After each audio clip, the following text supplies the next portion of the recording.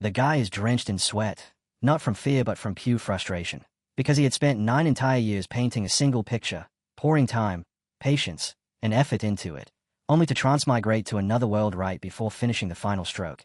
And when he arrives there, the first thing he sees are immortals casually walking through the air as if gravity means nothing, making it instantly clear that this place runs on cultivation and the pursuit of immortality. Unfortunately, the system he receives is a complete disaster, immediately apologizing for a transmigration error and calmly informing him that he will have to start everything again from the very beginning. Hearing that, all hope drains out of him because 9 years of hard work have just been thrown straight into the void. But then a sudden thought hits him. If this world is filled with cultivators, then after transmigrating he should logically possess some kind of extraordinary cultivation talent as well. With that idea lighting a spark of excitement, he rushes off to test his spirit potential, fully expecting something impressive, only for the result to appear before him with brutal simplicity: 0 spirit root potential. The message hit so hard that even the surrounding crowd cannot help but feel a little sorry for the poor guy. Completely shattered, he immediately slips into full character-breaking despair. But just as he's drowning in that miserable mood, a man suddenly appears out of nowhere and calmly asks whether he wishes to cultivate immortality. That single question revives him instantly, flipping his mood from sad SpongeBob levels of depression straight into the energy of minions throwing a celebration. In this world, there exists a Dao sect located at Qingyun, and its sect master is a bold fellow known as Taihua.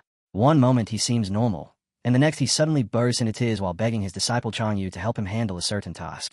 Changyu, unlike his dramatic master, carries himself with calm organization and composure, and as he listens, Taihua explains that according to the rules, any low-ranking sect that fails to recruit 8 stable disciples within a year will be abolished unless it manages to earn a promotion. At first Changyu thinks the matter sounds simple and asks whether they just need to recruit 1 more disciple, but the sect master immediately shakes his head and explains that things are not nearly that easy. The previous day he had gone to the Spirit Root Appraisal event, a place where sects compete fiercely to recruit disciples. Yet the competition had escalated so wildly that the price for disciples shot into the sky. He tried begging everyone to calm down, but nobody paid attention to him, and some people even laughed as if his concern was some kind of free charity they could mock. To make matters worse, rival sects had begun using shameless beauty traps, sending out girls with unbelievably lethal charms to lure cultivators into joining them through promises of dual cultivation. Despite all that chaos, the sect master had still managed to select 1 disciple named Yiping. Yiping possessed no spirit root and absolutely 0 cultivation experience, yet he volunteered to work without pay simply for the chance to learn cultivation, openly declaring that he would do anything if someone was willing to teach him. Hearing that sincerity impressed everyone present, because unlike most people who came looking to take benefits, Yiping genuinely wanted to give something in return. However, a major problem remains.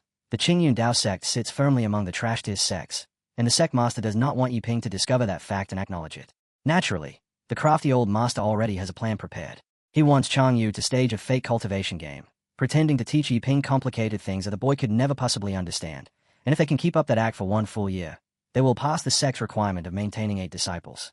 Changyu feels immediate disgust at being summoned for something so trivial, and while questioning the situation, he asks the sect master what name the hero and his sister had chosen for him. When Taihua turns to ask about it, Changyu calmly declares the title, 0 Root Supreme. As the name leaves his mouth, he releases a faint but impressive aura, and the sect master instantly agrees to it, reasoning that the title carries no real power anyway. Changyu then confidently states that when it comes to pretending to cultivate, he ranks 2nd, and he seriously doubts that anyone in Qingju could claim 1st place, meaning he is clearly the most perfect candidate for this ridiculous assignment, leaving the old master quietly wondering what exactly there is to feel proud about when someone calls themselves the king of pretending. However, the sect master still reminds Changyu that the entire plan only needs to last for a single year. Yet Chang immediately raises a hand and stops him right there, declaring that thinking in terms of just 1 year is far too shallow. Instead, if he is going to play this role, he intends to do it thoroughly, to the point that even in the afterlife Yiping will still believe himself to be a disciple of the Qingyun sect. Hearing such outrageous confidence, especially when it comes to pretending to be an immortal cultivator, leaves the sect master applauding in stunned disbelief. Changyu then boldly declares that if he fails this mission, he will swallow a sword whole and eat it with sauce. After making that ridiculous vow, he casually asks whether there is anything else that needs handling before he leaves to meet Yiping at the back mountain. The sect master offers to send someone to escort him, but Changyu waves the suggestion away, calmly saying that 3 days will be more than enough because he is no longer the weak disciple he once was. With a flick of his hand, a fierce aura suddenly erupts outward, so sharp and intense that even the birds nearby fall silent. The sect master narrows his eyes just in time to see a flash shoot out from Changyu's fingertip, forming something that looks like a sword ring, and the sight alone is enough to shake him. After all, Changyu has always been known as someone mediocre at swordsmanship, a man who spent 10 entire years failing to master even a single technique. Yet as the sect master watches more carefully, the truth dawns on him. Chang Yu did not master the technique at all. He simply faked the entire thing. Chang Yu bursts into laughter and openly admits that he could not resist pretending once again. The sect master immediately looks disgusted, calling him a complete clown while wondering whether the new disciple's mind might eventually break after spending time around someone like him. Night eventually settles over the peaks of the back mountain, where a lone figure stands right at the very tip of the summit. That figure is Chang Yu. The cold mountain wind cuts through the air mercilessly, leaving him shivering and sneezing like a tragic background character. But the moment he senses someone approaching, he instantly straightens his posture.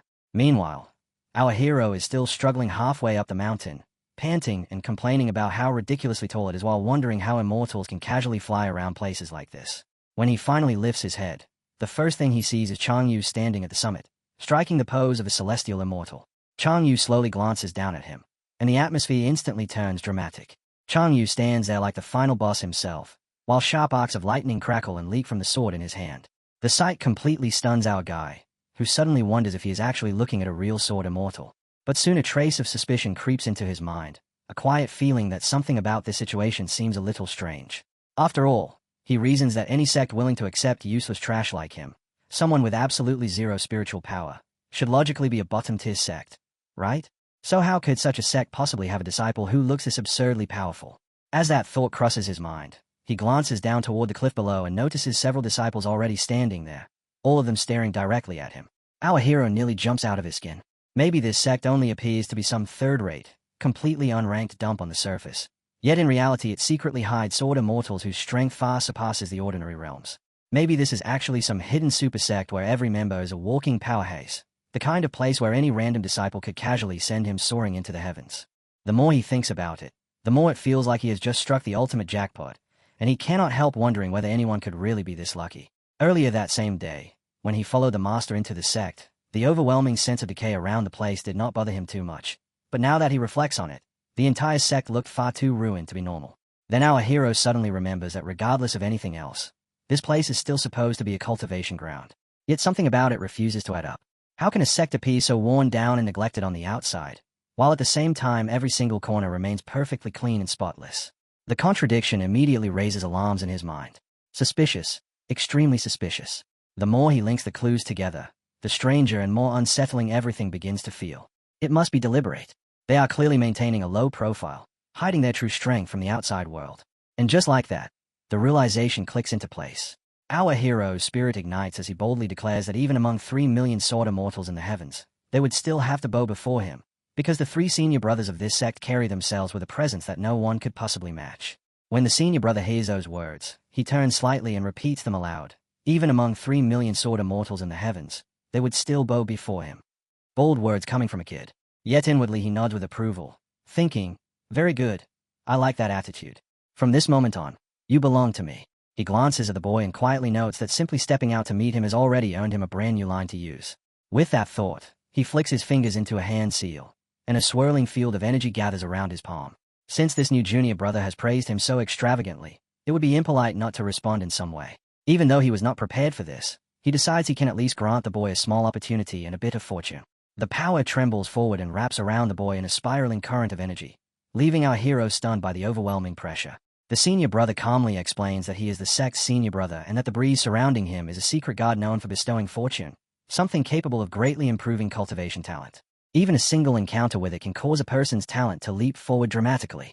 Hearing that, our hero lights up like an excited child, unable to imagine how any ordinary sect could possibly possess something so incredible.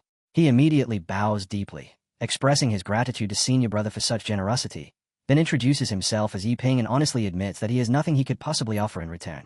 Meanwhile, the senior brother himself is trembling from the strain, his arm almost pulled out of place from forcing the act. Yet he still manages to squeeze out a calm and confident reply. It's nothing at all. Covering his mouth afterward, he silently tells himself to stop talking nonsense. A fortune-bestowing technique. What a ridiculous claim. That had simply been a random gust of wind, nothing more than pure luck at best. He quickly composes himself again and tells his junior brother that before he teaches him the sword, he wants to ask a question first. Our hero instantly braces himself, because every novel he has ever read says that a peerless master always asks something profound before revealing a secret technique. Whatever comes next must be important, and he prepares himself seriously. The senior brother then asks what he believes to be the ultimate meaning of the sword. As the words leave his mouth, phantom images of sword masters appear behind him, each one cutting through the air with powerful slashes. Inwardly he smirks, thinking that only the true king of pretending could deliver a question with such dramatic flair. Go ahead and answer, he thinks. Whatever you say will be wrong anyway. Our hero, however, becomes completely serious. Even the tone and weight of the question feel perfectly crafted, yet he has absolutely no idea how he should respond. This must truly be a hidden master.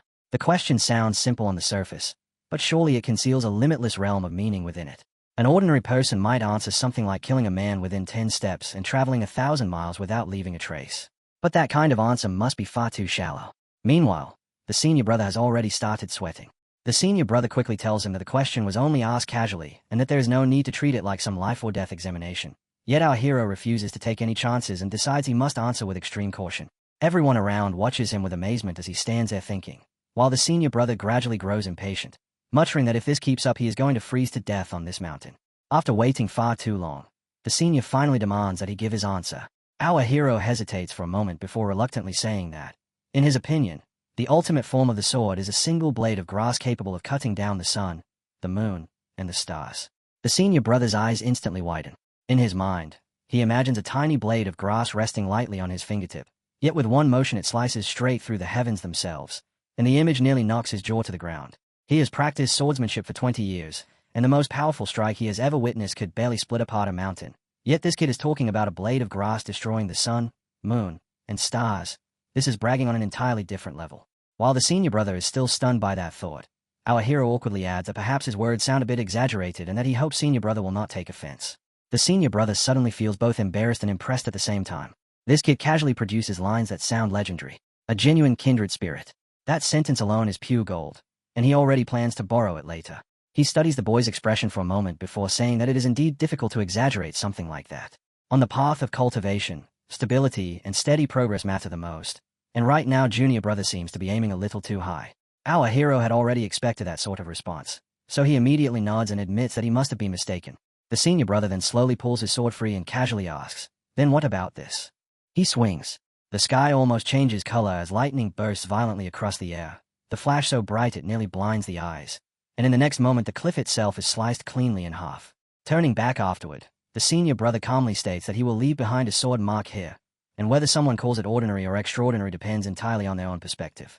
If one says it is ordinary, then it remains ordinary. But if one calls it extraordinary, then within it lies the most powerful sword intent in the world. As our hero stays at the mark, he seems to see a phantom figure appear, an entity with multiple arms, each arm gripping a sword, standing face to face against the senior brother. The senior calmly adds that how much someone can comprehend from this mark depends entirely on their own perception, and after saying that he will return in 7 days to check the progress. At that moment, our hero becomes a completely devoted admirer. In his mind, this is unquestionably the strongest sword intent imaginable, absolute proof that he has encountered a hidden master of the world. That settles it.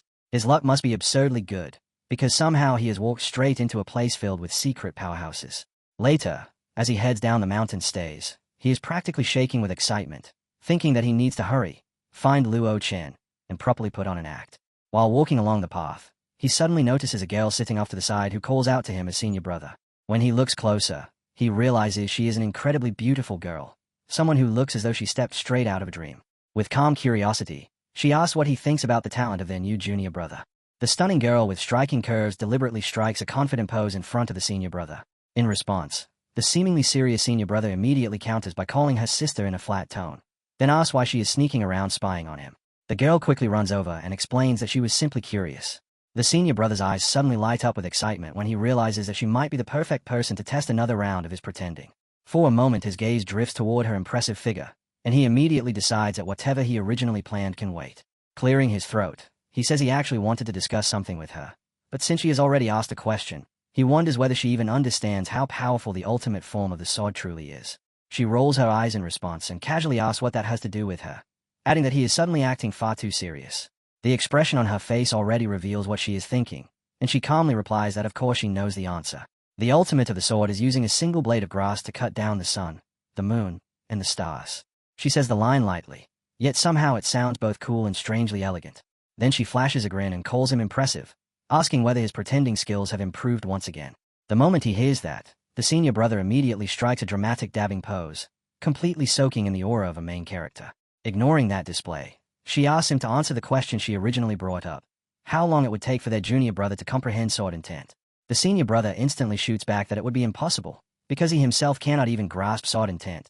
So how could the junior brother possibly comprehend it? She quickly clarifies that she only meant ordinary sword intent. Even then, he still insists it is impossible. A look of disappointment slowly spreads across her face as she begins to wonder whether this guy is actually being serious. Meanwhile, back at the cliff on the rear mountain, a lone figure sits quietly in deep thought. It is their hero. As he stares at the crack left behind in the rock, he cannot help thinking that it looks completely ordinary. This is supposed to be the strongest sword intent. For a brief moment, suspicion creeps into his mind, and he even wonders whether the senior brother might have lied to him. But he quickly shakes his head and forcibly clears away those chaotic thoughts. Everything he has witnessed so far proves that the senior brother is unquestionably a master. The only reasonable explanation is that he himself has not worked hard enough. That must be the reason. Even so, as he continues studying the mark, he keeps pushing himself to focus harder and harder. Then suddenly, a figure appears within his vision. The silhouette radiates mana, standing calmly with a sword in hand while demonstrating one technique after another. The blade slices through the air with smooth, flowing precision, and the sound echoes in his ears like the deep ringing of a massive bronze bell. Gradually, 4 sword styles and 12 distinct movements become clearer and clearer before his eyes. The hero watches in stunned amazement. It feels as though he himself is holding the sword and practicing those techniques. Once, twice, 3 times, again and again. The speed increases rapidly as more movements unfold before him. 15 moves every second, then 20, the techniques flooding into his mind like a raging tide of enlightenment. Overwhelmed, he suddenly drops to his knees. Above him, the moon shines brightly as he struggles to process what has just happened. It must be because of the senior brother. Who could have imagined that a simple breeze would raise his talent to such a terrifying level? So the senior brother is not merely some random master after all. After suffering through endless misfortune, he has finally struck gold. The realization nearly brings tears to his eyes as shame fills his heart for ever doubting the senior brother. What a complete joke he has been. Calm down, he tells himself firmly, warning his own mind not to get carried away. He must stay focused, because this sword mark surely contains even more techniques waiting to be understood. Of course, our hero is still completely fooling himself. 7 days later, the scene shifts to the senior brother's residence, where a so-called treasure box sits packed with all kinds of flashy ornaments. Chang Yu casually reaches inside, pulls out one of the shiny trinkets, and uses it like a comb to fix his hair. Dressed in stylish robes, he studies his own reflection with great satisfaction before confidently declaring that today feels like the perfect day to show off. With that dramatic conviction, he decides it is finally time to head out and put on a proper performance. At this moment, Chang Yu hums one of his favorite tunes while strolling along the path. But before he even reaches his destination, sweat has already soaked his face and his footsteps begin to wobble. Muttering in frustration, he complains that he is completely exhausted and that if he had known things would be like this, he would have chosen another location entirely. Honestly, why does everyone think practicing swordsmanship is easy? The whole situation irritates him to no end. 7 days earlier, Junior's sister had been startled by his words and immediately demanded clarification, pointing out that even he himself had never comprehended sword intent. Chang Yu answered calmly that she was correct. Hearing that, Junior's sister burst into mocking laughter and exclaimed that, wow, senior brother was truly terrible, practicing swordsmanship for 10 whole years and still failing to grasp sword intent. The comment filled Chang Yu with both embarrassment and anger, so he flicked her on the head and scolded her for speaking nonsense about matters she clearly did not understand, reminding her that the path of the sword was nowhere near as simple as she imagined. He went on to explain that the 4 thunder sword technique practiced by his senior brother was no cheap or useless method, but instead rank among the top 10 techniques in Xinjiao. Long ago, Daoi CG had made his name across Xinjiao by relying on this very sword art. It was considered the ultimate technique of overwhelming strength and blazing yang energy, and the entire style was divided into 4 complete sets representing the seasons: spring, summer, autumn, and winter. Anyone capable of mastering all 4 sets would even gain the power to summon the thunder of the seasons themselves. Within each set existed 4 smaller realms: initial insight, skilled mastery, great perfection, and supreme attainment. After listening to the explanation, Junior's sister admitted that the technique sounded impressive, but then she immediately asked which realm Chang Yu himself had reached. Chang Yu proudly lifted his chin and declared that his Spring Thunder Sword had already reached the stage of skilled mastery, containing a total of 18 moves. Junior's sister instantly mocked him again, replying with exaggerated surprise that it was only Spring Thunder and merely 18 moves. His expression darkened with anger as he snapped back, demanding to know what she meant by only Spring Thunder. There were just 4 major realms in the entire system, and at his current pace he already counted as an elite across Qinhao, a self-proclaimed elite who had achieved skilled mastery within just 10 years. Give him less than another decade and he would reach great perfection, and within a century he would certainly achieve supreme attainment. Leaning closer to Junior's sister, Chang Yu growled that when that day finally arrived, she would witness just how powerful he truly was. Junior's sister obediently acknowledged him as senior brother, and then immediately followed up by asking yet another question. Then Junior's sister wondered aloud that if their junior brother somehow managed to comprehend sword intent on his own, what kind of talent that would even require. Hearing such a thought, Chang Yu burst into loud laughter and mockingly replied that sword intent was no trivial matter and Junior's sister truly dared to dream big. On the path of the sword, he explained, techniques themselves were only secondary. The true foundation lay in sword intent. The stronger a cultivator's sword intent became, the more even the simplest movement could transform into something extraordinary. A careless thrust of the blade could suddenly become a killing strike. Yet the three great thresholds of sword intent were so difficult to cross that attempting to reach them was no different from climbing into the heavens.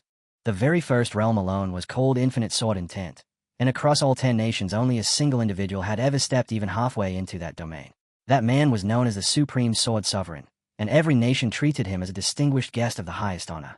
Still curious, Junior's sister asked again, this time in a purely hypothetical tone, that if someone truly managed to comprehend such a thing, what realm would they stand in? Chang Yu immediately wagged his finger and stressed every word with complete certainty, declaring that such a scenario was absolutely impossible. Not only their junior brother, even the greatest sword prodigy born in Xingha over the past 500 years would never be capable of comprehending infinite sword intent. Returning to the present, after an unknown amount of time, Chang Yu finally arrives at the peak of the mountain. As soon as he reaches the summit, he wonders whether junior brother is even awake yet. However, the moment his eyes land on Yiping standing there, staring intensely at the sword mark carved into the ground, he freezes in place. Yiping's eyes are ringed with dark circles like those of a sleep-deprived panda, yet the determination burning in his gaze is unmistakable. Chang Yu can only stare in disbelief, wondering what exactly happened here. Those ridiculous dark circles make it obvious that Yiping has not slept at all. Could it be that this stubborn blockhead has truly spent all this time obsessing over that sword mark? To Chang Yu, the thing had been nothing more than a flashy trick. Yet now the situation makes him feel like the villain of the entire story. What is he supposed to do now? The weight of guilt presses down on him heavily. Letting out a long sigh, he tells himself that the poor kid is already suffering. But for the sake of the sect he will have to let him endure it a little longer, silently promising that he will find some way to make it up to him later. At that moment, Yiping notices someone approaching and quickly rises to his feet. When he realizes it is Chang Yu, he immediately greets him respectfully as senior brother and says that he has arrived. Chang Yu instantly puts on a stern expression and asks how the training has been progressing. Yiping nods brightly and replies with a smile that he has already comprehended it, adding that it is all thanks to the opportunity given by senior brother. Out of pure habit, Chang Yu begins offering comforting words, saying there is no need to feel discouraged and that it is perfectly normal for ordinary people to fail when trying to comprehend something like that. But halfway through his sentence he suddenly stops, startled by what he just heard, and quickly asks Yiping to repeat himself, questioning whether he truly said that he had comprehended it. Yiping respectfully clasps his hands again and calmly confirms that yes, senior brother, counting even the effort from this very morning, he has already comprehended a total of 400 sword techniques. The instant Chang Yu hears that number, his expression turns completely blank. Inside, however, he is laughing like a madman. 400. Seriously, 400. Was this kid trying to mock him simply because he had never truly practiced swordsmanship before? Did Yiping honestly think he would fail to recognize the very sword mark that he himself had carved into the rock? The corners of Chang Yu's mouth twitch upward as he struggles to suppress his laughter. The situation is simply too ridiculous. Yiping notices that faint, chilly smile forming on the senior brother's face, and a knot immediately tightens in his stomach. What exactly is that expression supposed to mean? A cold smile like that cannot possibly signal anything good. Uneasiness creeps over him. Could it be that senior brother finds 400 techniques far too few? 400 techniques in a single day is not exactly a small number. Is it? Then a sudden realization strikes him. A master of this level has probably already mastered tens of thousands of sword techniques. Compared to such overwhelming experience, his own progress must look like nothing more than childish play. He falls silent, embarrassment creeping into his expression. With direct guidance from such a powerful master, combined with a rare opportunity granted earlier, anyone with even decent talent should probably be capable of comprehending thousands of techniques within a single day. Yiping sighs inwardly, admitting to himself that in the end he is still too inexperienced. On the outside, Chang Yu maintains a gentle and almost kind expression, calmly advising that there is no need to exaggerate or fabricate stories. The sword technique is deep and complicated, and under ordinary circumstances it cannot possibly be comprehended so easily. He assures Yiping that he would never look down on someone simply for failing to understand it. Yiping quickly explains that he truly is not lying and insists that the number really is 400 techniques. Chang Yu suppresses the irritation rising inside him and tries to steady his thoughts, telling himself that enough is enough. Nothing irritates him more than empty boasting without the strength to support it. Meanwhile, Yiping is panicking internally, wondering whether senior brother believes he does not even deserve to claim 400 techniques. Feeling somewhat embarrassed, he shyly admits that although his own talent might be lacking, he did receive valuable guidance earlier, so reaching 400 techniques should not be impossible. That explanation only irritates Changyu even more. 400, and he still says it is not much. Another person casually underestimating the path of the sword. At this moment, Changyu genuinely feels upset. He may not stand among the absolute peaks of cultivation, but the hardships ordinary people endure while struggling upward on their path of growth are not insignificant. Yet whether intentional or not, slow progress is always met with mockery, and no one's heart is truly immune to that sting. After taking a moment to calm his emotions, he proposes something in a composed tone. Since that is the case, Yiping should demonstrate the sword techniques he claims to have comprehended. In his heart, however, Changyu has already reached a different decision. The boy clearly needs a small yet unforgettable lesson. It will be beneficial for his development as a young cultivator. Yiping respectfully agrees without hesitation. That immediate acceptance only irritates Changyu further, so he truly dares to accept the challenge. With a stubborn mouth like that, he will probably talk himself straight into trouble sooner or later. Such is the silent judgment of this self-proclaimed expert. The air between them falls completely silent in an instant. Yiping tightens his grip on the sword, his eyes slowly closing as if sealing himself into deep focus. Suddenly, a burst of golden light erupts and coils around the blade, wrapping it in a glowing aura. He lifts the sword with steady control and holds it upright before his chest. Then his eyes snap open. Thin strands of light shoot outward like flashes of lightning. Without the slightest hesitation, Yiping swings the sword sideways, and the golden brilliance explodes outward, illuminating the entire clearing. The movements of the sword seem etched directly into his bones and blood, as though the technique has become part of his very body. Every motion flows with incredible speed yet flawless smoothness, as natural as drifting clouds and running water. In the time it takes to draw a single breath, 36 moves have already been executed. Yiping moves so fast that in Changyu's sight only faint afterimages flicker in and out of existence, appearing and vanishing before the eye can properly follow them. The smug composure that once sat on Changyu's face instantly freezes in place. The color drains from his cheeks, and the disbelief surging in his eyes becomes impossible to conceal. Yiping's sword only grows faster, and far more ferocious.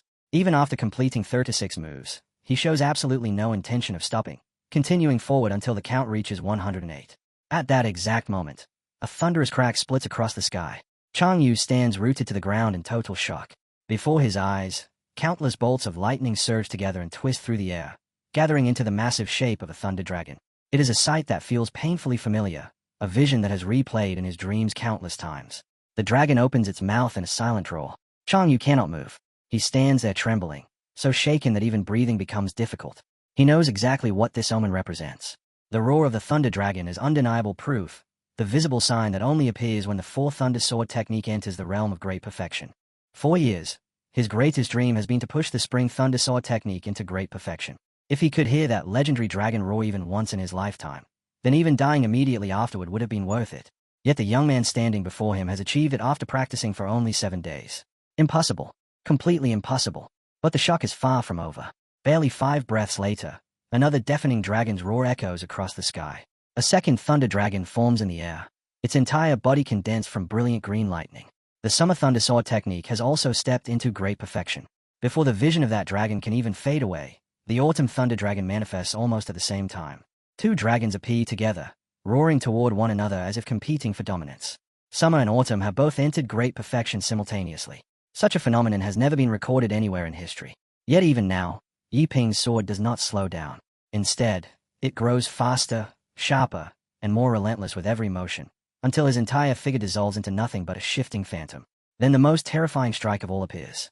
The winter thunder sword technique also breaks through into great perfection, but the aura it releases is completely different from the others. As Changyu watches, he feels as though the bitter cold of the deepest winter has suddenly descended upon the world itself, an icy presence so severe that everything beneath it seems destined to wither away. Only when the 432nd move is completed does Yiping finally come to a stop. 7 full days of closed-door cultivation have now reached their end. Under his command, spring, summer, autumn, and winter thunder have all stepped into the realm of great perfection. Yet even now, Yiping does not lower his sword. A faint crease forms between his brows as he senses that something is still not quite right. After a moment of reflection, he realizes the problem. He has relied too heavily on the sword itself. Quietly contemplating, he recalls that the formless great Tao gives birth to all that possesses form, that within nothingness everything already exists, and that one must observe what lies beyond the object while contemplating the self beyond the self. In that instant, enlightenment strikes him. He had been bound by the sword. Only now does he finally understand what the senior brother truly meant to teach. Meanwhile, Chang Yu stands nearby with a completely blank expression, so stunned that he cannot speak a single word. Yiping slowly raises his hands before him, clenching them into fists and pressing them tightly together while murmuring that he might as well try it once. He begins speaking of the sword of the commoner, the blade that strikes above to sever the neck, thrust below to pierce the organs, and fights with the raw ferocity of a savage rooster locked in battle. Then his words shift to the Emperor's sword, forged from the 5 elements, flowing between yin and yang, wielding the forces of creation itself as its sharpened edge. Gradually, Yiping draws his fists apart. The instant his hands separate, a streak of brilliant light erupts from between his palms, and in the blink of an eye a heaven-shaking explosion bursts outward. Seeing this, Chang Yu cannot stop himself from swearing inwardly. What in the world is happening here? Did this kid really gain another moment of enlightenment simply from demonstrating a sword technique? Is this some kind of ridiculous joke? Has he completely lost his mind and started dreaming while standing upright? As he stares at the overwhelming spectacle unfolding before him, his heart churns like a storm-tossed sea. Only moments ago, the Winter Thunder sword technique had radiated the pure aura of destruction and death itself. Yet now the entire atmosphere has reversed completely, surging with vigorous vitality and overflowing life. Only a single breath of time has passed, and yet it feels as though 10,000 years have cycled by in an instant. Power continues to pour outward without end, rising again and again as though undergoing endless reincarnation, as if the world itself has decided to begin anew. Chang Yu stands frozen in place, utterly stunned as he stares at the invisible sword hovering before him. In that moment, it feels as though that single sword has become his entire world. Even the most casual swing seems powerful enough to annihilate 10,000 soldiers in an instant. At the same time, Yiping continues swinging his sword again and again, while waves of yellow light gather and swirl around his body. Chang Yu can hardly believe what he is witnessing. Shock fills his mind as he wonders if this is what true sword intent actually looks like. The sword aura filling the air feels so overwhelming that it presses down like a physical force. Yet while anyone else would stand there in awe, Yiping himself looks dissatisfied. He lets out a quiet sigh and admits that he can no longer sense anything. The shallow trace of energy he felt earlier has already slipped away from his grasp. Even so, Yiping feels a spark of excitement, because for the briefest instant he truly sensed a terrifying force, yet instead of celebrating it he quietly blames himself, convinced that his own talent is simply too poor to hold on to that power for longer than a single heartbeat.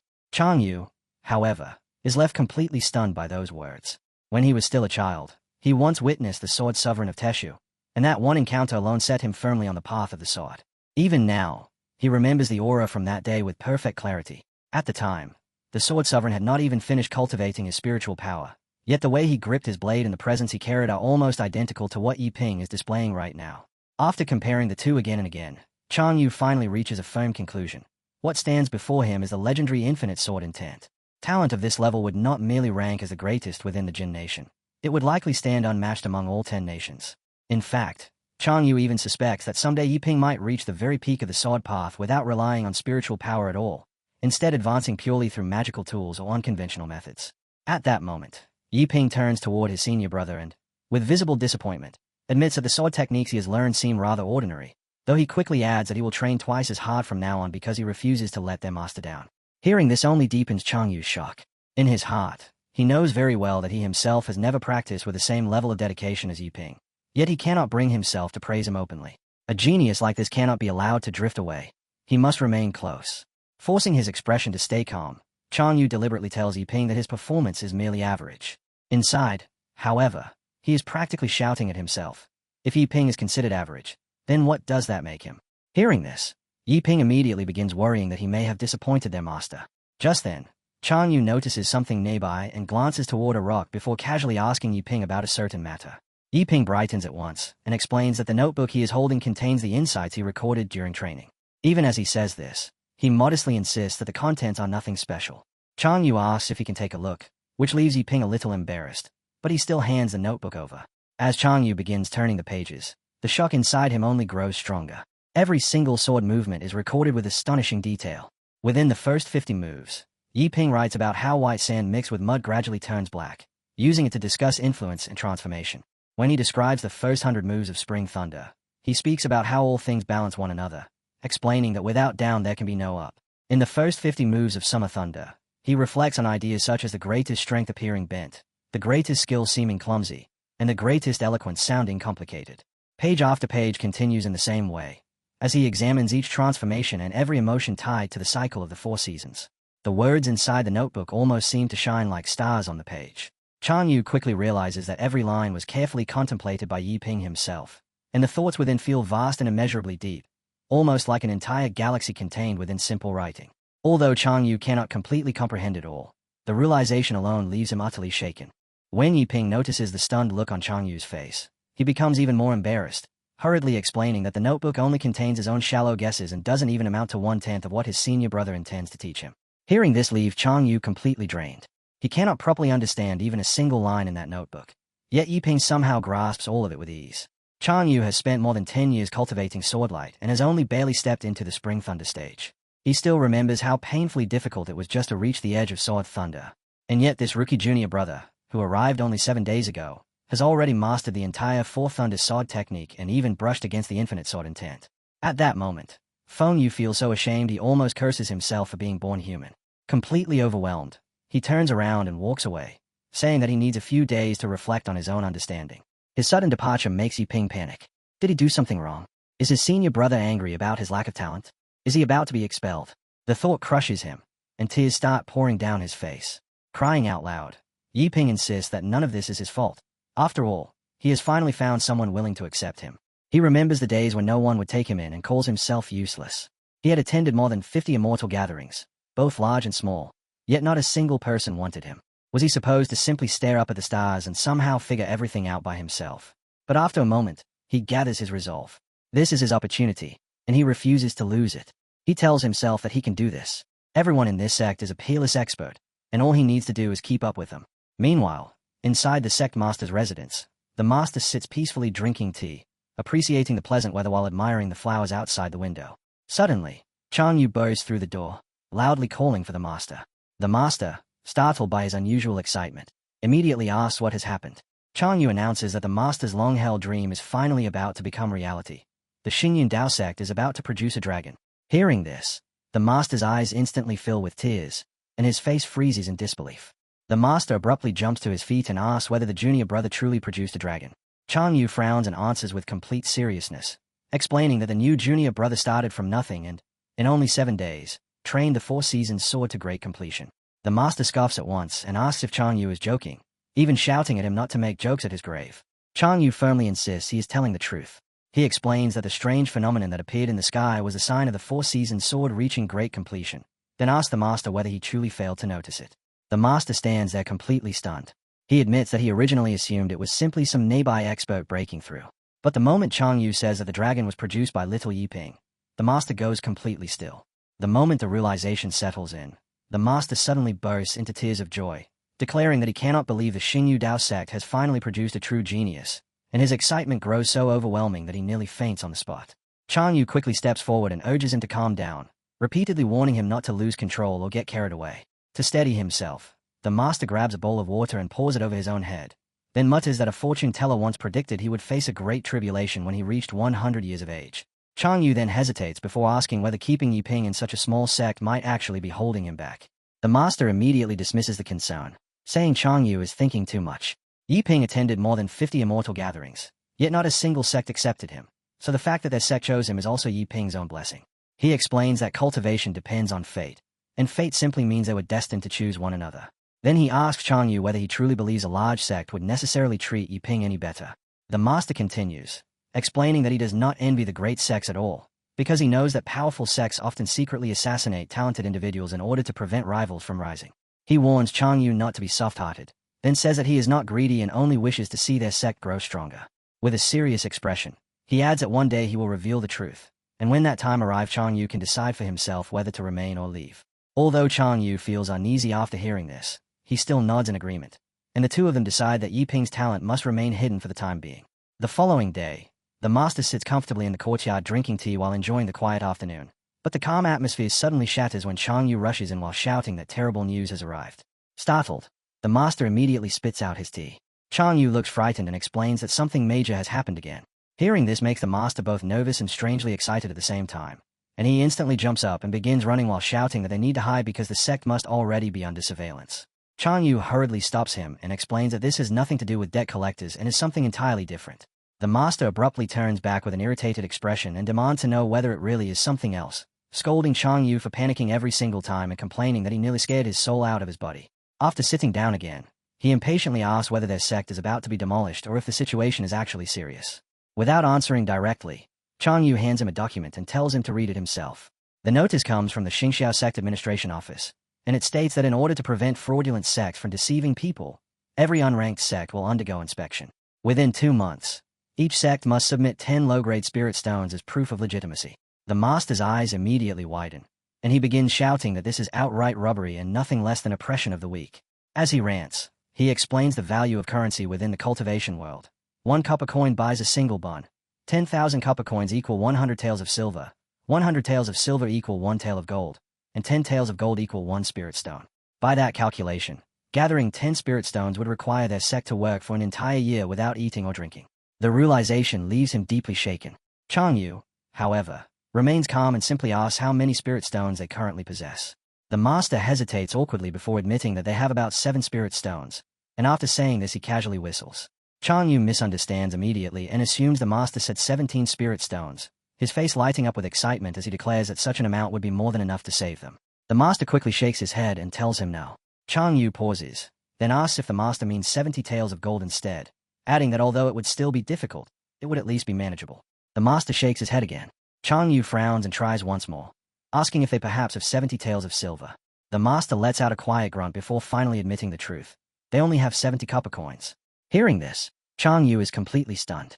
He shouts in disbelief that even if they are poor, they are still a sect.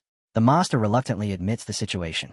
He explains that they once had some savings, but he felt that leaving silver sitting idle was a waste. So when he heard about something called a cultivation fund that promised high returns if money was deposited every month, he decided to invest. He says it was extremely difficult just to secure a spot in the investment, but while he was busy watching the interest he expected to gain, the organizers were actually watching his principal instead. In only a few days, those people disappeared along with everything he had invested. With tears gathering in his eyes, he confesses that he was completely scammed. Chang Yu feels all hope draining away and cannot help wondering whether their sect can even survive with only 70 copper coins left. For a moment, he thinks perhaps the sect should simply disband, because this time it truly feels like the end. Yet the master suddenly straightens and becomes serious, declaring that no matter what happens he will take responsibility as the sect master. Chang Yu, however, knows in his heart that the old man is probably just dreaming. The master then says that if there is truly no other option, he will risk everything and venture into the Silent Forest Mountains. Now that their sect has finally produced a genius, there is no way he will allow the sect to collapse. Just then, a massive wave of blue energy suddenly spreads across the sky. The master looks up in confusion, wondering what it could be. Chang Yu turns toward the mountain and realizes that the source is their junior brother's residence. The two of them stare in shock, both wondering what has happened this time. Chang Yu lifts his head and watches the lightning rip violently across the sky, and as the thunder roars continuously without pause, he begins to wonder whether his junior brother has somehow broken through yet again. The storm looks unusually fierce, and for a brief moment he almost convinces himself that only Yi Ping could possibly cause something like this. Before he can continue that thought, the old man cuts him off and firmly shakes his head, saying that even high-ranking seniors would not cultivate in such an exaggerated and dramatic manner. According to him, it is nothing more than ordinary thunder, simply a natural phenomenon, and he tells Chang Yu not to overthink it. Unlike Chang Yu, the master reacts immediately by rushing around and hurriedly packing his belongings. While moving about, he tells Chang Yu that he is going down the mountain to see if he can borrow some spirit stones. He insists that since a dragon has appeared in their sect, he will never allow the sect to be disbanded, no matter what price he must pay. Before leaving, he reminds Chang Yu to look after their junior brother carefully and warns him not to mislead the boy again. Chang Yu nods and assures him that he understands, then watches as the master departs. 7 days later, at the back cliff, Yi Ping continues training without a moment of rest, repeatedly swinging his sword again and again. With every swing of the sword, Yi Ping's movements grow increasingly precise and steady, the edge of each motion sharpening as though refined through constant repetition, and from time to time faint strand of lightning gather along the blade as if quietly responding to his will. Completely absorbed in perfecting every detail of the technique, he continues practicing without pause, his breathing controlled and even despite the growing exhaustion weighing heavily on his arms. Chang Yu approaches quietly and stops a short distance away, watching in silence. In his mind, he cannot help but think that only 7 days have passed, yet Yi Ping already appears far more advanced than before. At this pace, Chang Yu suspects his junior brother might achieve complete perfection in just a few more days. The thought places a strange pressure on him, because he can already sense that Yi Ping is operating at an astonishing level, and it leaves him feeling deeply uneasy. Eventually, Yi Ping notices him standing there and immediately stops his training. He bows respectfully and greets his senior brother. Chang Yu waves it off and replies that such formalities are unnecessary, then casually asks about Yiping's progress. Yiping explains that he has already comprehended all 1,460 sword movements. He admits that he moved a little slowly in some sections and stumbled at certain points, but overall he considers the outcome acceptable. Hearing this fills Chang Yu with both shock and a painful sense of inadequacy. He realizes that his junior brother has already grasped everything, while he himself is nowhere near that level. Even so, he forces himself to maintain a calm and composed appearance. He tells Yiping to listen carefully and explains that even when sword techniques reach complete perfection, that stage is only the beginning. Beyond sword moves lies sword momentum, and beyond sword momentum lies sword intent. He continues by explaining that although sword moves may be countless in number, a single strike infused with genuine sword momentum carries the same power as the entire collection of techniques combined. Once someone masters sword momentum, he says, that person can truly be called a sword cultivator. Despite the fatigue in his body, Yiping listens with full attention. Meanwhile, Chang Yu secretly feels fortunate that Yiping trusts him so completely, because if not for that trust, with such extraordinary talent his own pretense might have been exposed within only a few days. Curious, Yiping then asks his senior brother what level he himself has reached. Chang Yu keeps his expression calm and replies that he has merely just stepped into the first level of the supreme sword path, known as infinite sword intent. Although he presents this modestly, a faint hint of pride still slips into his voice. Those words leave a deep impression on Yiping. Realizing that his senior brother has already reached the level of infinite sword intent, he feels both awe and admiration. Chang Yu continues explaining that after mastering sword momentum, a cultivator enters what is called the supreme realm, and within that realm there are 3 levels, with infinite sword intent standing as the first. He warns Yiping not to underestimate that first stage, explaining that anyone capable of stepping into infinite sword intent could already be regarded as number 1 across the 10 nations. Hearing this leaves Yiping astonished. If that is the case, then his senior brother already stands at the very peak. He reflects that he always knew Chang Yu was powerful, yet he never imagined that his senior brother had reached such an incredible height. The thought begins to stir excitement in him, and he wonders whether, under such guidance, he might one day become second across the 10 nations. The idea thrills him, and in his mind he begins to imagine himself transforming into a dragon.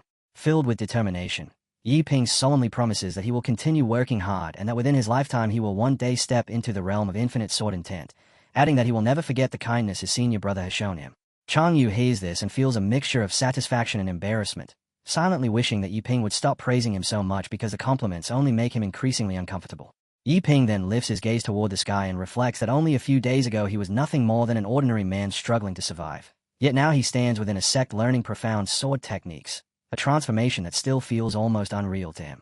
As the sun slowly begins to set, he remarks that the evening glow spreads beautifully across Xingyun Peak, bathing the mountain slopes in red light, and he speaks of his wish to study cultivation at dawn while living freely with the morning wind as his companion.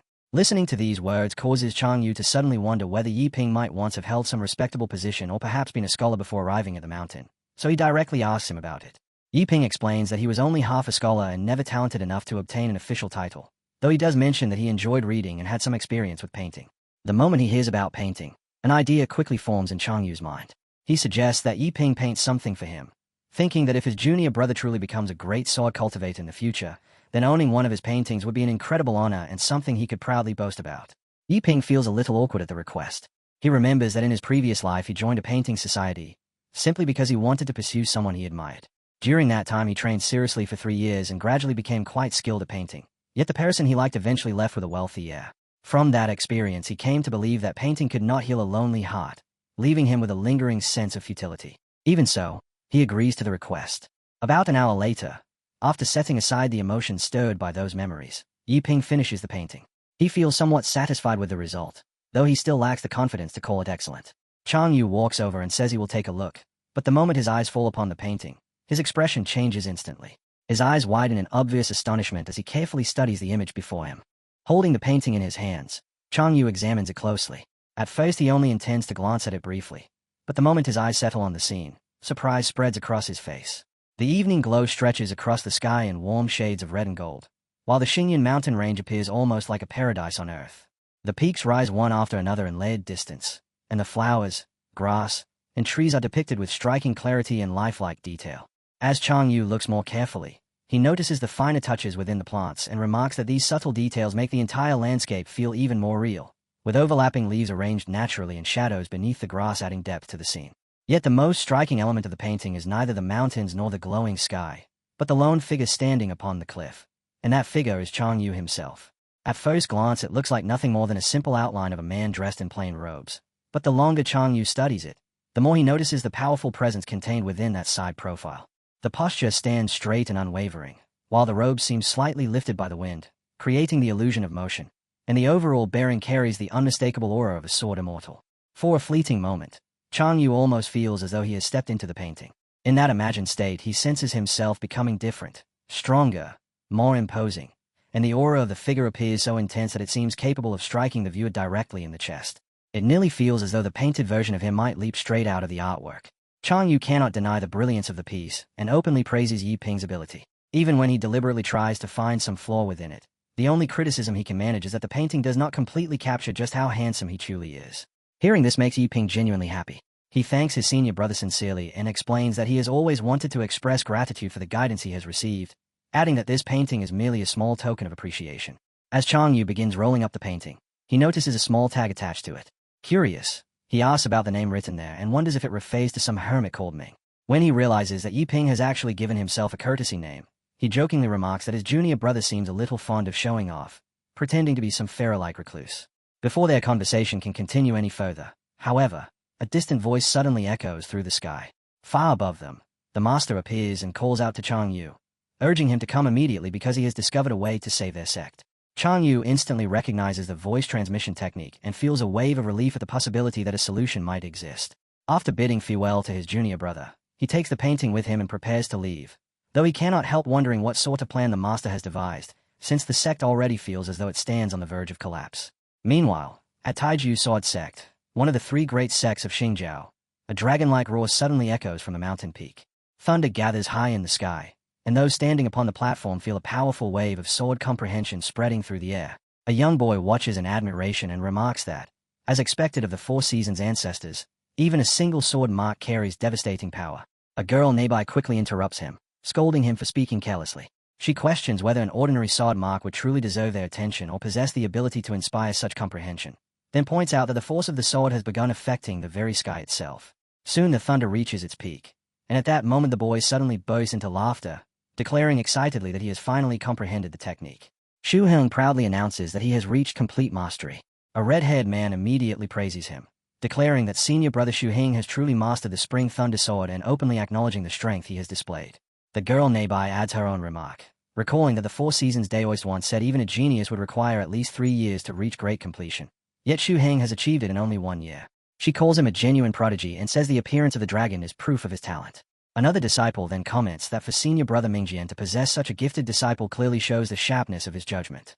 He offers congratulations to Mingjian and suggests that at the upcoming Xingjiao Dao conference, Xu Heng might even claim first place. Mingjian simply smiles and replies in a calm tone that reaching great completion is nothing particularly remarkable, explaining that he merely expected it would happen sooner or later. An elder beside him casts a stern glance and warns that Shinju is filled with hidden dragons and crouching tigers, adding that speaking about first place at this stage is far too early. Mingjian nods and agrees that elder brother Chen is correct, then continues by saying that Xu Heng could hardly claim to deserve first place yet. He suggests that disciples from other sects might have only just begun their martial paths and could even be intentionally holding back, allowing Xu Heng to advance ahead of them for the moment. Hearing this, elder brother Chen reacts angrily and demands to know how Mingjian dares to speak in such a mocking manner. Before the argument can escalate, another disciple quickly steps in and says there is no need for them to quarrel since they all belong to the same side. He explains that while first place may still be uncertain, the sect masters have already issued an order that this time they must secure a position within the top 10 no matter what. When Mingjian and Chen both look at him with confusion, the disciple continues by explaining that they have recently come out of seclusion and may not yet know that this year the top 10 participants will receive a token granting entry into the Tianchuang Sword Tower. The moment they hear this, both Mingjian and Chen show clear surprise, immediately understanding the importance without any further explanation. The disciple calmly adds that there is no need to elaborate on what it means to step into the Tianchuang Sword Tower and face its trials. Hearing this news fills Mingjian with excitement, and he declares that heaven itself must be helping them. With confidence, he proclaims that this time he and his disciple will certainly secure a place within the top 10 and allow the sect master to rest easy. Elder Chen, however, lets out a mocking laugh and tells him that he is celebrating far too early. He warns that if some disciple from a small sect were to snatch the opportunity away, the humiliation would be unbearable. Several of them burst into laughter and boldly declare that if any disciple outside the three great sects were to defeat Xu Heng, they would personally clean the latrine for an entire year. At the same time, back at the Zingangdao sect within the sect master's residence, The master can be seen explaining his ideas to Chang Yu. He discusses several possible methods for earning spirit stones and insists that the true key to their survival lies in finding a way to make money. Chang Yu listens carefully to the master's explanation, yet his expression clearly shows lingering doubt, as though he cannot quite believe that the suggested methods will truly be enough to save the sect. As the master enthusiastically presents Chang Yu with a pile of random objects, Chang Yu simply stands there frozen, staring at the heap before asking whether those scraps are seriously what the master considers the solution to saving their sect. He cannot help wondering how they are supposed to earn any money from something like that.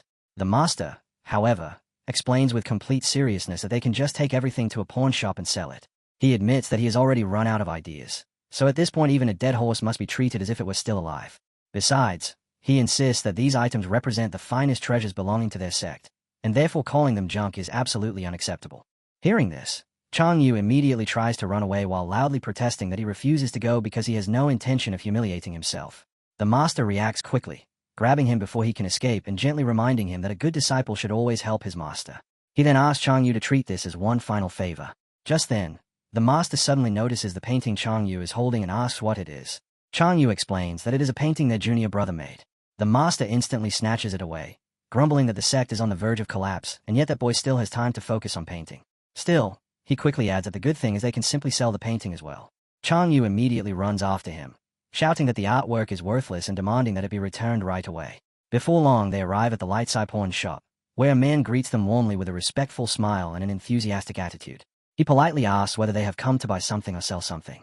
The master answers confidently that they are only there to sell top-quality goods. The shopkeeper responds that he believes them because they do not appear to be ordinary immortals, then respectfully asks to broaden his humble knowledge by seeing their treasures as he opens the box. Even before looking inside, he boldly claims that he can already tell the items must be priceless.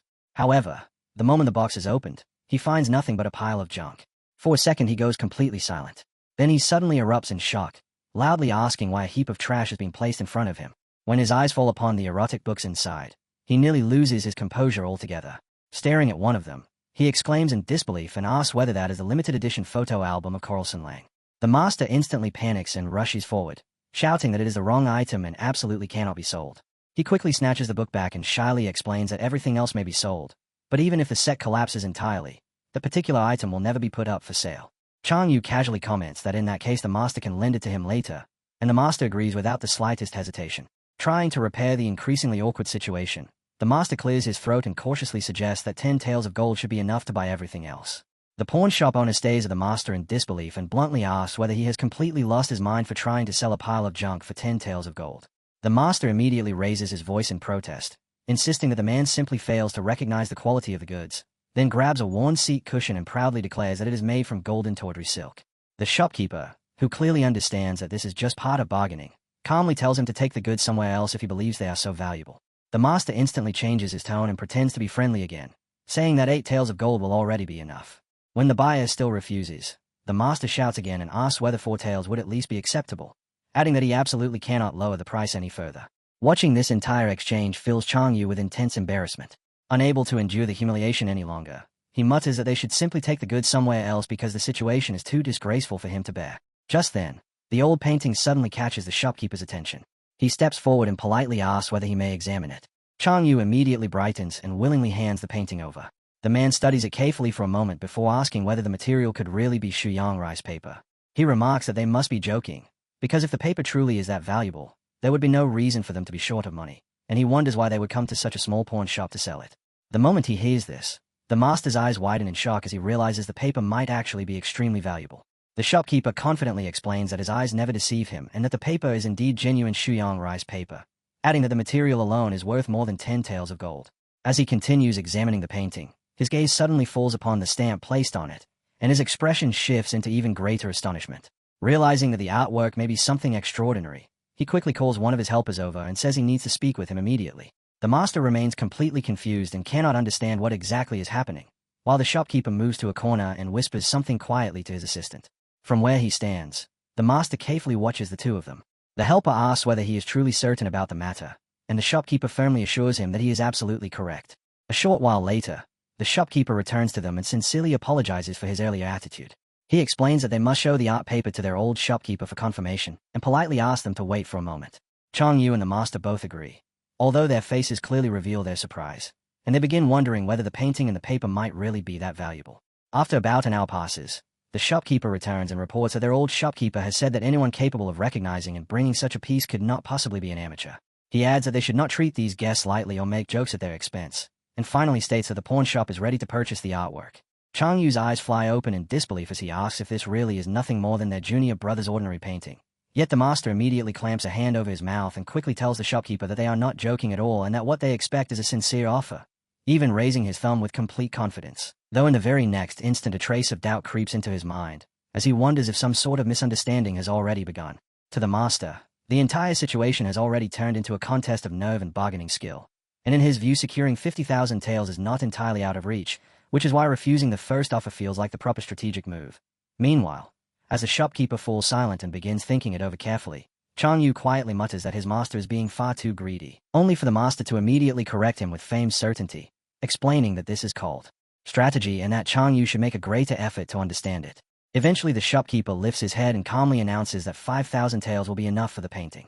For a brief moment the master feels satisfied, even turning to Chang Yu with quiet confidence to say there is still plenty of room left to bargain upward, until the actual number sinks in, at which point he freezes where he stands, stunned, and slowly asks the shopkeeper to repeat what he just said. Without hesitation, the shopkeeper clearly confirms the offer, 5,000 taels, and he is willing to finalize the transaction. Both the master and Chang Yu remain rooted to the spot in total shock, unable to tell whether the shopkeeper might secretly be mocking them. Yet the shopkeeper quickly clarifies that their pawn shop is not a place for jokes, and that they would never dare joke with honored immortals. Chang Yu grows increasingly uneasy, completely unable to understand how a single, simple painting could possibly reach the value of 5,000 taels when it is nothing more than an ordinary sketch drawn by the junior brother, leaving him wondering whether everything is truly all right. In Chang Yu's mind, the sum already feels enormous, and he quietly thinks that they should simply take the money and leave quickly before anything strange happens. The master, however, falls silent for a short moment before speaking again with firm resolve, stating that there must be a misunderstanding and calmly clarifying that the number he originally meant was not 5,000, but 50,000 taels. Watching this unfold, our hero feels as though he has been struck by the sheer madness of the situation. Our hero asks once more if the price truly is 50,000 taels, and the old master calmly nods in confirmation, causing Chang Yu's expression to stiffen like stone as he struggles to imagine what kind of painting could possibly be worth such an absurd amount. At that moment the shopkeeper suddenly bursts into laughter, remarking that 50,000 taels is indeed an astonishing figure. He praises the head manager for his sharp judgment, remarks that the two of them are clearly inexperienced, and sighs that they will not find such a bargain elsewhere, before finally speaking with complete honesty. Although 50,000 taels sounds like an enormous sum, it is still not impossible for Qinglian Hermit. The words leave both of them frozen. 50,000 taels, and still not impossible. Daoi's Taihua immediately breaks out in a cold sweat, because that number had only been thrown out as a bluff meant to force a higher offer, and he cannot imagine what kind of painting could truly justify such a price. Something about this is clearly wrong, yet he forces himself to remain calm, realizing that at a moment like this he must keep his composure, and so he decides to play along a little longer in order to learn what is really going on. Daoi's Taihua commented that it would have been better if they had been this straightforward from the very beginning, then casually added that, to be honest, they had already asked around at several other shops, and Master Qinglian was hardly someone known only to this single establishment. The shopkeeper responded calmly that Qinglian was no longer a secret within their circle. He went on to explain that although the master had appeared only recently, he had already gained praise as the most extraordinary talent in the state of Jin. His calligraphy was not simply elegant, it had reached the very peak of mastery, while his skill with a brush and painting was even more astonishing. Across the entire state of Jin, countless women had fallen deeply for his poetry, many lying awake through the night and striking dramatic poses while imagining what he might look like. At the same time, numerous scholars who once held themselves in great pride had lowered their heads, painstakingly copying and studying his works piece by piece. His unprecedented style of painting had shattered long-standing traditions and ignited a full revival within the world of art. Yet the tragedy was that by the time people recognized the brilliance of his masterpieces, the man himself had already disappeared without a trace, leaving behind nothing but vague rumors, and the world had never been fortunate enough to glimpse his true face. Since ancient times, scholars have chased fame and longed for their names to echo through history. Yet Qinglian treated honor like dust beneath his feet and simply walked away. Standing beside someone like that, who would not feel both ashamed and in awe, the two listeners stood there without a word. Inside Daoi's Taihua's mind, thoughts raced wildly, because the legend being described sounded uncannily similar to his own foolish disciple. Chang Yu glanced at him from the side, his expression clearly accusing the old master of bluffing the shopkeeper. The shopkeeper then continued, remarking that they must already know about the painting's greatest flaw. It was a portrait. When compared with the master's true specialty, pure landscapes, the The difference in value was enormous. Chang Yu found this rather surprising, because he had assumed that his own unmatched handsomeness would naturally increase the value of the painting, and the thought now left him feeling somewhat embarrassed. Daoist Thua, however, whispered sharply in shock that Chang Yu still had the nerve to laugh, reminding him that the price gap was enormous. Chang Yu hurried to respond, urging his master to stay calm since the shopkeeper had not yet even stated how much they had supposedly lost. Clutching the painting tightly, the shopkeeper ground his teeth and snapped that tens of thousands of taels had been wasted, an utterly tragic loss for such a good treasure. Daoist Taihua's eyes instantly turned red as he shot Chang Yu a murderous glare and muttered that he could choose someone up or all. Chang Yu quickly urged his master to calm down, warning that they might expose themselves if he lost control. Forcing himself to steady his emotions, Daoist Taihua finally told the shopkeeper to name a price, declaring that if the offer was even slightly lower than what the shop next door would give, they would simply walk away. The shopkeeper proposed 10,000 taels, and Taihua agreed at once. Caught off guard by how quickly the deal was accepted, the shopkeeper stared in surprise, while Taihua merely shrugged, remarked that the man seemed decent enough, and asked him to bring out the money. With one hand handing over the painting and the other receiving the silver, the two of them wasted no time leaving the shop. As they walked away, Chang Yu asked why they had not tried selling it at another shop, but Taihua replied that this was already more than enough and that a person must know when to stop. With their current level of strength, did Chang Yu truly think they could escape safely once word spread? After all, even an innocent man can bring disaster upon himself simply by holding a treasure. Chang Yu nodded repeatedly, admiration clear on his face as he praised his master's cleverness and admitted that he himself had not understood what was truly happening back there. Daoist Taihua immediately broke into a proud grin, thoroughly pleased with himself as the master in this situation.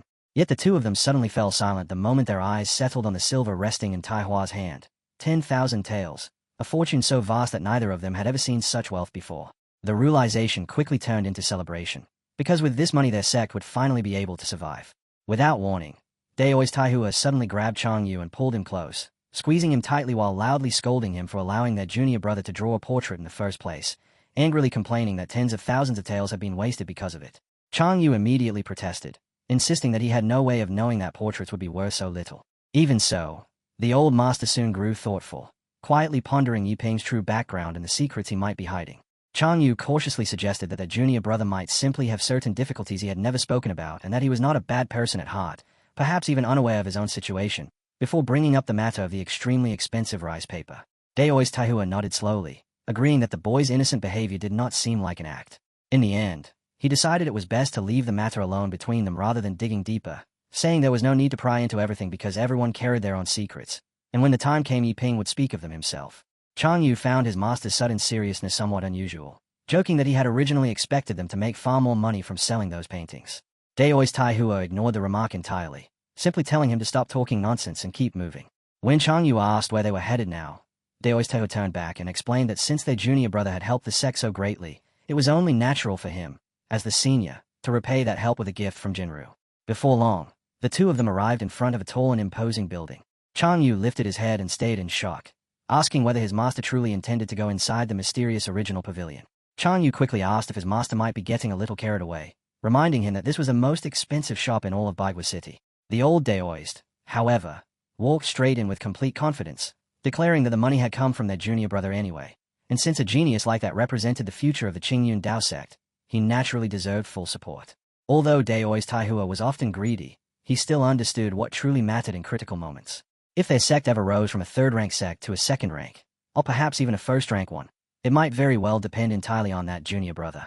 Chang Yu's expression grew serious as he warned again that the mysterious original pavilion was notorious for its outrageous prices, but the old Daoist simply waved the silver in his hand and asked whether anything could possibly surpass that, then strode forward while telling Chang Yu to stop fussing and act like a rich man, because confidence itself was the key to wealth. Inside the pavilion, two maids with enormous, eye-catching figures greeted them warmly and respectfully welcomed the honored immortals inside. Daoist Taihua's face instantly flushed red as he looked around in amazement, realizing that this was truly the world of the rich, overflowing with luxury and elegance, nothing like the old attendant they had dealt with at the pawn shop. A woman dressed in purple soon approached them and asked gently whether they had come to purchase magical artifacts or cultivation manuals.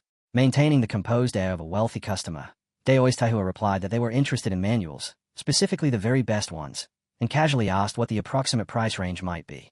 The attendant smiled sweetly and remarked that she could tell at a glance he was looking for the finest items. She then explained that a complete set of first-rank cultivation manuals normally cost several 100,000 taels of gold, though due to the pavilion's anniversary celebration the price had already been reduced to 70%. The moment those numbers were spoken, Chang Yu immediately began stammering in disbelief, staring at her as he asked how much she had just said. The girl in the purple robe let out a soft giggle before clarifying that the price was just a little over 100,000 taels of gold, adding casually that once the anniversary celebration ended, it would no longer be available for such a cheap price. Chang Yu instantly froze as his heart sank straight to the bottom. Cheap. She had actually called more than 100,000 taels cheap. In that moment he realized that the world of the rich existed far beyond anything the poor could imagine, their thinking forever restricted by the limits of poverty. Beside him, Daoi's Taihua leaned closer and whispered impatiently, scolding Chang Yu for panicking so quickly and accusing him of having no ambition at all. Chang Yu could only mutter under his breath that they could not even afford a single complete set anyway and that they never should have come here in the first place. Ignoring the complaint, the old Daoist turned back to the attendant and asked about the price of just the introductory volume. The beautiful attendant blinked in slight surprise and asked whether he truly meant purchasing only the introductory volume, reminding him that buying just one book would essentially be useless. Daoist Taihua cut her off calmly, telling her not to worry about whether it was useful or not and to simply tell him if such a purchase was possible. She nodded, though she politely reminded him that their shop maintained a strict no-returns policy. Taihua then asked what the price of a first-rank introductory manual would be. With a sweet smile, she replied that it would be much cheaper. Chang Yu immediately leaned toward his master and whispered sharply that he should stop pretending already, because spending 10,000 taels on a useless beginner's book was not boldness, it was pure madness. Daoist Taihua, however, responded with a confident smirk, scoffing at the idea that the book would be useless and asking whether Chang Yu had somehow forgotten just how monstrous their junior brother's comprehension truly was. In his view, the introductory volume alone would be more than sufficient. Chang Yu's eyes suddenly widened as realization struck him like lightning. He had genuinely forgotten. Their junior brother could comprehend an entire sword technique from nothing more than a single casual sword mark, so if he were given only the introductory volume, wouldn't he be able to grasp the entire technique with ease? Hearing this, Taihua grinned broadly and declared that the master was absolutely right. For that monstrous brat of a junior brother, the first volume alone was more than enough. Far more than enough. In fact, it was a tremendous bargain. After some time passed, the purple-robed girl returned carrying 3 books and explained that the pavilion's boss had agreed to allow the first-rank introductory volumes to be sold separately. Daoi's Taihua immediately pointed at them and asked which one was the strongest. With a pleasant smile, she replied that the river-flow sword technique was naturally the most powerful. Once mastered, its sword momentum surged like the unstoppable flow of a great river. Furthermore, it connected directly with higher-level techniques, meaning that someone with exceptional talent might even comprehend the next stage known as the Spirit Sea Sword technique. However, she added that it was also the most expensive option, because the introductory volume alone cost 9,000 taels of gold. Daoi's Taihua instantly turned stiff as stone. 9,000, just for the beginner's copy. Damn it, if he was already going to bleed gold, he might as well bleed properly. Gritting his teeth, he decided that if he had to pay such a price, he would simply choose the most expensive one available. With the decision made, he declared loudly that he would take that manual and told the attendant to wrap it up, adding that with whatever gold remained he also wanted some top-grade chi refining pills and vitality pills. Chang Yu quietly asked whether his master truly planned to leave nothing for himself. Daoi's Taihua answered firmly that he had already said he would raise his junior brother with everything he had, and he meant every word of it. Chang Yu stood there completely stunned. At that moment his master seemed like an entirely different person, and he even laughed awkwardly before asking whether the old Daoist had somehow been possessed. Meanwhile, Daoist Taihua's heart was bleeding so badly it felt as though it were dripping blood, and tears streamed down his face as he snapped at Chang Yu to shut his mouth, reminding him that it was his own 10,000 taels being spent. Daoist Taihua clutched the silver note so tightly that the purple-robed girl finally had no choice but to speak up, politely asking him to loosen his grip and confirm the purchase so the transaction could be completed. After they stepped out of the shop, Taihua immediately grabbed onto Chang Yu's arm and began wailing that it still hurt. Truly, deeply hurt. Chang Yu could only respond awkwardly, telling him that was enough already because he had been crying the entire way out and it was becoming embarrassing. Then a sudden thought struck him, and he mentioned that their second and third junior brothers would also be taking the Alchemist and Formation Master examinations at the end of the year. Chang Yu nodded, saying that seemed to be the case, and then asked whether they were heading back now that they had spent nearly all their money. Daoist Taihua instantly snapped that he was not going anywhere, warning Chang Yu not to bring up the topic of money for at least 2 months because he simply could not bear hearing about it. Instead, he told Chang Yu to follow him, promising to show him a secret place filled with treasures. Up ahead, a fat and completely bald vendor was loudly shouting about a grand sale, proclaiming that manuals were being sold by weight, 10 taels of gold per kati, with no cheating and no loss guaranteed. The moment he noticed the master and disciple approaching, he enthusiastically asked whether they would like to weigh out a few manuals. Chang Yu immediately froze, wondering whether this shabby street stall was truly the so-called secret treasure spot his master had mentioned. Daoist Taihua simply grinned and patted his shoulder, telling him not to judge the place by its cheap prices because genuine treasures could hide in places like this. After all, The 4-season sword technique he cultivated had come from a stall exactly like this one. Daoist Taihua then scoffed loudly at the vendor's price, declaring that 10 taels per catty was outright robbery, and he demanded 10 taels for 10 catties instead while threatening to walk away if the vendor refused. The vendor immediately protested and insisted that his goods were genuine quality, but Taihua pressed him relentlessly, asking whether he was actually selling or not. In the end, the vendor reluctantly gave in and offered 5 catties instead. While the two of them argued fiercely back and forth, Chang Yu slowly crouched down and began examining the manuals scattered across the ground. What immediately caught his attention were the bizarre titles and strange illustrations printed on the covers. Perfect unlocking of the formless vision, 10 dragons 10 elephants art, and finally one titled Late at Night the master's wife knocked on my door. The longer he stared at them, the more horrified he became. None of this garbage looked remotely cultivable, and he felt certain that if even a single one of these manuals actually worked, he would eat 3 catties of boogers on the spot. After an intense round of bargaining finally came to an end, Daoist Taihua stood there holding a large sack of manuals in both hands. Chang Yu looked at him and asked whether his master truly was not buying anything for himself. Taihua answered casually that he was already just a weak old man now, and as long as Chang Yu and the rest of the sect were doing well, that alone would be the greatest happiness for him as a master. Chang Yu immediately teased him, saying that such behavior was downright disgusting. Daoist Taihua snapped back at once, telling him to get lost and warning that he had exactly 7 days to learn the fundamentals of the river flow sword technique. Otherwise he would be forbidden from showing off for an entire year. Chang Yu quickly asked whether his master was serious. Daoist Taihua tapped his own head and said the answer should be obvious. If they simply handed the manual directly to Yiping, it would completely destroy the image they had been maintaining as great experts. Instead, he instructed Chang Yu to hurry and learn the basic movements first, use his brain, and then pretend to guide Yiping through the technique while using those cheap street manuals as a cover. Still clutching the sack of manuals, Chang Yu stared blankly and asked whether their junior brother could really learn anything at all from those worthless street books. Daoist Taihua burst out laughing, clutching his stomach as he declared that he had known it all along. Chang Yu had clearly been traumatized by Yiping. Still chuckling, he asked whether Chang Yu truly believed that his own 4-season sword technique had been bought from a random street stall, then admitted that he had only been joking. The manual sold on the street merely borrowed names and fragments from genuine cultivation arts, but the content itself was nonsense, the difference between them and real techniques being like the difference between fictional stories and actual history. He told Chang Yu to simply look at those books and judge for himself whether any of them resembled proper cultivation methods. In truth, he explained, they were only useful for deceiving a complete beginner, someone exactly like little Yiping. Chang Yu, however, continued pressing the matter, asking why his master had earlier claimed that these manuals would be given to the 2nd and 3rd junior brothers for practice. Daoist Taihua waved the idea away and said he had been joking again, explaining that he would merely store the books in the scripture pavilion as decorative clutter so that little Yiping would not accidentally discover the truth. As for the 2nd and 3rd junior brothers, he would think of some other solution. Laughing at the thought, he mocked the very idea that anyone could actually comprehend techniques from those street manuals, declaring that if someone truly managed to derive a real cultivation art from that kind of garbage, then he, Taihua himself, would eat every single one of those books clean. Chang Yu then proposed another idea, suggesting that they might trick Yiping into giving them one more painting, which would conveniently solve the problem of obtaining techniques for the 2nd and 3rd junior brothers as well. Daoist Taihua sighed deeply at that suggestion, saying they had already deceived Yiping once and he feared turning the boy into nothing more than a cash cow. At the same time, however, a single painting from Yiping was worth more than centuries of effort by their sect, and the sect truly needed money. Calling it a genuine moral dilemma, he said they would leave the decision for later.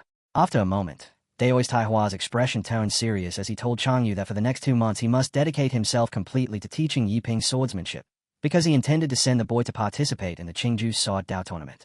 Chang Yu was immediately stunned, staring at his master in disbelief as he asked whether he was truly serious about sending Yiping to the Qingju Sword Dao tournament. Panic quickly filled his voice as he begged Daoist Taihua not to act so rashly. Although their junior brother possessed monstrous talent, he still lacked inner power, and the tournament involved real combat where people could be seriously injured or even killed. Chang Yu himself had once participated in the Qingju Sword Dao tournament and knew that the greatest talent from across Qingju gathered there. He explained that he had only joined back then to fill an empty slot, yet through sheer luck he had managed to reach the top 500, and even with that result he knew exactly how terrifying the competition was. Yiping, despite his ability to grasp difficult techniques, was still essentially a novice, and sending him there now would be no different from sending him to his death. Daoist Taihua, however, refused to offer any explanation and simply said that Chang Yu would understand his reasoning later. He then instructed him to tell the others only that the money they had previously been scammed out of had been recovered, nothing more. Chang Yu could only nod in agreement. At that very moment, on the back mountain of the sect, Yiping was still practicing diligently at the mountain peak. Watching his junior brother's rapid progress, Chang Yu could not help feeling a trace of jealousy, because Yiping had already grasped the concept of sword momentum. After steadying himself, Chang Yu called out to him. And when Yiping turned around, Chang Yu immediately softened his tone and asked whether practicing swordsmanship every day had begun to feel boring.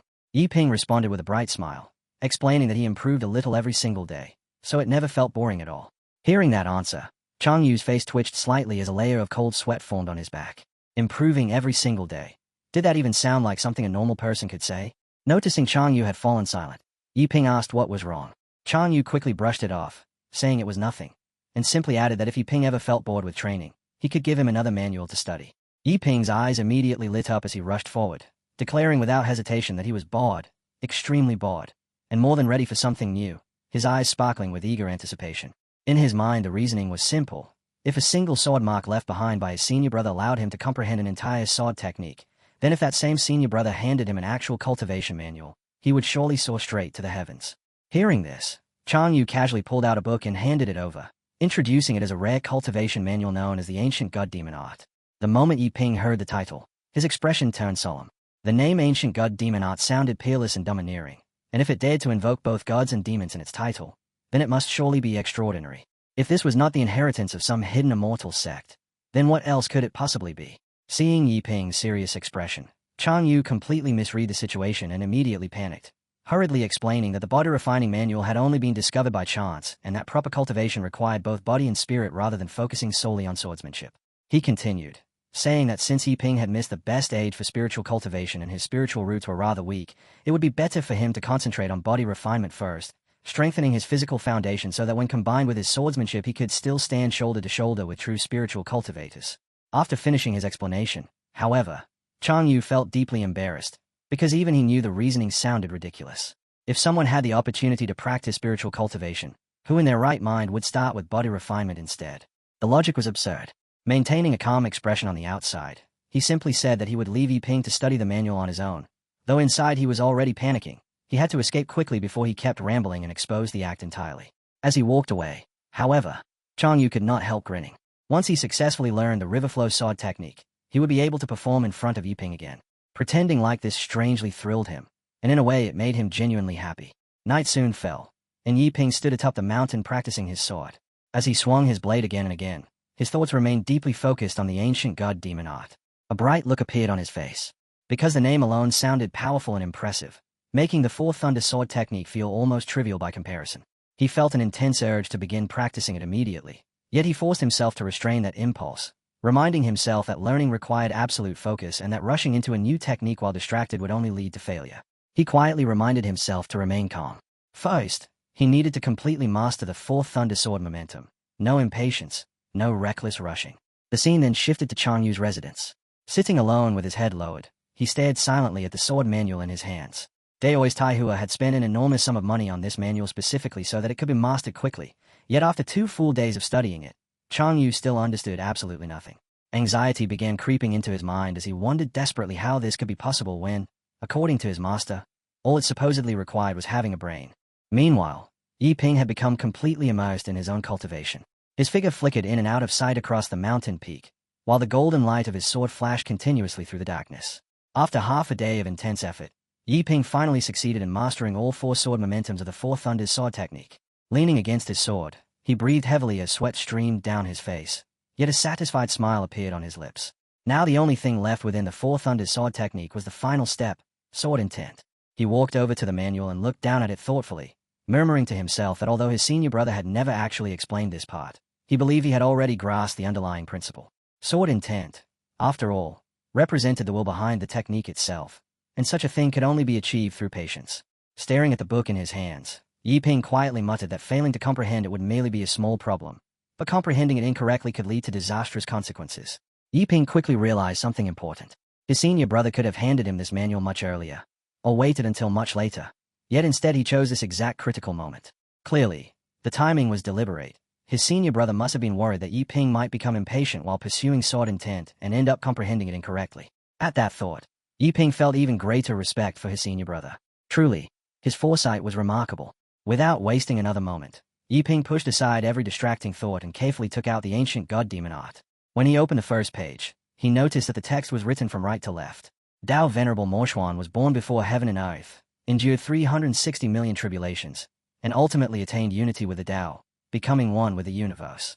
This method was obtained through chance after profound insight into the mysteries of heaven and earth. All beings beneath the heavens focus only on spiritual cultivation, ignorant of the true power contained within body cultivation. They believe the pinnacle of body cultivation is the ability to move mountains. Yet true body cultivation can seize the sun and moon, pluck the stars from the sky, cross worlds with a mortal body, and destroy everything with a single punch. The highest realm of body cultivation must emulate gods and demons themselves, forging divine viscera in a demon body, possessing divine organs, godly blood, and the true form of a demon. Only then can one be called the body of a god-demon. Yiping unconsciously stopped breathing as he read those words. Divine viscera. A divine body. One punch that could erase everything. Only a single word came to his mind. Incredibly powerful. He quickly turned the page. This cultivation method demands suffering beyond endurance and cannot be learned by ordinary people. Only those who possess an unbreakable will, relentless perseverance, and great wisdom are capable of mastering it. Only a few seconds passed before Yiping made his decision. Excitement surged across his face while unwavering determination filled his heart.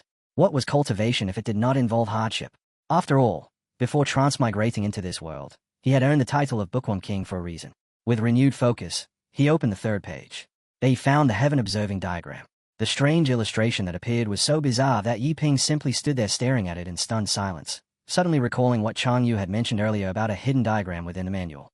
This god-demon heaven-observing diagram, he reasoned, must have been created by some great master and therefore required careful study. Yet as Yiping stared at the image more closely, his face slowly turned pale. He could understand the theoretical meaning behind it, but the posture itself was deeply humiliating. Who in the world would willingly practice cultivation while posing in something so ridiculous? Even so, after voicing a few quiet complaints to himself, Yiping eventually forced his body into that strange posture. Gradually calming his mind, he reminded himself that his senior brother would never deceive him.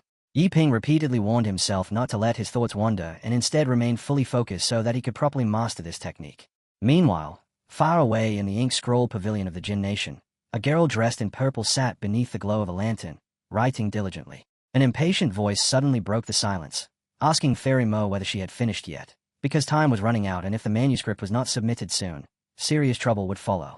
The girl quickly scribbled a few more lines before responding that she already knew and was working as fast as she could, telling the man to stop nagging her. The man continued complaining, saying that the ancient god-demon art barely sold at all and that she should stop wasting time writing manuals like this. Cultivators these days preferred simpler guides, like the current bestseller titled How to Make a Spirit Stone Work 10 Times Harder. Fairy Mo immediately grew irritated and snapped back that he was completely unbearable, telling him that if he insisted on nagging so much, he should simply write the manual himself. Deep in her heart, she quietly admitted that she actually liked that manual quite a lot. Changing the topic, she asked about something she had inquired about earlier. The man replied that the 10 Nations Academy would begin its recruitment next year. The moment she heard this, Fairy Mo's eyes immediately lit up, because it meant she could finally enter the academy and meet many interesting people. In the blink of an eye, 3 days passed. Throughout that entire time, Yiping remained locked in the heaven-observing posture. Suddenly, he spat out a mouthful of blood. His appearance had grown haggard as he muttered weakly that he had already coughed up blood 3 separate times yet still had not gained any understanding.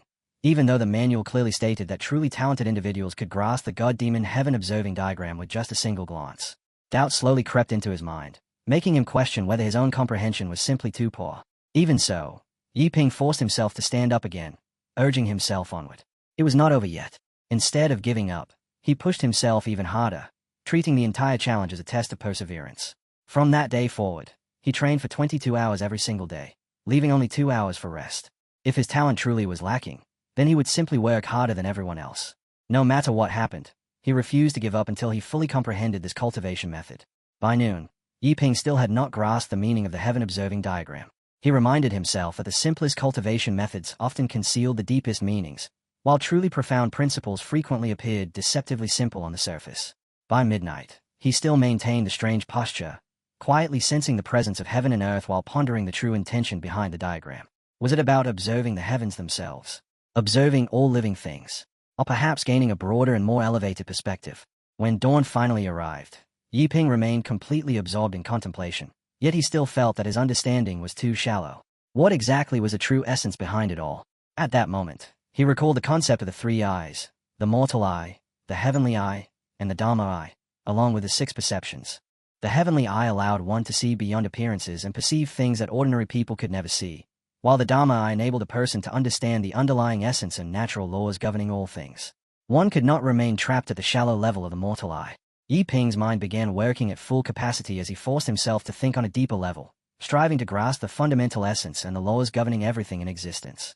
Over and over again, he repeated several key ideas in his thoughts: essence and laws, a higher level, heaven observing, Dharma I. Then suddenly, his thoughts came to a halt. Quietly, he murmured that he was beginning to understand. Raising his head toward the sky, Yi Ping continued his reasoning. When ordinary people look up, all they see is the vast sky stretching endlessly above them. What they fail to realize is that what they call heaven is actually the innate heart itself. Buddhas and demons perceive every living being differently, because each person carries a unique heart within them. His senior brother must have understood that the manual's true meaning was that every being contains their own god or demon, something that can only be revealed through sincere introspection. Inside his heart, Yi Ping harshly scolded himself for his own foolishness, realizing that he had nearly missed a moment of sudden enlightenment entirely. This time, he assumed a completely different posture. One fist was raised while the other pressed firmly against his chest. Closing his eyes, he reasoned that true observation did not come from staring into the sky. It came from looking into one's own heart. If he wished to observe the heavens, he first had to search within himself. Deep within the farthest corner of the soul lay one's own god or demon. At that very moment, a scorching gust of wind suddenly swept past him. Yi Ping's eyes snapped open. The moment he saw it, his body went rigid as shock flooded through him, because standing before him was a gigantic figure whose form bristled with countless arms, each one clutching a different weapon. And in that instant Yi Ping's first thought was that this had to be his god or perhaps his demon, because whatever it was, the presence it gave off felt absurdly powerful. At the ruins of the back mountain belonging to the 10 Nations Academy, a rough and rugged-looking man suddenly broke into a wide grin as he loudly declared that a divine being had descended, shouting that heaven had clearly not abandoned the righteous path. A refined scholar standing nearby immediately rebuked him, telling him to control himself because the way he was behaving made him look far more like a demon than a disciple of righteousness. Embarrassed by his own outburst, the rugged man quickly apologized, admitting that his excitement had gotten the better of him. The scholar then continued in a calm tone, explaining that celestial phenomena were never something one could fully rely on, and that if the righteous path had depended solely on such signs, it would have collapsed long ago. The rugged man opened his mouth to say something more, but before he could finish speaking, the scholarly man cut him off, saying he already understood and that they should simply keep watching for a while longer, quietly remarking that true gold could never remain buried forever. Above them, the streak of light continued tearing across the sky. Meanwhile, within the imperial palace of Great Xia, that same streak of light swept across the heavens overhead. A beautiful young girl excitedly turned to the emperor and exclaimed that stars were falling, calling it a celestial sign that signaled the glory of his reign. And then with curiosity she asked what he would do if a divine being were to descend into the world but not within the territory of the Great Xia kingdom.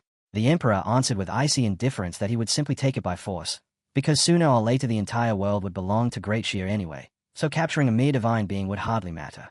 Within the territory ruled by demonic beasts, an enormous creature with 2 razor-sharp fangs lay sprawled across the ground, and as it noticed the streak of light above, it lifted its huge jaws toward the sky and released a deep, rumbling growl.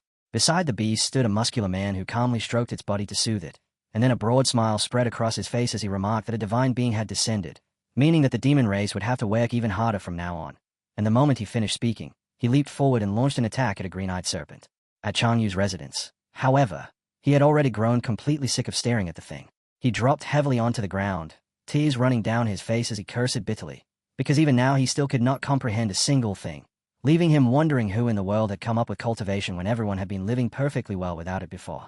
Suddenly he straightened his back and tried to reason with himself, telling himself that it actually did not matter whether he could cultivate or not, since he had already grown used to that reality anyway. Yet the real problem was his master. At that moment, an image surfaced in Changyu's mind. Taihu was swinging his sword downward while loudly shouting about the return of 10,000 tails, and the instant he remembered that scene, the color drained completely from his face because that greedy old Gizu would never let him go so easily. As the thought lingered, he could not help wondering why everything about himself had felt so strange lately. Just then a streak of light suddenly tore across the sky, startling him enough to make him flinch. He slowly lit his pipe and sank into quiet thought. And as midnight gradually drew closer, a familiar heaviness settled over him, dragging him back into the melancholy he always experienced at that hour, something he called his midnight depression, until he finally let out a long sigh, feeling that continuing to stay alive seemed almost meaningless. Not far from there, Junior's sister stood quietly watching Changyu, her eyes filled with confusion as she tried to make sense of his recent behavior, because over the past few days he had developed the strange habit of standing alone at this same hour and silently staring up at the stars. Worried, she turned toward Shu Luchen and asked whether something might be troubling him. The tall man beside her, his eyes calmly closed, was Shu Luchen, the Qingyun Dao Sect's second senior brother. In an even tone he answered that the likely reason was the new junior brother's poor natural talent. Yet what truly bothered him was that, despite being the Sects' senior brother, Chang Yu displayed not the slightest patience. So what kind of example was he supposed to be setting for others? Xu Luqian then stated that tomorrow he would personally discipline their junior brother and also give the senior brother a proper lesson, so that he might finally understand what it truly meant to be a master. Behind him, the faint image of a god demon statue appeared. Yi Ping remained seated, completely absorbed in cultivation, and when he finally opened his eyes, a streak of blue light flashed within them as he suddenly realized that what he had just comprehended was his own butter-refining cultivation method. Yi Ping closed his eyes for only a few breaths. Yet inside his sea of consciousness it felt as though hours had passed, and within that vast mental world stood a towering god demon forged from divine iron, an existence utterly indestructible, grasping the great Tao itself while looming over the universe. Its entire form radiated a terrifying presence that could neither be stared at nor truly faced directly. Then those all-seeing eyes slowly turned toward Yi Ping, and in that instant an overwhelming torrent of cultivation knowledge surged forward like a river rushing into the sea, pouring endlessly into his mind. Back in the present world, Yi Ping still sat quietly in place, calm and unmoving. Yet when he opened his eyes again the glow within them shone even brighter. At that moment he finally understood that the so-called ancient god demon art was a cultivation method that treated heaven as a hammer and earth as a furnace, absorbing the power of all things in order to remold the body completely. And this path was divided into 5 realms: lesser god demon, greater god demon, supreme god demon, great Tao god demon, and great Tao ancestral god. The portion of the technique currently within Yi Ping's mind was known as the lesser god demon chapter. It explained that a cultivator must regard heaven as a hammer and earth as a furnace, using their combined force to temper the body 81 times, and once this process was endued the body would reach the strength of a lesser god demon, possessing the might of a true dragon, with blood and chi blazing as fiercely as the sun while every aspect of inner power reached its peak. The fundamental principle of the method was to connect with heaven and earth through spiritual energy, draw upon the power of the earth to create a great furnace, and use heavenly force as a hammer to shatter and rebuild the body again and again. Such a refinement process was unimaginably dangerous, because the body would repeatedly collapse and reform during cultivation, demanding an almost terrifying level of willpower to survive it. Seeing this, Yi Ping felt deeply shocked, yet at the same time he understood one simple truth. The more powerful the cultivation technique, the greater the suffering and perseverance required to master it. However, it did not take long before Yi Ping realized a critical problem. In order to form the heaven hammer and earth furnace, he needed an enormous amount of spiritual energy to connect with heaven and earth, but he possessed none at all, and without that spiritual energy, cultivation was simply impossible. Yi Ping had heard before that in the world of immortal cultivation, alchemical pills could produce spiritual energy within the body, yet every pill came with side effects, and since he had not even stepped into the chi refining realm, acting rashly with such things could easily become dangerous. Remembering that his second senior brother specialized in alchemy, Yi Ping began to consider seeking advice from him. Meanwhile, at Luo Chen's residence, another pill had just finished refining. Luo Chen quietly reminded himself to stay calm, though at the same time he had already made up his mind that the next day he would teach the senior brother what it truly meant to be a proper master. Back at the senior brother's residence, Yi Ping sat there with his head lowered, because the more he thought about everything that had happened, the less he could understand it. Frustration slowly built inside him until he finally decided that there was no point thinking about it anymore. If he never attempted anything, then failure would never have the chance to catch up to him.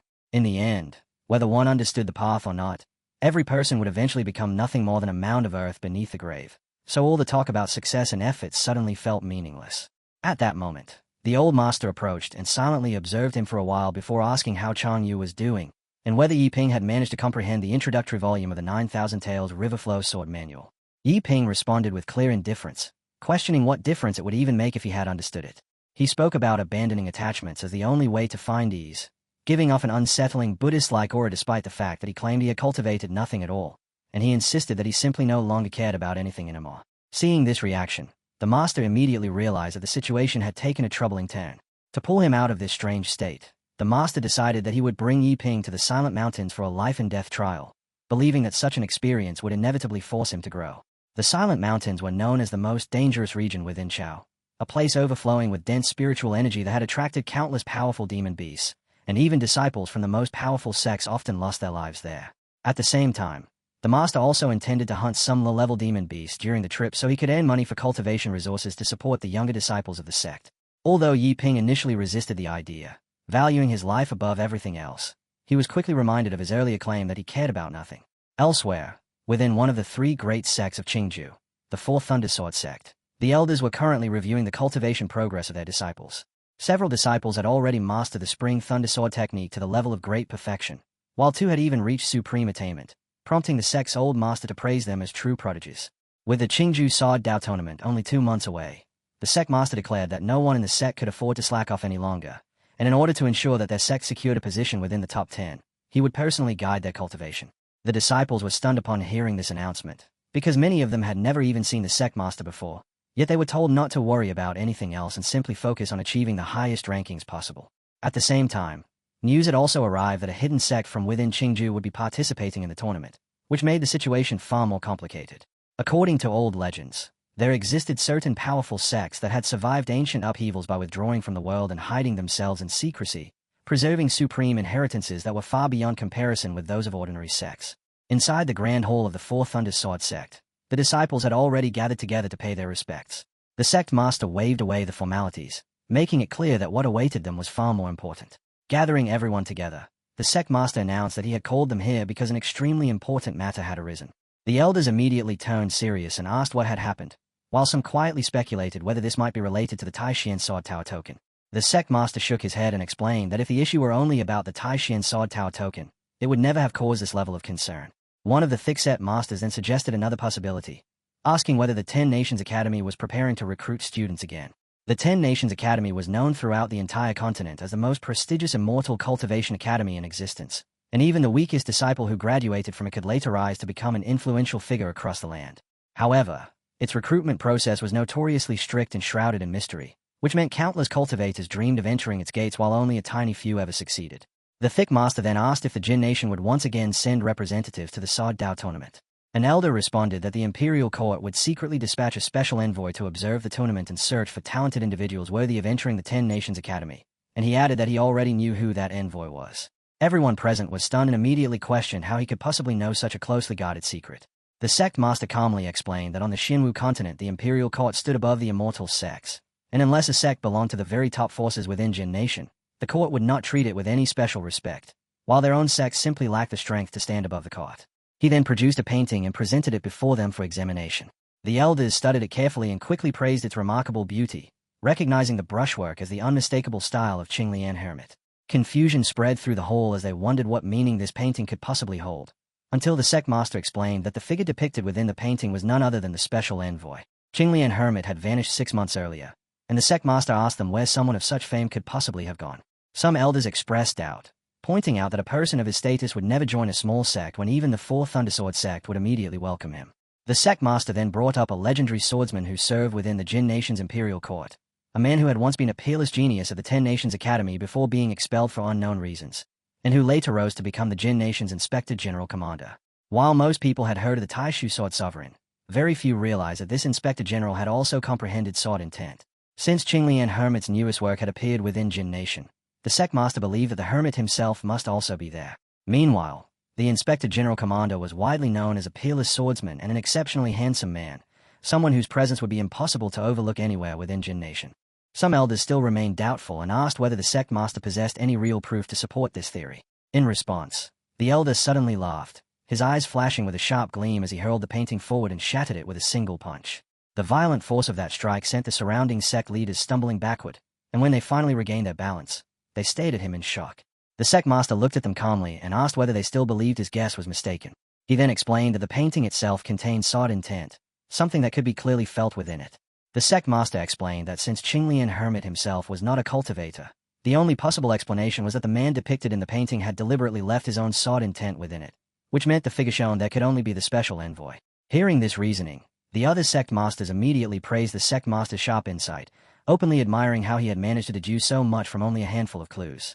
An elder then added that the Inspector General cared nothing for status or wealth and preferred to wander the world freely, to the point that he would even sell royal treasures simply to obtain spending money. This particular painting had been purchased in White Fruit Ancient City, and according to the shopkeeper, the person who sold it looked exactly like the man portrayed within it. The leader of the disciples then remarked that some powerful experts traveled the world with no attachment to possessions, and such people might even trade away a flying sword just to obtain a single piece of fruit. Hearing this, the thick-set sect master asked the elder whether he intended for them to attempt to win that man over. The elder immediately rejected the idea, firmly stating that they must not attempt to recruit him or spread any rumors about his presence. Someone of that level had already experienced everything the world could offer, and trying to win him over with petty schemes would only irritate him. If they ever encountered him in person, They should simply show proper respect and humbly seek his guidance, because that alone might earn them a trace of goodwill. Deep down, however, the elder could not help feeling somewhat proud of himself, quietly thinking that without his wisdom the sect would probably be completely lost. As night fell, Yiping sat alone in silence. After carefully considering the matter, he decided that the ancient god demon body refining art was simply too dangerous for him to attempt right now, so he briefly thought about using alchemical pills to increase his spiritual energy instead. Yet in the end he resolved to consult his senior brother first, reminding himself that acting impulsively would only lead to trouble. Not long afterward, his second senior brother arrived and calmly introduced himself as Luo Chen. Yiping was surprised that Luo Chen had personally come to see him, so he immediately greeted him with respect. Luo Chen explained that their senior brother had been occupied with important matters and had therefore asked him to take responsibility for teaching the junior disciple the art of alchemy. Yiping could not help worrying that his senior brother might already doubt his talent.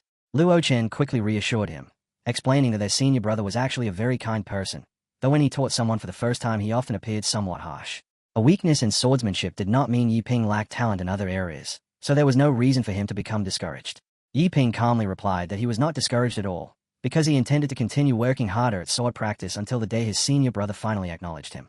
At that moment Luo Chen casually raised a finger, and instantly a mass of green fluid appeared out of nowhere before swelling and reshaping itself into a massive cauldron. Without wasting another moment, Luo Chen told Yiping to stop discussing the matter and focus instead on learning alchemy, and the lesson began immediately. Luo Chen first told Yiping that within cultivation no single Tao stood inherently above another, yet the Tao of alchemy contained profound mysteries connected to heaven and earth themselves. After saying this, he asked Yiping a question. What kind of existence did he think the strongest alchemist in the world would be? Yiping paused as he thought about it carefully. For some reason, the question felt strangely familiar to him, almost as if someone were asking about the ultimate form of the sword itself. For a brief moment, he even wondered whether Luo Chen might actually be a hidden expert. After thinking for a while, Yiping finally answered that in his opinion the strongest alchemist would stand above everyone else, because a single pill refined by such a person could drive countless powerful experts into madness. No matter how gifted a genius might be, Yiping explained, every cultivator's path would eventually reach a limit where further progress became impossible. An alchemist, however, could defy the heavens and alter destiny itself. With a single life-extending pill, even the most powerful cultivator could gain hundreds or perhaps thousands of additional years of life, and because of that, even those supreme experts would have no choice but to treat alchemists with respect. Many would deliberately try to win an alchemist's favor, and that respect alone would become the alchemist's true source of power. Luo Chen slowly shook his head, saying that such thinking was still too shallow and that Yiping needed to think on a far grander scale. Hearing this, Yiping quickly reconsidered his answer and expanded his thoughts. Perhaps, he said, the strongest pills could completely reshape a person's body, allowing someone born with terrible aptitude to become the most talented cultivator under heaven. Such pills might even enhance a person's luck and possibly allow them to ascend to immortality itself. Yet Luo Chen still found the answer insufficient. He then revealed an even more shocking idea. In his view, the truly supreme alchemist no longer refined ordinary medicinal pills at all, but instead refined heaven and earth themselves, and every pill produced by such a being would contain an entire world within it. Only a figure capable of that could truly be called the strongest alchemist. Yiping was left completely stunned. The thought of refining heaven and earth, of every pill containing a world, sounded unimaginably terrifying. Before transmigrating into this world he had read countless novels, yet never had he encountered a concept so frightening. If everything could be considered a pill, if heaven and earth were pills, and even the universe itself could be seen as a pill, then all existence would fall beneath the Tao of alchemy. In that moment he suddenly realized that the Tao of alchemy might stand equal to the sword Tao in power, and the realization reignited his fighting spirit. Carefully, he asked Luo Chen whether he had already reached such a realm himself. Luo Chen responded with a vague answer, which only deepened Yiping's suspicion that another hidden expert might be standing before him. Yiping began to wonder what kind of place their sect truly was. Could it be that everyone there was actually a peerless master? In his mind, Luo Chen had no reason to deceive him. Meanwhile, Luo Chen secretly felt quite satisfied with the story he had just invented, though he also wondered whether spending too much time around Changyu had begun influencing him in strange ways. After that brief moment, Luo Chen's expression turned serious again. He explained that since Yiping had not yet truly come into contact with the Tao of alchemy, he could only begin by teaching him the most basic foundations, reminding him that every long journey started with the smallest of steps. Yiping nodded, expressing both his understanding and his gratitude for the guidance. Luo Chen then continued by explaining that within heaven and earth every form of medicine carried side effects, because every pill contained toxicity that even the greatest alchemists could never fully remove. However, the method he intended to teach was known as non-toxic alchemy, a technique capable of producing pills with absolutely no toxicity and no side effects whatsoever. Inside, He felt slightly nervous about making such a bold claim, yet he forced himself to remain calm and continue speaking. He went on to explain that the toxicity of pills originated from the ingredients themselves, because medicine and poison had always existed together. Wochen continued by explaining that once toxicity was completely removed, the medicinal effect would disappear as well. However, the principle behind non-toxic alchemy was different, because it did not rely on medicinal ingredients at all. This statement stunned Yiping. He found it hard to believe and immediately asked what could possibly replace those ingredients. Luo Chen answered calmly that doubt was natural when someone encountered knowledge they did not yet understand, comparing it to telling an ordinary person, someone who had never witnessed true power, that a sword immortal could split the heavens apart with a single strike. Yiping grasped the meaning immediately and realized that his own perspective had been like that of a frog trapped at the bottom of a well, unable to see the vast sky beyond. Luo Chen then began to explain the principle behind it. The life force contained within medicinal herbs originated from the spiritual energy that filled heaven and earth, and while that spiritual energy was pure at its source, during the process of growth it gradually mixed with the 5 elements and formed impure energy. Non-toxic alchemy avoided using raw materials altogether and instead directly condensed the pure spiritual energy of heaven and earth itself, refining it into top-grade pills.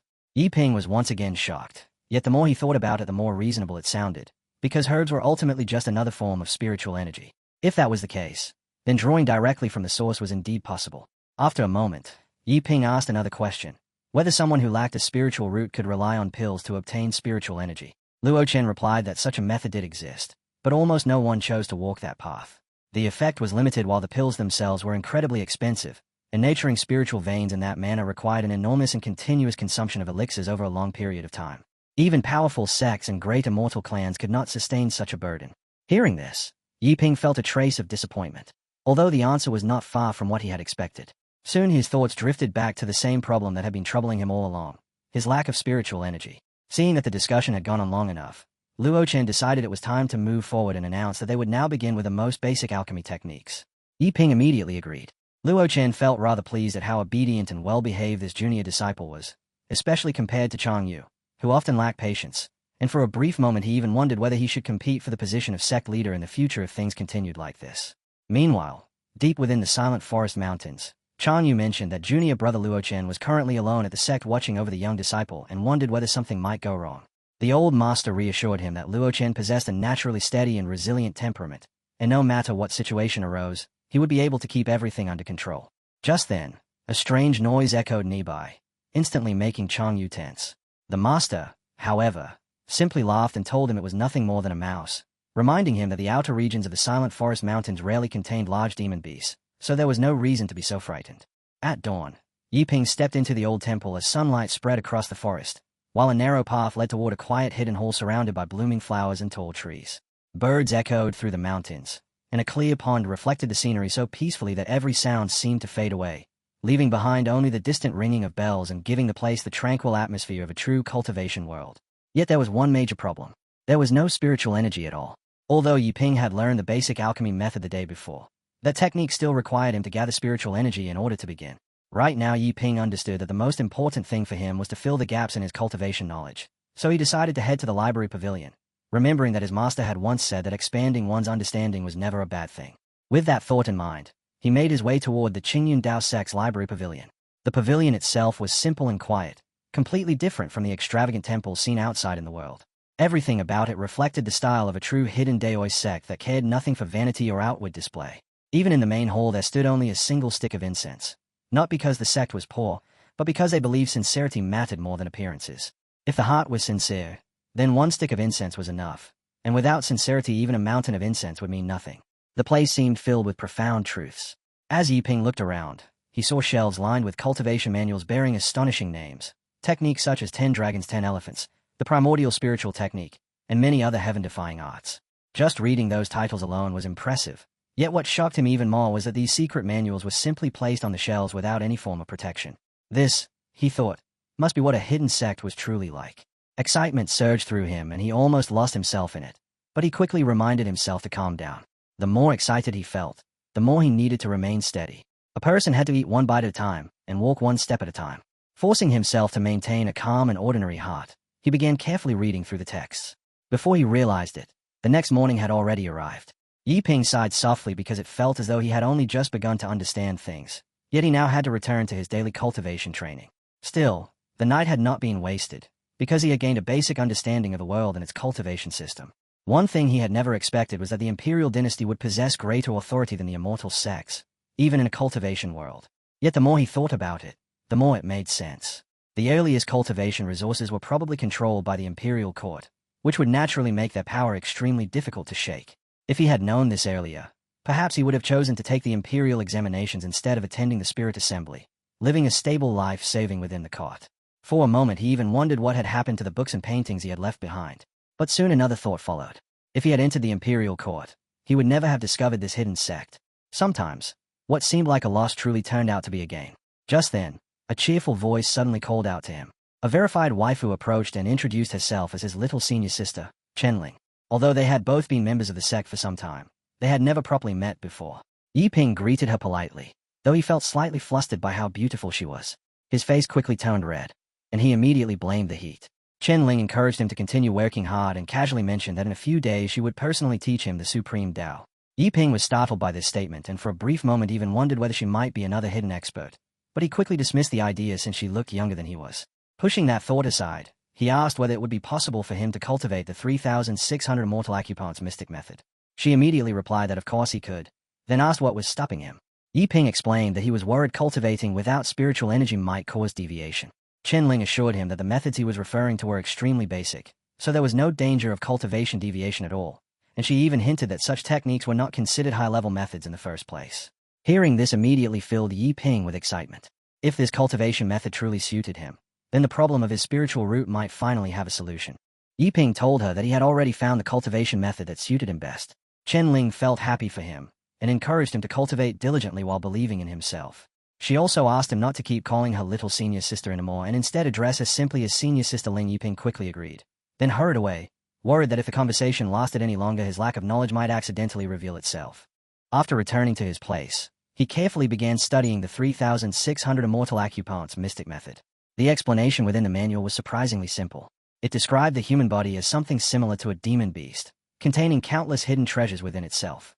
These treasures were sealed inside the body's occupants, and once those apertures were opened, the body would naturally begin absorbing the spiritual energy of heaven and earth just like a demon beast. Each open acupoint would double the speed at which spiritual energy could be absorbed. If all 3,600 apertures were opened, then the cultivator's speed of cultivation would become 3,600 times faster than that of an ordinary person.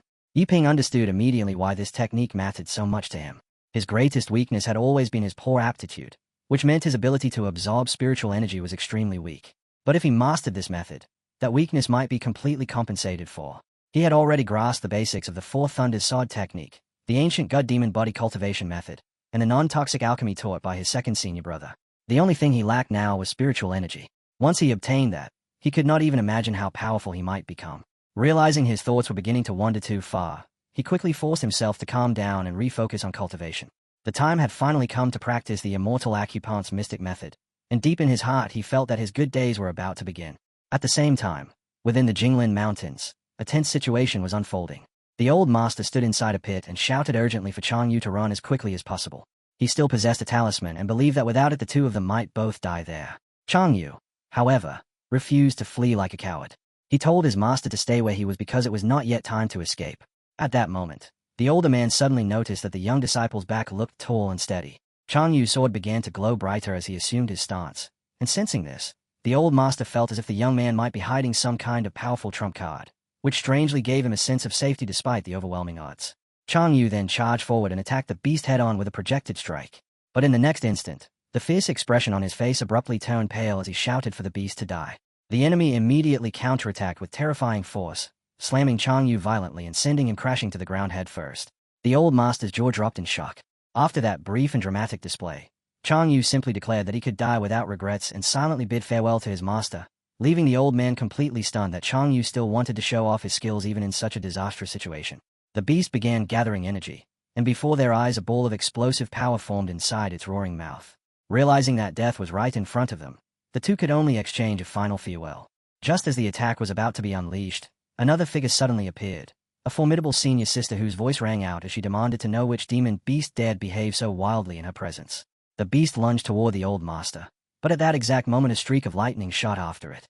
An enormous explosion followed instantly, blasting the creature apart as chunks of its body rained down from the sky. Chang Yu stared in shock at the senior sister's terrifyingly dramatic entrance. The senior sister had arrived accompanied by 2 elders from her sect. The bee-skin woman glanced at Chang Yu and the old master before asking what they were doing wandering through the mountains with such low cultivation, questioning whether they had come there simply to offer themselves as food for demonic beasts. Chang Yu quietly pointed toward the woman and told his master that she looked exactly like the 3rd elder or the 4th elder from the Thunder sect shown in the posters. The woman watched their nervous reaction for a moment, and then Chang Yu suddenly froze in place, which left his master completely stunned. As the entire group observed each other, even the members of the convoy began whispering among themselves, noting that the 2 people standing before them looked almost identical to those depicted in the paintings they had seen. Bei felt a surge of shock but forced herself to stay calm while carefully recalling the instructions given by the sect master. At the same time, the old master quietly told Chang Yu not to panic, explaining that even if these people truly belonged to one of the 3 great sects, they still needed to remain composed. For a moment both sides simply stood there silently, banners in hand, watching each other without moving. The 2 elders standing beside Bei kept staring at Chang Yu with strange expressions, which made him increasingly uneasy. He wondered why they were looking at him like that and thought to himself that there was no way he could possibly resist them if things turned hostile. Unsure what else to do, he deliberately made his face appear a few years older and allowed his eyes to glow faintly. The moment Bei and the elders saw those terrifying eyes, they panicked, instantly intimidated by the overwhelming aura they believed they were witnessing. The sect master had strictly ordered them never to reveal that they already knew his identity, so Bei struggled to find the right words to say. The atmosphere became more and more tense until she finally forced herself to greet them politely, asking what they were doing in this place. The old master was caught completely off guard by her sudden politeness and had no idea how he should respond. Sweating nervously, he awkwardly replied that they were merely chatting while taking a walk. The strange silence that followed made the situation even more uncomfortable. However, when the women noticed the old master's torn clothing, they immediately looked shocked. Bei bowed respectfully and asked whether he had been injured, addressing him courteously as a fellow Daoist. The old master then took out a pill and showed it to them, thinking that someone from a great sect probably would not care about an ordinary pill like this. Yet if she wanted to play along with the act, he was more than willing to continue the performance. In his mind it was not flattery but simply good acting, and he even felt a little clever about it. But the moment the pill appeared, both the disciple and the master were left with their jaws hanging open in shock, because the item he had casually taken out was actually a spiritual muscle pill worth more than 1,000 taels of gold. The others began whispering among themselves, quietly asking why their master was treating these strangers with such unexpected kindness. The master speculated that what they had just witnessed might simply be part of cultivation training, perhaps the kind of conduct disciples from a powerful sect display when they travel the world and assist the weak along the way. Chang Yu immediately shook his head, insisting it could not possibly be that straightforward, because when something appeared this strange there was always a deeper reason behind it, and with that thought he proposed that they retreat once again. Without hesitation he turned and began walking away, thanking the others politely while claiming that urgent matters awaited him further down the long road, adding that if fate allowed it they might meet again someday. Just as he started leaving, however, a sect leader from the opposing side suddenly called out for them to stop, and Chang Yu nearly suffered a heart attack on the spot as the realization hit him that they were about to catch up. The sect leader approached with an unexpectedly humble attitude and asked what they believed to be the true essence of the Sod Dao. The moment she heard the question, the girl felt he was far too eager, while Chang Yu himself could barely process what was happening or what kind of question this even was. Yet instead of retreating, he struck an exaggerated pose and confidently declared that asking about the true essence of the Sod Dao was indeed a good question and that they had come to exactly the right person. His master instantly grew furious, reminding him that the people before them belonged to the 3 great sects and ordering him to stop pretending to be impressive. But Chang Yu could not resist the temptation. Calmly bending down, he picked up a single blade of grass and held it up while proclaiming that this, right here, was the Sod Dao. The girl almost fainted from shock, completely unable to believe what she had just seen. As those words left his mouth, the villainous senior standing beside them could only stare at the blade of grass while wondering what that line was even supposed to mean. At the same time, Chang Yu's master silently wished the ground would crack open so he could crawl inside and hide. Yet the villain seemed convinced and admitted that he himself was rather dull-witted, then politely asked whether Chang Yu could explain the idea in a more concrete and detailed manner. Chang Yu calmly responded that the way of the sword existed within the heart itself, and wherever the heart directed itself, the sword would naturally follow and arrive. As he spoke, he carried himself as though his very aura could shatter the stars, displaying a supreme art of showing off that no one could completely grasp. Across from him, the villainous senior stood frozen in place, stunned, until one of her companions suddenly declared with full confidence that he had already understood everything and was absolutely certain about it. Hearing that, the senior villain and the others were shocked, realizing that they seemed to be the only ones who had failed to comprehend the meaning. But even if that were the case, they immediately decided that no one could ever be allowed to discover their lack of understanding. Before long, the mood shifted completely, and all of them began laughing together while chiming in one after another, each claiming that they fully grasped the concept of Sword Master Dao. Meanwhile, the Tao Master stood there doubting reality itself, utterly confused about what these people believed they had understood, and quietly came to the conclusion that every single one of them must be insane. Chang Yu then stepped forward and calmly stated that he had already said everything that needed to be said, that whatever understanding they gained depended entirely on themselves, and that whether they would meet again would be decided by fate. His master looked at him at that moment and suddenly realized that Chang Yu appeared strikingly handsome and carried the air of a true expert, something he could definitely brag about once they returned to the sect. The scene then shifted to the rear mountain of the Qingyun Dao sect, where our hero sat quietly in solitude, concentrating completely as he refined and developed the energy within his current cultivation level. During this process, he realized that he had discovered the immortal apertures within his own body. He quickly realizes that even though he has discovered the immortal apertures within his body, activating them would demand far more spiritual energy than he currently possesses, and the realization leaves him frustrated, because with his weak spiritual roots the entire situation feels less like genuine cultivation and more like some cruel trick being played on him. Soon he notices that even the most basic breathing techniques are incredibly complex, which leads him to believe that instead of merely copying what others have already done, he must think the way the very first cultivator once thought when discovering how to draw qi into the body, because simply imitating methods or staying on the surface will never allow him to truly understand it. Our hero comes to the realization that most cultivators only repeat techniques they have learned without ever understanding the logic behind them, much like knowing that 1 + 1 = 2 while having no idea why it works. And he reasons that if he could uncover the real principles governing spiritual energy, then he might be able to carve out his own path instead of following the same road as everyone else. In the end, he concludes that whether he succeeds or fails does not matter nearly as much as the fact that this path, whatever its outcome, would at least be different from the ones taken by others. With that thought, he reminds himself that time cannot be wasted and that every single moment must be seized, deciding that if one method fails, he will simply Chang Yu his approach and continue experimenting until something works. And with renewed confidence, he pushes forward without hesitation. 7 entire days pass before he even realizes it. During those 7 days, he sits in deep meditation, completely immersed in thoughts about cultivation and the limits of his current level, so absorbed in his reflections that even when sparrows land directly on his body, he remains unaware of their presence. At last, he lets out a long sigh, admitting that despite all this effort there has still been no progress, and reluctantly decides to put the matter aside for the time being. Yipeng suddenly brightens up and decides that painting might help him relax and clear his mind, since painting has always been the activity he enjoys most. Holding a wooden board in his hands, he begins sketching while casually commenting that the weather today seems perfect for painting a peaceful landscape. At that exact moment, Luo Chen walks over, amused to learn that Yipeng can paint, and eagerly asks whether he could create a portrait of him instead. Our hero asks Luo Chen if he wants any scenery included in the painting, but Luo Chen immediately replies that scenery is completely unnecessary and wonders what he would even need that for, explaining that he only wants a pure portrait with image value at 60%. Hearing this request, our hero agrees right away and promises that he will absolutely do his best. He then adds that Luo Chen once taught him alchemy, and because of that he has always wanted an opportunity to repay the kindness. Not long afterward, our guy suddenly announces that the painting is already finished. Luo Chen is startled by how quickly it was completed, yet when he looks at the portrait he cannot help thinking that he really has always been this handsome. He praises our boy sincerely, admitting that he once believed Yipeng only treated painting as a casual hobby, but now it is clear that his skill is truly impressive. Our hero struggles to contain the flattery before asking whether Luo Chen would like a poem written on the painting as well. But Luo Chen refuses instantly, declaring that the work is already perfect, while secretly thinking to himself that adding a poem would only be unnecessary. His image value rises to 70%. Seeing that Yi is doing fine, Luo Chen finally relaxes and decides to leave. As he walks away, he plans to show the portrait to the master and the first senior brother, already convinced that they will praise him for being just as handsome as Chang Yu. And while thinking about it, he also decides that he might add a poem to the painting himself later. Meanwhile, during the act of painting, our hero experiences a faint but meaningful moment of enlightenment.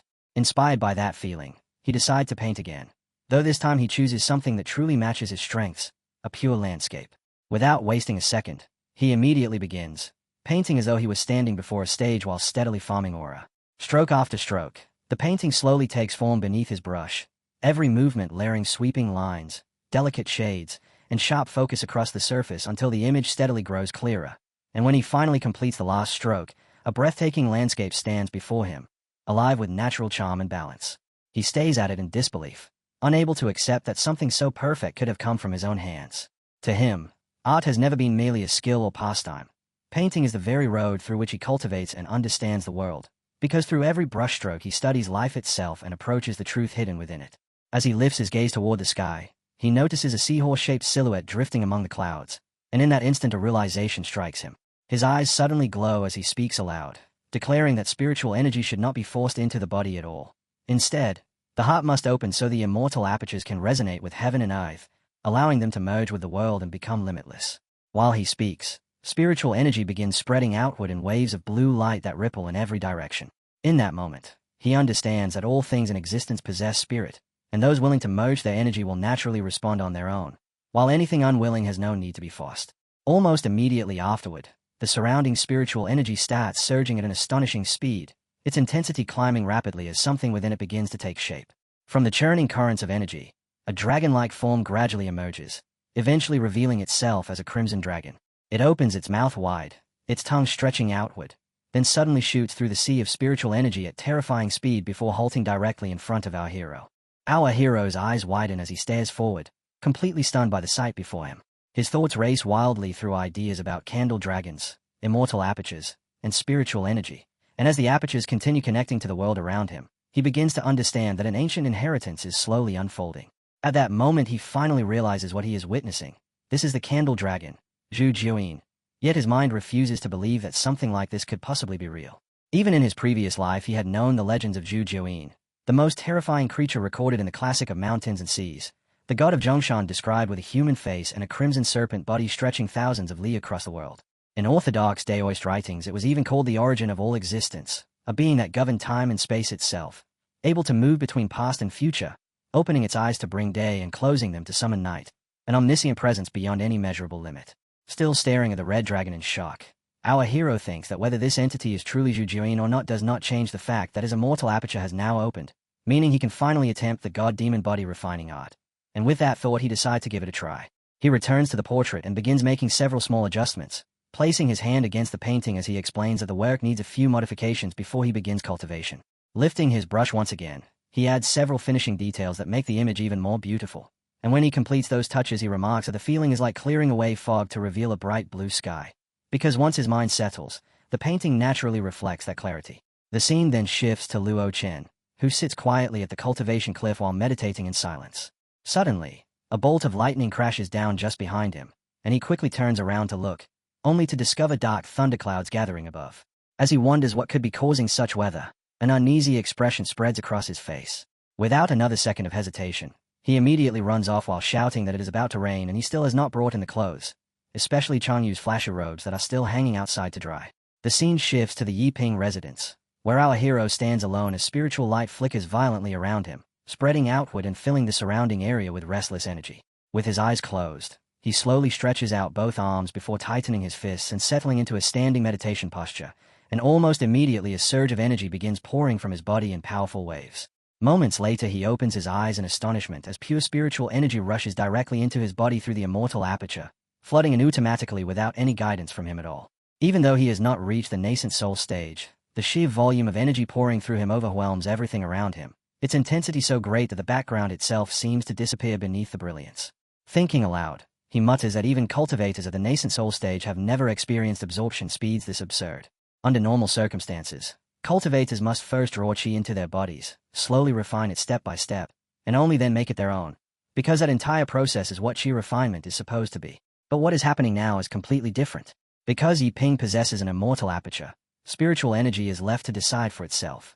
Instead of being forcibly guided, the energy willingly flows into his body on its own, skipping the refinement process entirely and becoming usable instantly without the slightest resistance. As he watches layer after layer of spiritual energy continue pouring into him, it becomes clear that at this very moment Yiping has absolutely no idea that the path he has stepped onto bears no resemblance to traditional cultivation. The road he is walking is one meant only for him, a cultivation path that belongs solely to his existence. Despite the overwhelming storm of energy surrounding him, only one immortal aperture has opened, while the second remains completely inactive. Frustrated, he mutters that the immortal aperture must either be lazy or somehow blocked. Even so, he refuses to give up. Closing his eyes once more, he allows the spiritual energy to surge outward from his body again. And since the second aperture refuses to open, he decides to ignore it for now and begin cultivating the god-demon body refinement art instead. Raising his arm and spreading his hand, he releases a torrent of energy that bursts outward in streams of yellow and black mixed with a strange aura, instantly flooding the surroundings and covering everything in its path. The intensity becomes so overwhelming that nothing else can be seen through it. Calling upon the power of the earth, he suddenly slams his hand downward, sending a massive wave of spiritual energy surging upward as it takes the shape of a red dragon-like aura. With firm conviction he declares the creation of the supreme divine furnace, then bows deeply before placing one hand against the ground as he prepares for the next stage, transforming heavenly might into a divine hammer. He lifts his arm again, releasing several streams of energy that shoot outward before colliding and merging together. Within seconds, a golden hammer forms in mid-air, massive and heavy, radiating an ancient and terrifying power. Seeing it, he freezes where he stands, staring at the weapon in stunned silence. For a moment everything seems to stop. Then he suddenly spreads his arms wide, unable to contain his excitement as he realizes that it worked. The process truly succeeded under the guidance of spiritual energy itself. Almost immediately afterward, a massive circular formation made from countless strands of spiritual energy begins taking shape, and energy from every direction rushes toward it continuously, flowing without pause. As the circle grows brighter and more powerful, our hero's eyes widen. Something about this feels wrong. Deep inside, a sense of unease begins to rise as he realizes that the power gathering here feels far too strong, and he starts wondering whether his body can even withstand it. The instant that thought crosses his mind, a blinding beam of light suddenly moves with terrifying speed, forming into a ring before shooting straight toward him. Another voice suddenly cries out in shock just as our hero realizes that the terrifying surge of energy is actually targeting him. For a moment he freezes where he stands, unable to comprehend why such overwhelming power would be rushing directly toward him. And as the light grows brighter and brighter while closing the distance, he can only stare in disbelief. In the next instant the beam passes straight through his body, and when the energy fully strikes him, the impact leaves him severely injured. He lets out a scream of pain, his entire body trembling violently as agony floods through him, barely able to remain standing under the unbearable force. One entire side of his body is completely ruined by that intense blast of light and energy. Clenching his teeth, he screams and cries as the pain tears through him again and again, while a horrifying thought echoes inside his mind. Am I going to die? A mask of black energy spreads across his eyes, blood smears across his face, and his jaw grinds tightly together. Then his eyes suddenly snap open, glowing with an eerie blue light that holds a small black dot at the center. Before he can even understand what is happening, a strange and unfamiliar energy surges through his body, and thick tentacle-like strands of muscle burst out from the injured parts of him. In a single instant his arm and the portions of his body that had been destroyed regenerate completely, restoring themselves as though nothing had been lost. Sweat pours down his face as he struggles to process it all. Around him, golden energy spreads across everything in sight, while the ground beneath his feet burns fiercely, wrapped entirely in flames. A moment later a circle of fire forms around him, creating a protective barrier that surrounds his position. The flames begin spinning rapidly along that barrier, growing wilder and more violent with each passing second before suddenly rushing inward toward the exact spot where he stands. Then the barrier breaks, and the raging fire engulfs our hero completely. He screams in agony as the unbearable heat overwhelms him, a temperature far beyond what even a powerful cultivator could endure. The flames roar higher and higher until his body disappears from sight within the inferno. Yet his cries of pain continue echoing through the air. Without warning, his form suddenly changes. He transforms into a massive, monstrous figure, and the flames that once attacked him now swirl around his body as though feeding him instead. Standing firm with glowing white eyes, he becomes a gigantic red and black figure made of blazing fire, a presence both terrifying and immensely powerful. He slowly raises one hand, still covered by the black mask of energy, but now that darkness begins peeling away piece by piece. The black and red aura surrounding his eyes gradually fades, revealing them beneath as the energy continues bursting outward from his body. Suddenly he collapses backward while roaring in pain, his face enormous, his teeth sharp and massive, and his entire body towering in size. Bending forward slightly, he struggles as the energy continues pouring out of him, and one of his arms begins regaining normal flesh, slowly shifting back toward its true human form. Then the change spreads further. On one side of his face, his original skin color starts returning, and little by little the transformation reverses itself. The monstrous red and black fiery body vanishes completely, leaving him once again in human form, though still unusually large. At last the energy withdraws from his legs and lower body as well, finally settling down into silence. He lifts his gaze toward the sky, his muscles looking torn and shredded from the ordeal. Suddenly his strength gives out and he collapses to the ground. Grabbing handfuls of mud and stones, he crushes them in his fists as another wave of pain rips through him, and overwhelmed by the agony he slams his head violently into the earth. When he lifts his head again, his forehead is badly injured, blood streaming down across his face. The pain refuses to fade. It clings to him, relentless and impossible to ignore, as his entire body lies drenched in blood. His chest tightens and he begins coughing violently, each breath ragged and heavy. Yet despite the torment tearing through him, a strange expression slowly spreads across his face. He smiles, and through the blood and pain he quietly says that he actually likes it. The scene then opens within the Jinglin mountain range, where one of the female disciples finally breaks the silence and asks their master whether the senior they had encountered earlier was truly the commander of the Jin Nation's imperial inspectors.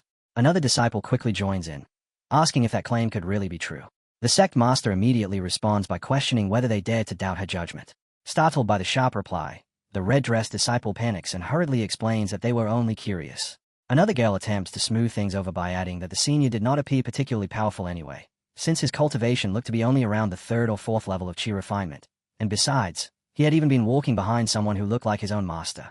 Hearing that, the sect master scolds them for being brainless and demands to know whether they truly believe that man was actually the senior's master. The disciples freeze in place, stunned by the rebuke, until the red-dressed girl hesitantly asks if everything they witnessed had simply been an act. The sect master replies at once that the answer should have been obvious. Still confused, the girl presses further and wonders why anyone would bother disguising themselves like that in the first place. The sect master answers immediately that such deception is, of course, necessary. She goes on to explain that the man they met was a special envoy, which means his mission must remain secret at all costs, because if the king of Jin were to discover it, the consequences would be extremely serious. She continues by saying that true power is always accompanied by wisdom, and someone like Senior Su would never pretend to be weak without a reason. In fact, she even suspects that he may have secretly established and funded a small sect of his own somewhere in secret. The moment they hear this, all the disciples stare at her in shock and ask if she truly means that he has been secretly funding a sect. The sect master calmly replies that anyone capable of speaking about serving the sun, moon, and stars with nothing more than a blade of grass cannot possibly be an ordinary cultivator at the chi refinement stage. Everything about his behavior had clearly been an act. She explains that while many things in this world can be faked, a person's aura cannot, because true presence only comes from years of genuine experience. According to her, the pressure and calm confidence that man displayed were things no one could possibly imitate. She then tells them to look carefully at the so-called master's sly and sneaky expression, insisting that there is absolutely no way such a person could truly be the master of someone like Senior Su. At that very moment, the scene suddenly shifts elsewhere, where an old man abruptly sneezes loudly before muttering to himself, wondering who in the world could be spreading nonsense about him behind his back. He grumbles that people these days think far too shallowly, then scolds the unseen offenders while asking how they expect to deal with cunning demonic cultivators like those who appear at the Qingju Sword Dao tournament in the future, adding that the thought alone leaves him genuinely worried. Back in the mountains, the disciples quickly voice their agreement with their master's reasoning. She then warns them that none of what they discuss should be mentioned to anyone except the sect master himself, since there is a strong chance they will meet those same people again during the upcoming Qingju Sword Dao tournament. Do not behave foolishly, she tells them firmly, and all the disciples respond in unison, yes, master. She glances at her group of clueless disciples and silently thinks that without someone as intelligent as herself guiding them, they would never survive for long in this world. Rubbing her temple in frustration, she mutters under her breath that dealing with them truly gives her a headache. Far away at the edge of the jingling mountains, 2 members of the Jian group and their master finally manage to escape the dangerous region. One of them immediately swears that he will never return to that cursed place again. Ever since they parted ways with the 4 disciples of the Thunder Sovereign sect, they had encountered one deadly situation after another, surviving each time only by the narrowest margin. If not for the supreme grade pill given to them by the 4th Thunder Elder, Doi's Tour, their master might already have died along the way, which is why the old man now urgently urges him to take the pill at once. Still breathing heavily, he complains that this tiny jingling mountain range nearly took half his life. Chang Yu tries to lighten the mood by joking that at least his master managed to obtain some beast materials during the trip, unlike him who gained nothing at all. The old man can only sigh. There was no breakthrough, no new enlightenment, and certainly no great opportunity gained from surviving the ordeal. He had thought escaping such danger might bring good fortune. Yet now he wonders where that supposed fortune could possibly be. He grumbles that the materials he gathered are barely worth anything, and not even enough to purchase proper cultivation techniques for his juniors. After going through this chaotic journey, he has finally realized that reputation and moral principles mean very little in the end. The true reality is painfully simple. Money is extremely difficult to earn. If it really comes down to it, he declares that he would not hesitate to shamelessly beg Yiping for another painting. Hearing that, Chang Yu suddenly asks whether Luo Chen has already requested a portrait from our hero, since he had always wanted one. The old man freezes for a moment before snapping in frustration that he completely forgot about that. Both of them immediately jump to their feet. Let's hurry back and ask, the old man says at once. If he actually received a painting, I'll personally escort that kid straight to the little god of wealth.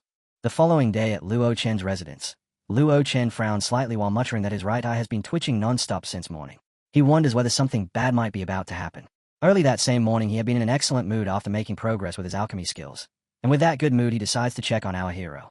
As he walks over, he cannot help thinking how embarrassing it is that the first senior brother has been sulking alone on the back cliff simply because his natural talent is lacking. When he arrives at Yi Ping's place, he finds our hero sitting cross-legged in quiet meditation, calmly cultivating. Luo Chen asks him how his progress has been lately. Turning toward him, our guy answers that he has made only a little improvement. In reality, he had already broken through the day before, but he reminds himself internally to remain humble and keep that fact to himself. Luo Chen immediately frowns. A little improvement. That response does not sound quite right. When he presses further, our guy calmly explains that he was referring to the non-toxic alchemy technique he had been taught earlier. Luo Chen studies his expression and feels that his attitude appears quite ordinary, although both the sect master and the first senior brother are always praising his temperament. Even if he still cannot refine Pill successfully, Luo Chen thinks he could at least pretend a little. Our guy insists again that he is not lying, which makes Luo Chen inwardly admire his boldness. Even the first senior brother would not dare boast so casually. Then our guy hands him a pill and explains that this is the result he achieved. Luo Chen takes it and examines it carefully before realizing that it is actually a gathering spirit pill. His thoughts begin racing at once. The kid had not been exaggerating at all. He really refined it himself. Now Luo Chen suddenly understands why Changyu has been so depressed lately. Even so, he decides he cannot simply let this slide. The boy clearly needs a small lesson about what it means to be honest. Keeping his expression steady, Luo Chen says that the result is not bad and asks our hero to demonstrate the process one more time so he can provide proper guidance.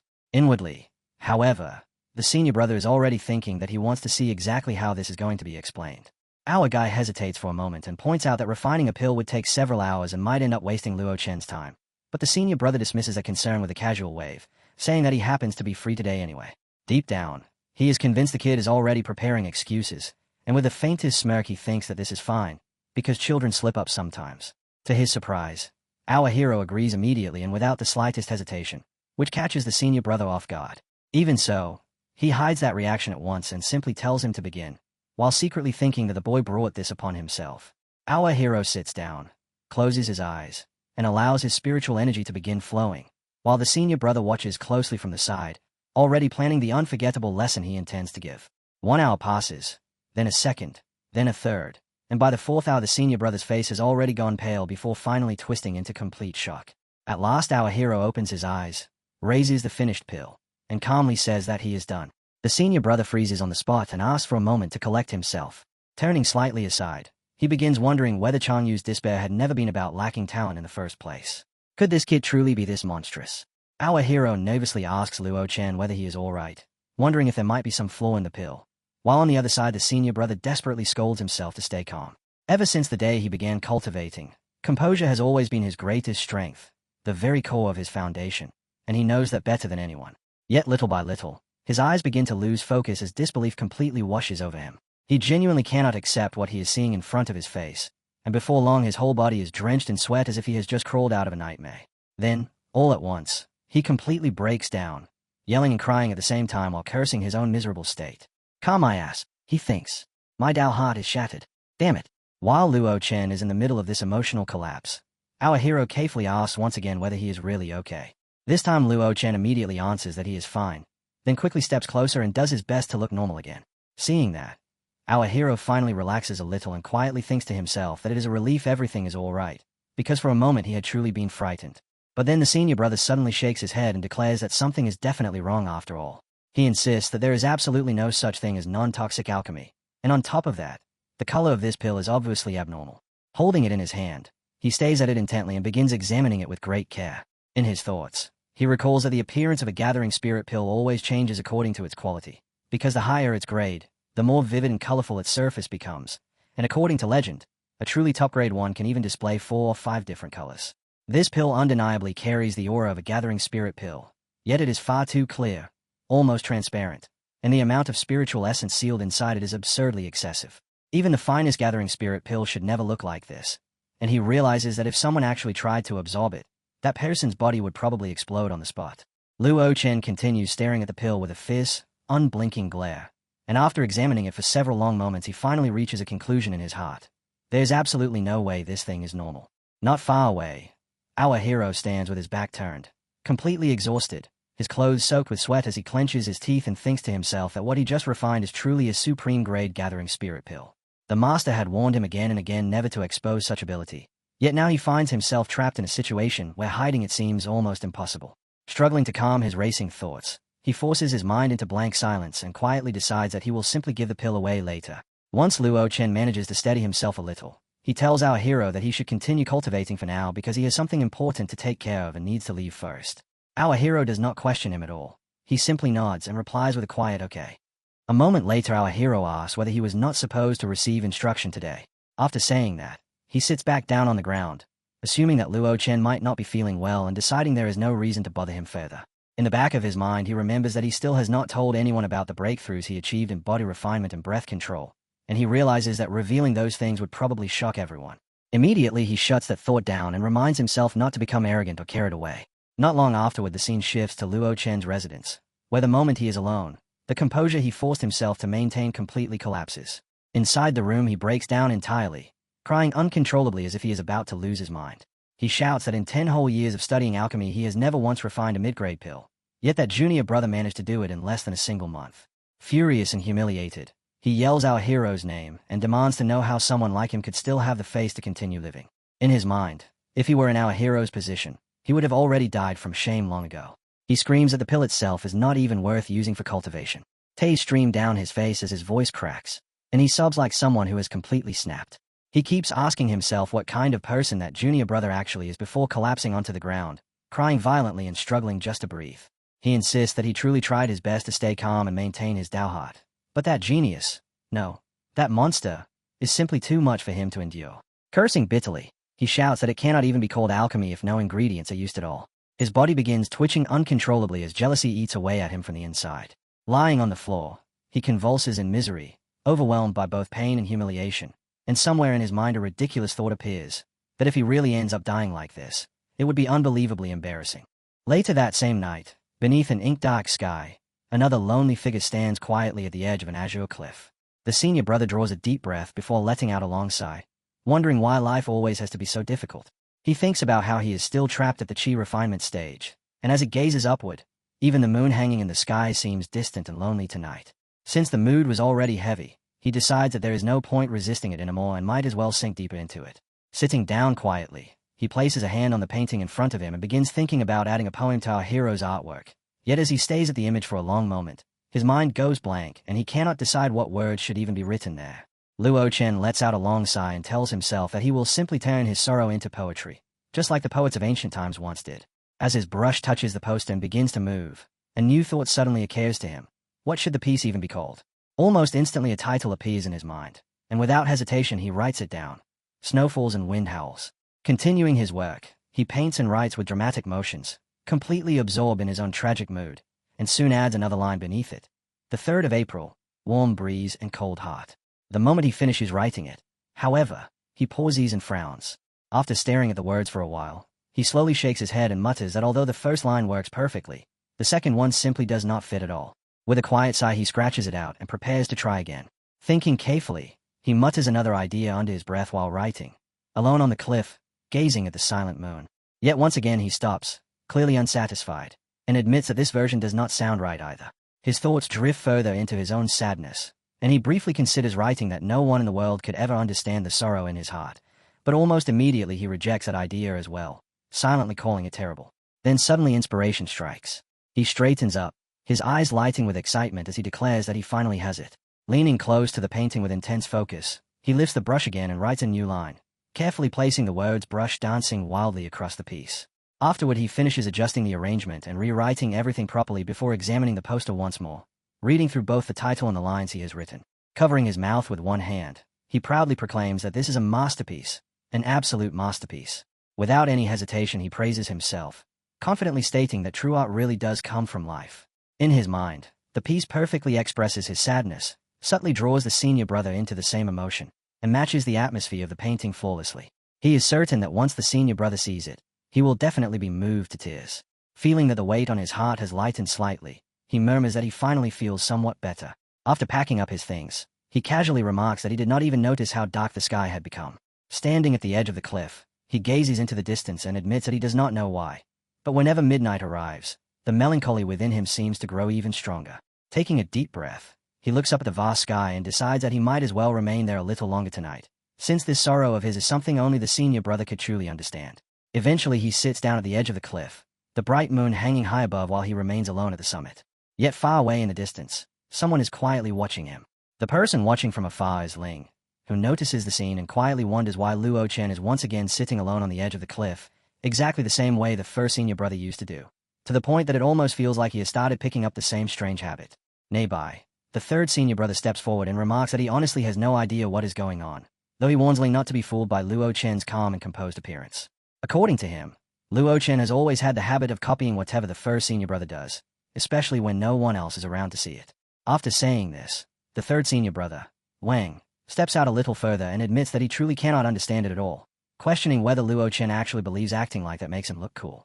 Ling responds that she doubts it. She explains that earlier, when she saw senior brother Luo Chen, he looked as though he had been crying, and she suspects the reason might have something to do with a little junior brother. Hearing that, the third senior brother immediately looks shocked and asks if she really means he was crying because of the little junior brother. After pausing for a moment, he wonders if that could actually be the case. Ling simply shrugs and says that maybe the little junior brother's talent is just far too hopeless. Perhaps both the first and second senior brothers have already reached their limits and can no longer deal with it. With that thought, she suggests that the third senior brother should try teaching the little junior brother some formations later on. He refuses instantly. There's absolutely no way he is doing that, he says, especially since the formation examination is approaching very soon. Instead, he tells her to go ask the fourth or fifth senior brothers. Ling reminds him that both the fourth and fifth senior brothers have already been away from the mountain for a long time and will not be returning anytime soon, before adding that maybe she will just go ask senior sister for help instead. The moment he hears that, the third senior brother quickly says that might not be such a good idea. Even though his oldest sister is the strongest among all of them, her way of thinking is, to put it politely, extremely unique. Because of that, he suggests it would probably be better to let Luo Chen keep holding the situation together for now. Ling sighs softly and replies that, judging by the way things look at the moment, she doubts Luo Chen will be able to hold on for much longer.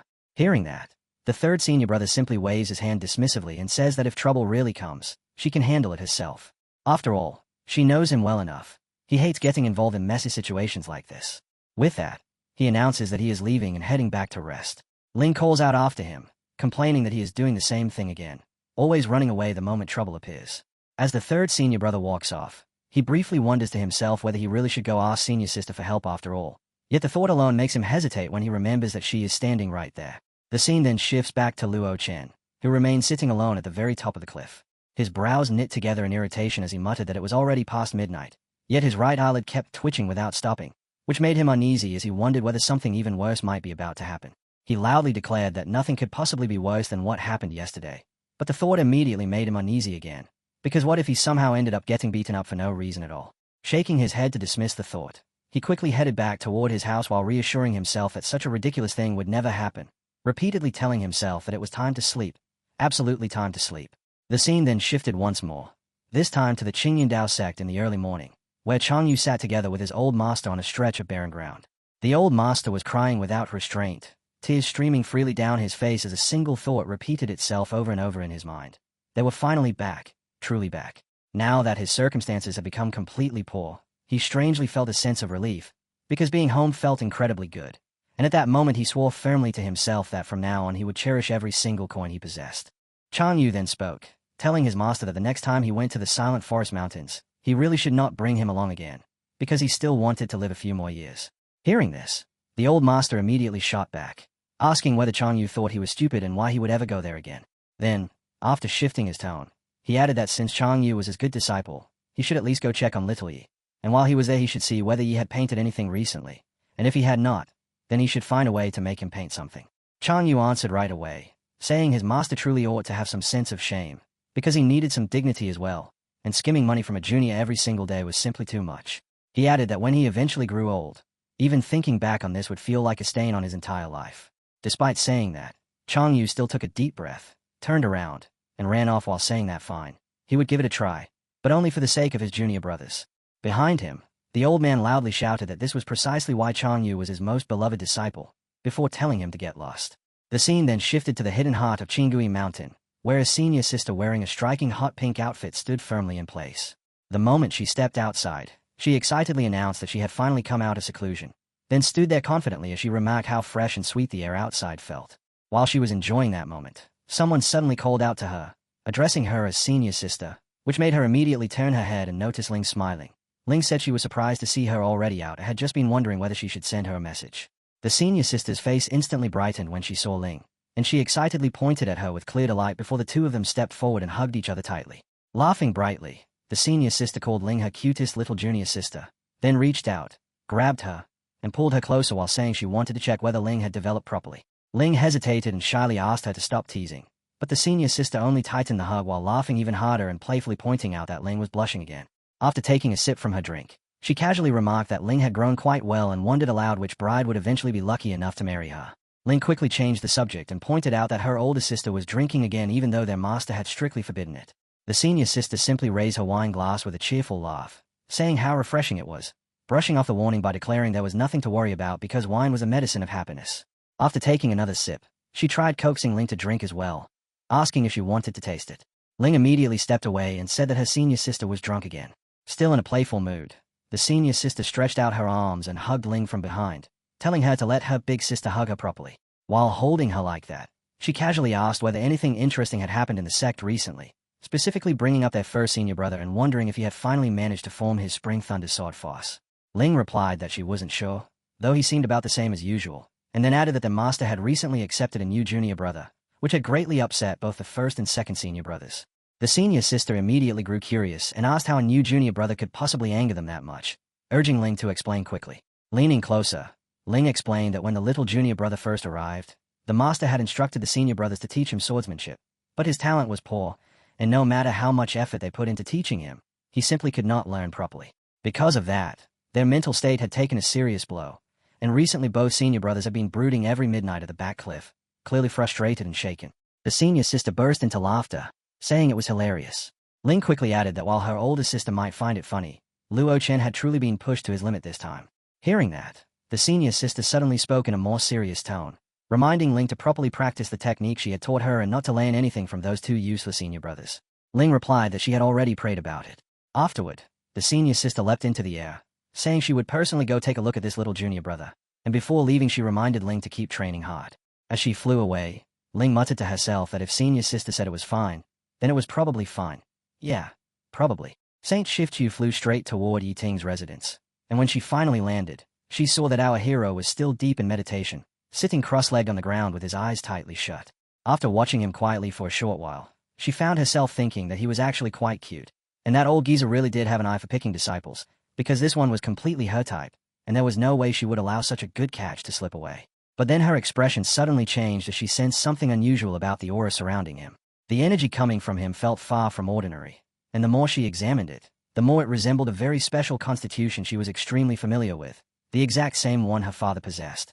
Her eyes widened in disbelief as she stepped forward, convinced that this had to be some kind of mistake, because there was no way a small sect like this could produce two peerless geniuses, which would simply be far too absurd. Leaning in closer, she carefully examined him again, focusing intently as her heart skipped a beat. What the heck? It really was identical. She stood there completely stunned, because that constitution was supposed to have vanished since ancient times. Just as she bent slightly to inspect him more closely, Chang Yu suddenly opened his eyes. In the instant they snapped open, his gaze landed directly in front of her chest due to how closely she had leaned in. His eyes widened in pure shock as his mind went blank for a moment. Then he hurriedly jumped back and shouted in alarm, yelling, Big, wait. Who are you? What do you want? The scene opens with the senior sister lightly scolding our hero as she reaches out, places a hand on his shoulder, and gently tells him to come closer and behave so that his big sister can check his body. He freezes in surprise and blurts out in confusion, check my body. At the same time, she is already thinking to herself that it really is true, because she never expected that such a small Qingyun sect could produce both a junior sister and a junior brother with supreme physiques, which to her feels completely unbelievable. She then continues thinking that even if she cannot personally receive this kind of blessing, she will absolutely find a way to gain some benefit from it.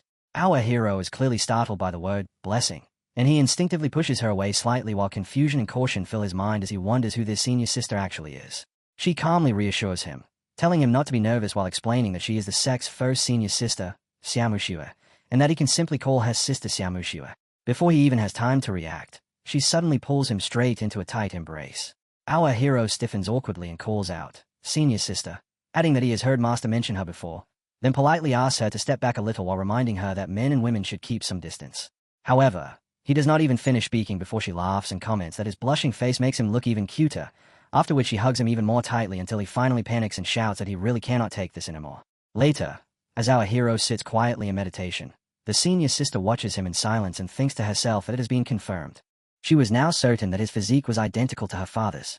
Although she had no idea how such a coincidence could exist, his presence meant their plan to confront her father might finally have a genuine chance of succeeding.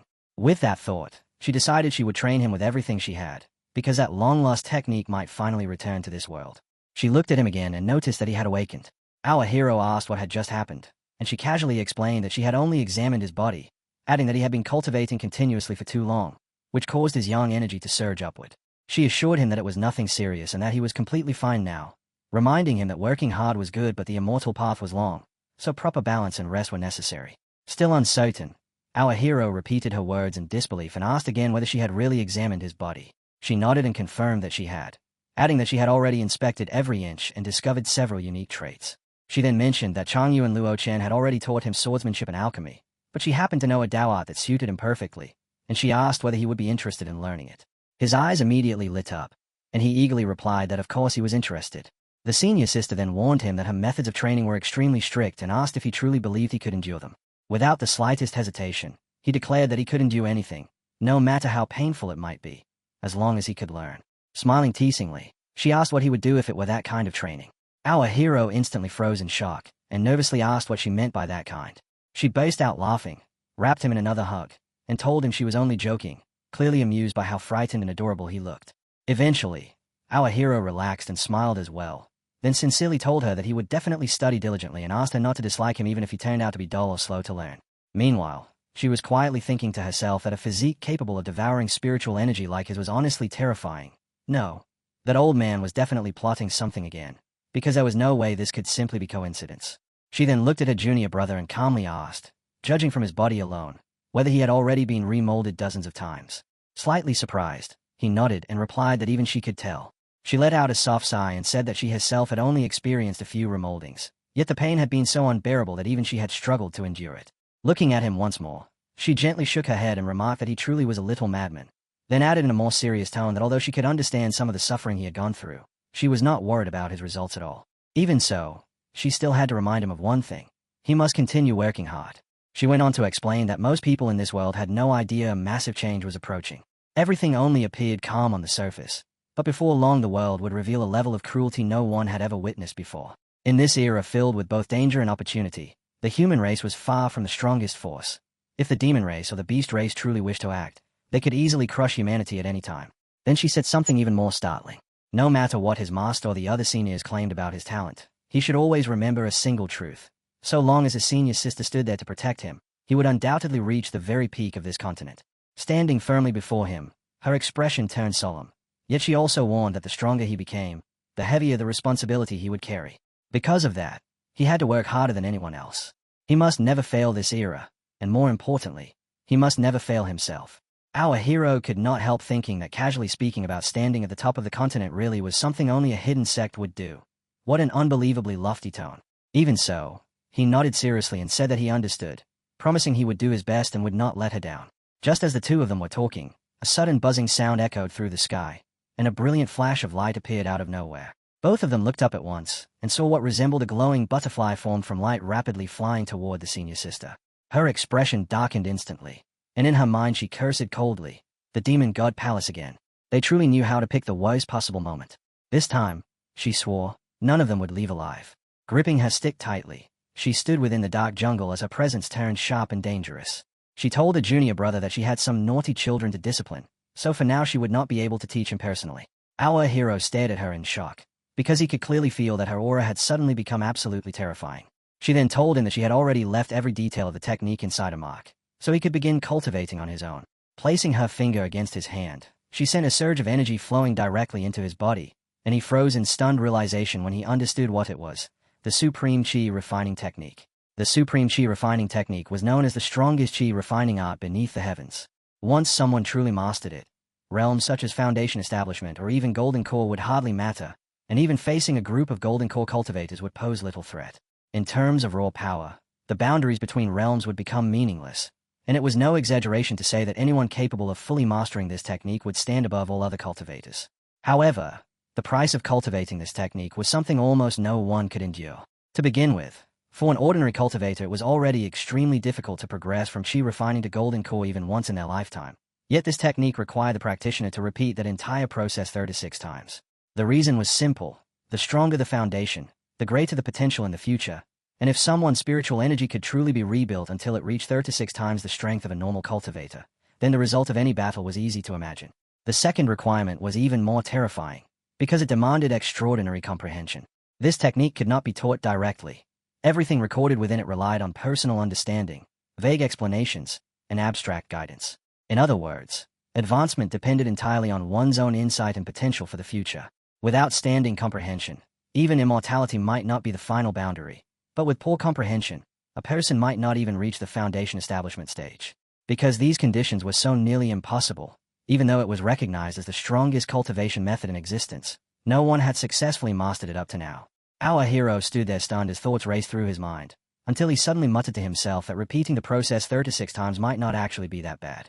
After all, he had just opened a new spiritual aperture capable of automatically absorbing spiritual energy, which meant his efficiency might already be twice that of an ordinary cultivator.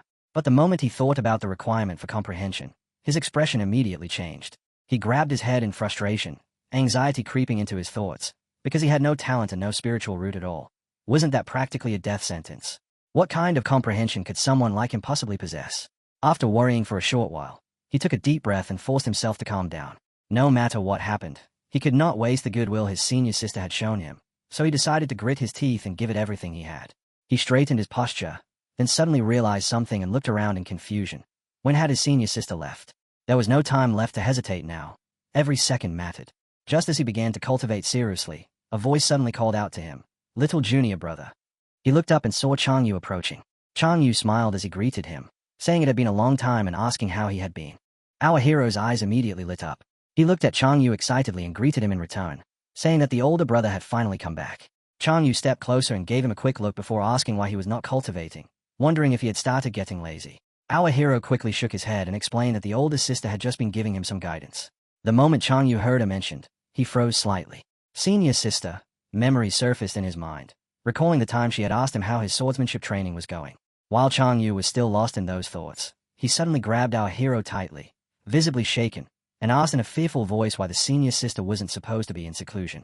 Still half-held by Changyu, our hero quickly replied that she had already left, which made Changyu immediately snap at him, calling him a brat and complaining that he could never finish a sentence properly in one go. Changyu even began lightly hitting him out of frustration, which made our hero quickly apologize. Then our hero asked with innocent curiosity whether Changyu was actually afraid of the senior sister. Changyu immediately burst into loud laughter and waved the idea away, claiming that was nonsense and saying he had only been startled by something like a cockroach. Inside his mind, however, the embarrassment only grew worse, while our hero quietly thought to himself that the senior sister must truly be the strongest disciple in the entire sect. Changyu then spoke more seriously, telling our hero that his senior sister was a genuine article and that he should properly learn from her. After that, Changyu suddenly began commenting on how beautiful the scenery around them was, even though inside he felt extremely nervous. In his thoughts he kept telling himself that he still could not bring himself to say it because it was simply too awkward. Gritting his teeth, he wondered how a senior could possibly ask a junior for something so directly, then reminded himself about everything that had happened in the Silent Forest Mountain and questioned whether his pride was really more important than staying alive. In the end he mentally surrendered, deciding to forget about pride and just go through with it. So, pretending to sound casual, Changyu asked his little junior brother whether, during the time he had been away, he had happened to paint anything, or perhaps even written a poem. Our hero looked slightly surprised and repeated the word paintings before honestly answering that yes, he had painted too. The moment Changyu heard this, excitement instantly flared inside him, and he felt as though success was already within reach. Changyu immediately followed up by asking where the two paintings were. Our hero replied without hesitation that one of them was at home while the other had already been given to Luo Chen, then politely asked whether Changyu wanted one and offered to go retrieve it if necessary. Changyu hurriedly waved his hands and refused, saying no. He had only asked out of curiosity, adding that there was absolutely no way he would shamelessly ask a junior for something like that, and he laughed loudly as he said it. Even though there were still things he wanted to say, he silently thanked the heavens because Xiao Chen had already received one painting, and that alone was enough. Afterward, Changyu casually draped an arm over our hero's shoulder and told him to keep working hard, explaining that he had only come by to check on him and would head back if nothing else was going on. Just before leaving, he looked at our hero again and casually remarked that he seemed sturdier than before. Our hero smiled faintly and said it was all thanks to the top-grade technique Changyu had given him. Changyu froze for a moment and replied with confusion, asking what top-grade technique he meant. Our hero immediately explained that he was talking about the primordial god-demon body refining art Changyu had given him, then asked whether he had already forgotten about it. Inside his mind, Our hero thought that this really was exactly what one would expect from a senior brother like him. After all, even a god tier technique seemed no different from some random roadside manual in his eyes. That thought immediately made him wonder just how terrifyingly powerful that senior sister must actually be. Meanwhile, Chang Yu was going through a complete mental breakdown. He kept telling himself to endure it and not ask anything, because asking would only humiliate him and completely shatter his Dao heart. Over and over in his thoughts he repeated that this was his little junior brother, that the kid was a monster, an absolute freak of nature. At the same time, our hero felt a little puzzled and wondered inwardly why Chang Yu was not asking about his training progress. Meanwhile, Chang Yu was thinking that he truly could not hold it any longer, and he suddenly turned around before asking our hero what he thought about the technique he had given him. Our hero answered honestly, saying that it was powerful, extremely powerful, a body-refining technique capable of shaking the heavens themselves. The moment Chang Yu heard that, he immediately started running while shouting back that it was good. Yes, very good. Then, halfway through running, he suddenly stopped and added that our hero should train diligently and not waste the painstaking efforts his senior brother had put into it. Our hero responded cheerfully, agreeing while saying that his senior brother was really cool. After that, Chang Yu continued running. With jealousy boiling inside him and the paintings he was carrying weighing him down, he soon became exhausted. As he ran, he began shouting and crying at the same time, completely losing control, complaining that some cheap roadside manual had actually been successfully cultivated by someone else, which was simply unbelievable. He ranted that he himself had not even mastered a genuine technique yet, and that the entire situation was far more than he could handle. After venting like that, the scene shifted as Chang Yu finally slowed down near the Chen residence. Taking a deep breath, he forced himself to calm down, and in the end he muttered that the little junior brother was simply not the same as him, so instead of comparing himself he should focus on the future of the sect. Looking toward the house, Chang Yu spoke seriously, telling Luo Chen not to repeat their senior brother's mistake, especially when it came to portraits and that kind of nonsense, warning that otherwise the master would definitely scold him again. Then Chang Yu quickly added that it probably would not happen anyway, since Luo Chen was far more composed than he was and would certainly respect the original artist's intention completely. When Chang Yu finally walked up to the house, he began calling out for Luo Chen to open the door because it was him. While waiting, he frowned in confusion, because it was already nearly afternoon, so why was Luo Chen still sleeping? Chang Yu could clearly sense his presence inside. He was definitely home, which felt strange, since Chen was usually extremely disciplined.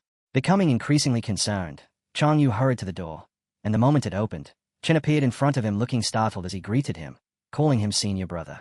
Chang Yu immediately began questioning him, asking what exactly was going on and why Chen was behaving so strangely. Yet before he could even finish speaking, Chen suddenly rushed forward and wrapped him in a tight hug, declaring that there was no need for any explanation because he already understood everything. Chen burst into tears and sobbed uncontrollably while saying that Chang Yu was the only person who truly understood him. Completely caught off guard, Chang Yu shouted in alarm and demanded to know what the hell Chen was doing, insisting that he had always regarded Chen simply as a brother. He then forcefully shoved him away and told him to keep his distance because this behavior was honestly frightening. Chen quickly explained that he finally understood why Chang Yu had been sitting silently by the cliff every night. According to him, the new junior was not some useless fool at all but a terrifyingly gifted genius. Wearing a strange and conflicted expression, Chang Yu took a deep breath and admitted that Chen had noticed it as well, adding that there was simply nothing that could be done about it. Immediately afterward, Chen hugged him again and cried even harder, saying that the junior's talent was so cruel that he could no longer bring himself to cultivate it all, because his Dao heart had already completely shattered, and Chang Yu was the only one capable of understanding his suffering. Chang Yu instantly snapped at him to stop and get a grip on himself. He scolded Chen, asking what kind of disgraceful behavior this was and warning that if their junior sister saw them acting like this, rumors would surely start spreading everywhere. Chen calmly replied that she had already heard them, explaining that he had simply become too emotional after meeting someone who shared the same pain. Then he suddenly changed the subject and asked Chang Yu whether the junior had given him a painting. Startled, Chang Yu asked how Chen could possibly know about that. Looking directly at him, Chen confirmed that the junior had given him one as well. He excitedly invited Chang Yu inside, saying he had been waiting specifically for him to come and see it. When Chen presented the portrait, he eagerly asked what Chang Yu thought and pointed to the inscription, explaining that only his senior brother would understand its meaning. Chang Yu leaned forward to read the inscription, and the moment he finished processing it, his expression changed completely. The shock hit him so hard that he fainted on the spot. As the two of them stood facing each other, Chen suddenly grew extremely excited and, without wasting a moment, lifted the portrait while asking eagerly, "What do you think, senior brother?" Inside his mind he was practically shouting, "Hurry up and praise me already, praise me." Chang Yu took the portrait into his hands and stared at it as his expression froze in astonishment. He said nothing at all and simply continued looking at it again and again. Seeing that reaction only made Chen even more thrilled, and he thought to himself that the response was far more intense than expected. Perhaps the poem had turned out even better than he originally imagined. Chen chuckled softly and told his senior brother not to hold back in the slightest, urging him to judge the piece strictly and apply the harshest standards possible, insisting that he should not go easy on it just because they were close. Chang Yu still said nothing. His eyes remained fixed on the portrait as he examined it carefully, and in his mind he kept questioning whether Luo Chen had truly written that inscription himself. Then he noticed something even worse. The poem was not merely terrible, it had been written sideways across the painting. Chang Yu felt completely stunned. Even in the worst scenario he had imagined, he never thought the artwork could be ruined to such an extent. Meanwhile, Chen completely misunderstood the situation. Laughing again, he assumed his senior brother's reaction was simply exaggerated praise. In his mind he told himself that the piece really was not that impressive and definitely did not deserve such a dramatic response. Out loud, Chen urged Chang Yu once more to hurry up and give his judgment properly. If the work deserved criticism, then he should scold it openly. There was no need to hold anything back, no room for bargaining. And besides, this was not even his peak yet. If necessary, he could take it even more seriously next time. That was the final straw. Chang Yu suddenly gripped his sword tightly as anger erupted inside him, and in the next instant he swung it, sending a burst of fire shooting into the air. Chen was completely shocked and immediately demanded to know what he was doing. Chang Yu snapped back, asking what Chen thought he was doing and saying that Chen should be the one answering questions. Chen scoffed coldly and said he finally understood what was happening. He accused Chang Yu of being jealous, claiming that Chang Yu simply could not accept that his writing talent was superior, and that Chang Yu had clearly been triggered by it. Those words pushed Chang Yu over the edge. Furious, he shouted insults and lashed out with a heavy kick, knocking Chen straight to the ground. Chen shouted back angrily, asking if Chang Yu was being serious and whether he really believed Chen was afraid of him, warning him not to mistake his normally calm temperament for weakness. But Chang Yu had already lost control completely. He began shouting and striking wildly as his emotions spilled out, crying as he yelled apologies, calling for his father and begging forgiveness while saying he knew he was wrong and asking whether that still was not enough. Chen grabbed him and shoved him away, trying to create some distance between them. Even then, Chang Yu kept shouting that he truly knew he was wrong and begged Chen to just let him go. Meanwhile, Chen was screaming for his life, yelling at Chang Yu to stop because if this continued someone was genuinely going to die. Crying and panicking, he ran forward as fast as he could while desperately shouting for help, his voice cracking as he begged anyone nearby to save him. But Chang Yu chased right behind him without slowing down, striking him again and again without mercy. Chen screamed at the top of his lungs for anyone around to come quickly because someone was about to die, shouting that Chang Yu had completely lost his mind. As Chen continued running in desperation, Chang Yu's thoughts spiraled further out of control. In his mind he snapped furiously at Chen, thinking that Chen had already crossed the line. He believed he could tolerate Chen painting a portrait. He could even tolerate Chen writing his own poem on it. He could still endure Chen scribbling things out and erasing parts here and there. Chang Yu could tolerate many things, but the one act he absolutely could not forgive was Chen daring to write his own name on the work, because in Chang Yu's mind that single signature destroyed everything beyond saving. Inside his thoughts he mocked Chen mercilessly, wondering who he thought he was, behaving as if he was some sacred master of painting or a legendary poet whose name deserved to be immortalized. Overcome by anger, Chang Yu suddenly lunged forward, grabbing Chen by the neck and squeezing hard, his grip tightening with pure fury. Inwardly he continued scolding him, condemning Chen's shamelessness while questioning whether someone like him had any right to leave his name on something like that. And under the crushing pressure Chen cried out and screamed uncontrollably, his body trembling violently as the pain surged through him. Chang Yu's thoughts kept boiling over with rage as he declared it nothing but a complete waste of a priceless treasure, convinced that Chen had ruined the disciples' techniques and flushed all of their painstaking effort away with just a few careless strokes. Somehow Chen managed to break free from Chang Yu's hold, and the moment he slipped loose he bolted forward again, shouting that today he would be beaten to death for what he had done.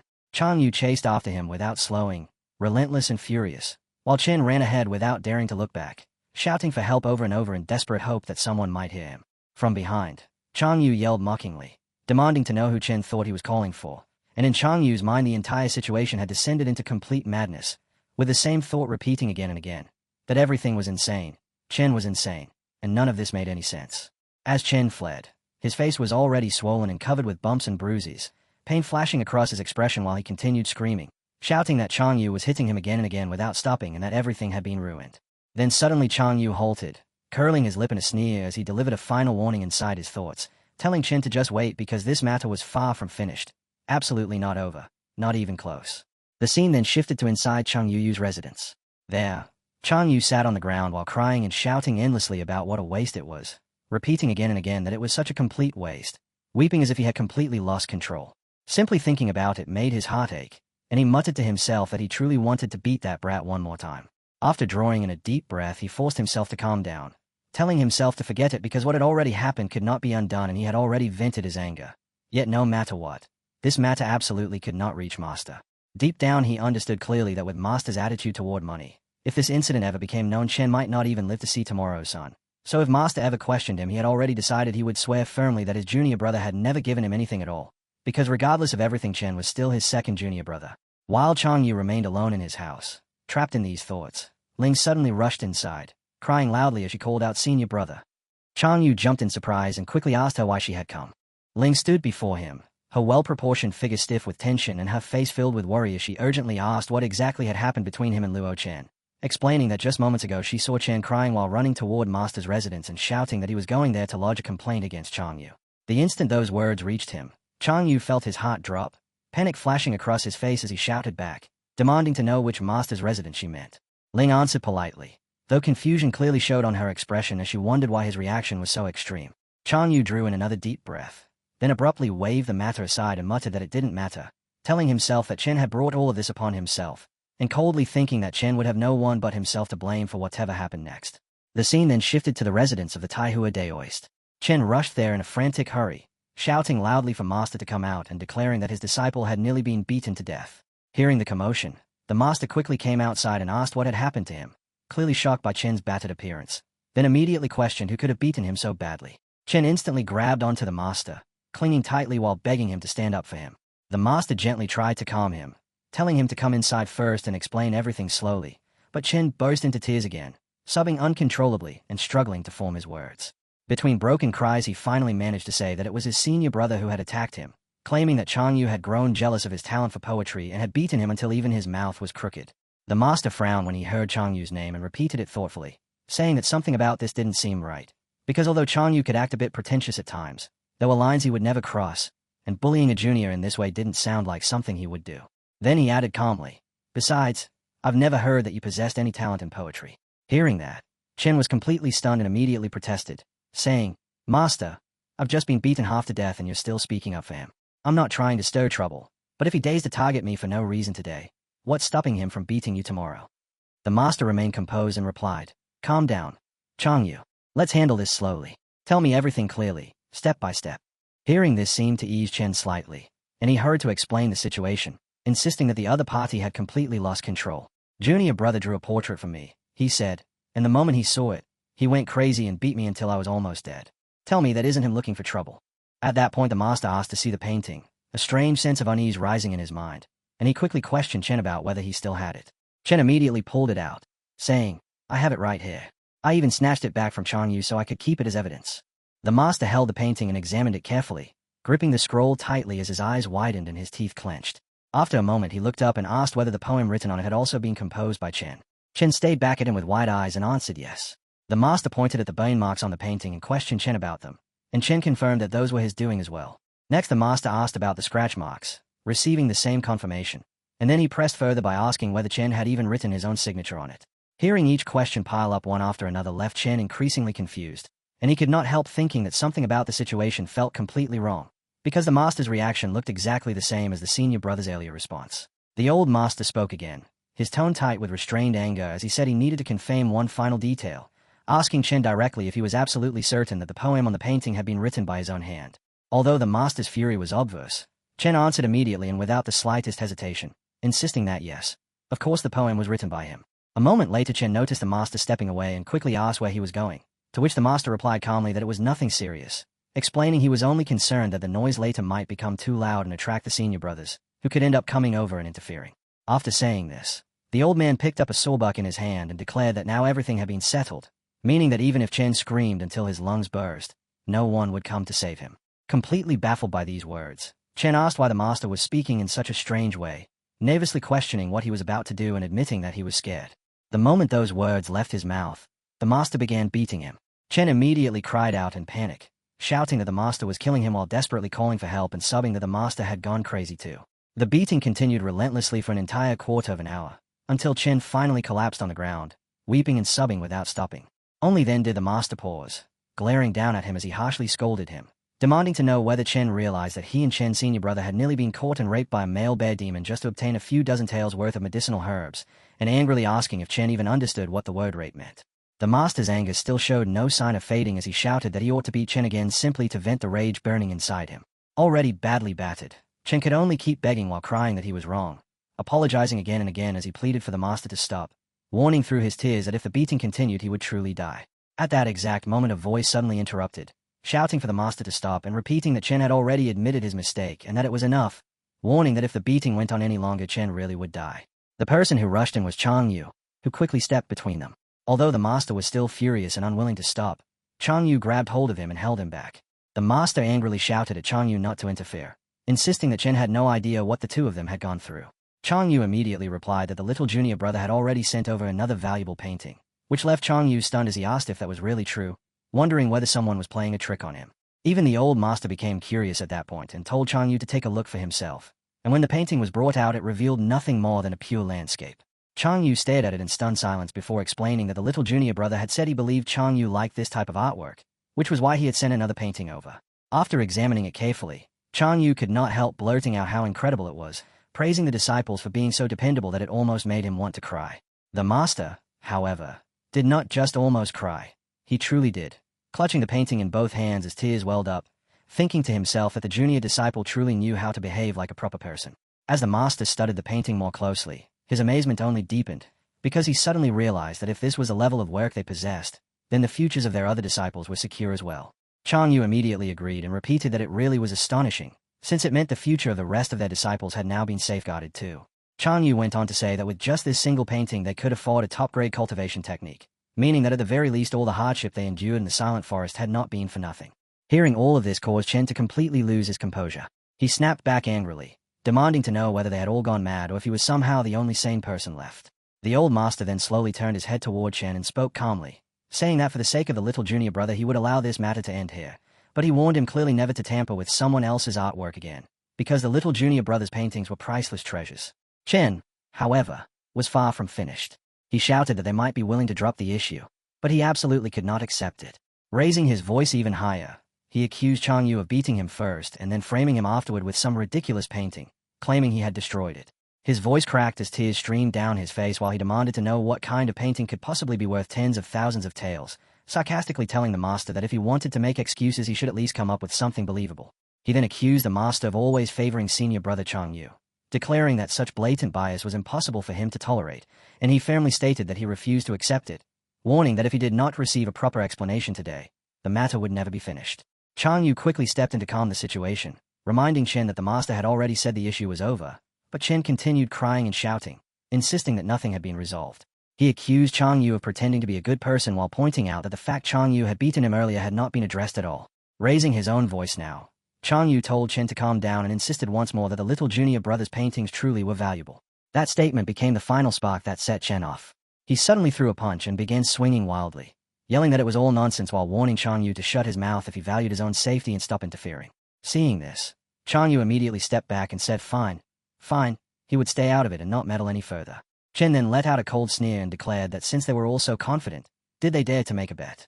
Chen declared that if the painting truly proved to be worth tens of thousands of taels, then he would slap his own face 1,000 times until he became dizzy, and no one else would even need to touch him. But if it turned out to be false, then they would have to allow him to hit them back instead. The old master looked visibly surprised by such a bold proposal, and asked whether Chen was truly certain about making that kind of bet. Chen responded with anger, raising his middle finger as he swore that he was absolutely, completely, and unquestionably sure. The master simply nodded and replied that if that was the case, then they would go down the mountain. Chen immediately scoffed at the idea, accusing them of trying to scare him, and loudly urged them to go ahead if they dared, even rudely telling them to shut up. As the sun slowly sank that evening, Chen's shadow stretched long across the ground. Beneath the fading glow of the sunset, it felt as though a calm and steady face had been left behind in the past, forever sealed within that single moment. 7 days later, deep within the Alao forest, the sun gradually rose above the treetops while the master and Chang Yu walked side by side through the woods. Chang Yu glanced around uneasily before speaking up, admitting that he felt a little afraid and asking whether demon beasts might appear in the forest. The master looked slightly puzzled when he heard this and asked what Chang Yu could possibly be worried about, reminding him that this place was not the silent forest. Chang Yu let out a sigh and explained that once a person has been bitten by a snake, even a rope can frighten them for 10 years. Hearing that, the old master chuckled and advised him to think instead about what they were about to gain this time, adding that once he focused on that, his fear would naturally disappear. Chang Yu relaxed when he heard this and began laughing, saying that their little junior brother was simply too powerful, because a single painting had actually been exchanged for top-grade cultivation techniques for their entire sect, and with techniques like those, the future of their sect looked incredibly promising. As they continued walking forward, a sudden voice called out the master's name, Chen Taihua. Both of them instantly turned around and saw a woman standing there, laughing loudly as she stepped forward. She said she could hardly believe it was really him, addressing him as Taihua Junior Brother, before laughing again and mocking him by saying that after so many years he still looked just as shabby as ever. On the other side, the master felt uneasy and anxious the moment he saw her, unable to stop himself from thinking about why they had to run into such a troublesome woman. The woman then asked what the two of them were doing there and jokingly wondered whether they were also heading to the Sword Dao tournament. Before either of them could answer, she burst out laughing again and sarcastically apologized, claiming she had forgotten that their sect had not even managed to reach 3rd grade yet. She exaggerated her gestures as she spoke and mockingly suggested that instead of worrying about participating in 2 days, their sect might very well be dissolved by then, after which she laughed shamelessly. Without warning, her expression abruptly turned serious as she added that it was fortunate that junior sister had not listened to Master back then and had refused to follow Chen Taihua. She bluntly called him useless trash and went on to boast that her own Dao partner had now become extremely powerful, far beyond anything Chen Taihua could ever hope to achieve. The master's eyes widened in disbelief as he listened, struggling to accept the word coming out of her mouth, but she showed no intention of stopping. Turning her gaze toward Chang Yu, she said he should not blame his martial aunt for speaking honestly, then mocked him by saying that being handsome was meaningless and asking what benefit it could possibly bring. She continued ridiculing them, remarking that although Chen Taihua had once been somewhat respectable, he had now ended up with such a useless disciple like Chang Yu, which he claimed was nothing short of embarrassing. At that point Chang Yu could no longer suppress his anger. He fired back sharply, saying that apparently being ugly really did make someone stronger, since she herself was the perfect example. The insult instantly ignited her fury. She shouted angrily, demanding to know who he was calling ugly, and in the very next moment she struck Chang Yu across the face with a vicious slap, cursing him as an insolent little beast. The force of the blow sent Chang Yu crashing onto the ground with a heavy thud. After delivering the strike, she calmly stepped back and stood upright with complete confidence. Looking down at him with a cold expression, she said that if his master had failed to teach him proper manners, then she would take it upon herself to do it. The moment the master saw this, he immediately rushed forward in fury, shouting that his disciple was not someone she had the right to discipline. As he charged toward her and attempted to attack, she responded instantly, blocking every punch he threw with unbelievable speed so fast it almost seemed unreal. Curling her lips into a mocking grin, she ridiculed him directly to his face. Her expression then darkened further as anger flashed across it. She suddenly lunged straight at the master, unleashing a powerful punch filled with killing intent, and in a single swift motion she seized him and slammed him violently toward the ground. Heavy shockwaves of energy erupted everywhere as they fell, while purple and black energy burst outward and scattered wildly in every direction. When they finally crashed into the ground, she delivered a crushing blow onto the master and looked down at him coldly, remarking that her junior brother had not improved at all, neither in appearance nor in strength. She warned him that if a second punch were to land, he would certainly die. Witnessing this, Chang Yu cried out in alarm, shouting for his master while begging her to stop, but the companions restraining him tightened their grip and warned him not to move. She merely grinned again and said he should not worry, because she was not foolish enough to destroy her own future just to kill a piece of trash, making it clear that she was nothing like them. Afterward, she stood over the wounded master and directly issued him a challenge. She declared that if he truly possessed the courage to seek revenge, then he should bring his disciple to the tournament, promising that her own disciple would openly kill him right there in the arena. After saying this, she continued mocking him, claiming that someone like him probably did not even have the nerve to attempt such a thing, before breaking into loud laughter. With that, she announced that they were leaving and turned away. Meanwhile, the master remained lying on the ground, badly injured, his face covered in wounds as blood slowly trickled out. In a weak and exhausted voice he called out to Chang Yu, saying that by following such a useless master like him, Chang Yu must have suffered greatly. Chang Yu immediately rushed over to him. The old man was clearly in pain, letting out heavy sighs as he spoke, saying that if not for everything that had happened before, Chang Yu's senior brother would never have ended up with his cultivation in such a miserable condition. Hearing this, Chang Yu grabbed onto the master and replied in a tone that was half annoyed and half worried, saying the old man was behaving as if he were already on his deathbed, and complaining that if the master still had the strength to sigh like that, then he should hurry up and heal himself instead. The old man instantly snapped back, calling Chang Yu a little brat and scolding him for daring to speak back to his own master, even threatening that he might simply kick Chang Yu out of the sect altogether. After this round of arguing, the two of them finally sat down on nearby stones, taking deep breaths while resting for a moment in order to calm themselves. After a brief silence, Chang Yu suddenly spoke again and said that he had made a decision. The master immediately turned toward him and asked what exactly he had decided. Chang Yu answered without hesitation that he intended to participate in the Qingju Sword Dao tournament. The master was completely stunned by this declaration, his expression turning frantic as he stared at Chang Yu and demanded to know whether he had lost his mind. He quickly tried to stop him, urging Chang Yu not to act on impulse. The master insisted that the person Chang Yu seemed angry about was nothing more than a pretty face, someone from an old sect who was absolutely not worth risking his life over because of a few careless insults. Chang Yu shook his head and calmly replied that the master had misunderstood him, explaining that he was not making this decision because of her at all. Hearing that, the master raised his voice and demanded to know the real reason. He reminded Chang Yu that in last year's tournament Chang Yu had not even fought a single match and had only advanced due to buys. Yet even then he had personally witnessed how terrifyingly strong the participants were, standing on an entirely different level compared to them. On top of that, the master added that his troublesome former senior sister was now watching them again, which only made the situation even more dangerous. Chang Yu then spoke calmly and said that his reason was a little brother. The master repeated the words in confusion, asking what he meant by a little junior brother. Chang Yu explained that ever since he encountered this junior brother, he finally understood what a true genius actually looked like, and only then did he truly realize how enormous the gap between himself and others really was. He admitted openly that he was indeed injured. Yet when standing before such a monstrous level of talent, it was impossible not to feel the urge to push himself harder. Even if he could only close that distance by the smallest amount, even by a single step, that alone would already be enough for him. Otherwise, living out his entire life without ever trying would feel unbearably pathetic. As he spoke those words, Chang Yu could not help but start laughing. The master, on the other hand, stood there stunned after hearing everything, finding it difficult to believe that such words were actually coming from Chang Yu. Finally, Chang Yu declared that this tournament would serve as his pledge to himself, regardless of what the final result might be. Of course, he added with a faint grin, if I somehow manage to reach the top 500, that would be even better. The scene then shifted to Bai Yiping's residence. Yi was fully immersed in training, concentrating entirely on his cultivation as he steadily chased his goals. Without warning, a fierce barrage of stones suddenly came crashing toward him, yet Yi remained standing firmly in place without retreating even a single step, gripping his sword tightly while blocking every incoming stone. At that moment Chang Yu stood nearby in shock and murmured that after rebuilding his qi refining through 72 cycles, Yi had finally reached the second layer of qi refining. Yet even that second layer alone already displayed such terrifying strength. The path of immortality was truly unbelievable, and only someone like him could possess such absurdly abnormal talent. As he began walking back toward his home, he calmly remarked that today's training was enough, recalling how the older sister had always reminded him that cultivation required balancing effort with proper rest. While he turned toward his house, Chang Yu secretly hid behind the mountain, carefully watching him leave. Covering his entire face, Chang Yu muttered to himself that he absolutely could not be discovered, or else he would lose all his dignity. After letting out a quiet groan, Chang Yu stepped forward and remarked that the little junior brother had actually managed to comprehend sober marks from pure nonsense, which was a true and authentic super genius sober mark that would eventually evolve into the galaxy sober technique. Yet the moment he turned his gaze toward the sober mark, Chang Yu suddenly froze in surprise. Raising his eyes, he asked himself what exactly that thing was. When he looked more closely, he realized it looked exactly like the pirated book he had previously given him. The scene then shifted again to a moonlit night. The birds were silent, the moon hung high in the sky, and the cliff peak behind the mountain was dark as ink. Chen sat alone on the mountain at midnight, sighing as he muttered that midnight was truly difficult to endure, gloomy and suffocating. At that very moment Chang Yu suddenly appeared and greeted him, casually saying that Chen was here as well.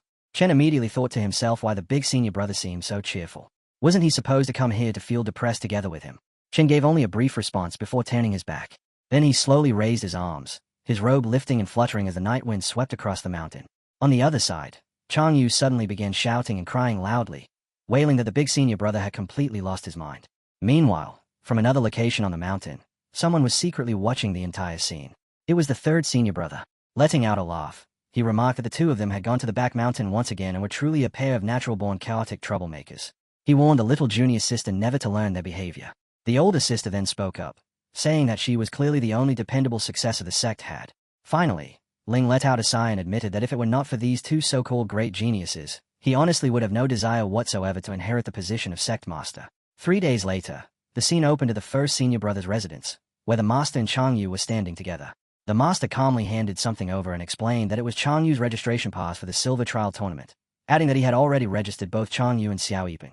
Chang Yu immediately spun around, snatched the pass from his hand, and stared at it with wide, uneasy eyes as he asked if this was really their tournament registration. Then he suddenly blurted out that there was no way this could be real, accusing the old man of actually being serious about it, while lifting the registration pass in disbelief. The old master looked at him calmly and asked whether Chang Yu had not been the very one loudly declaring some kind of pledge of determination earlier. Chang Yu admitted that it was indeed him, but explained that he had only been pretending to act impressive in front of his senior brothers.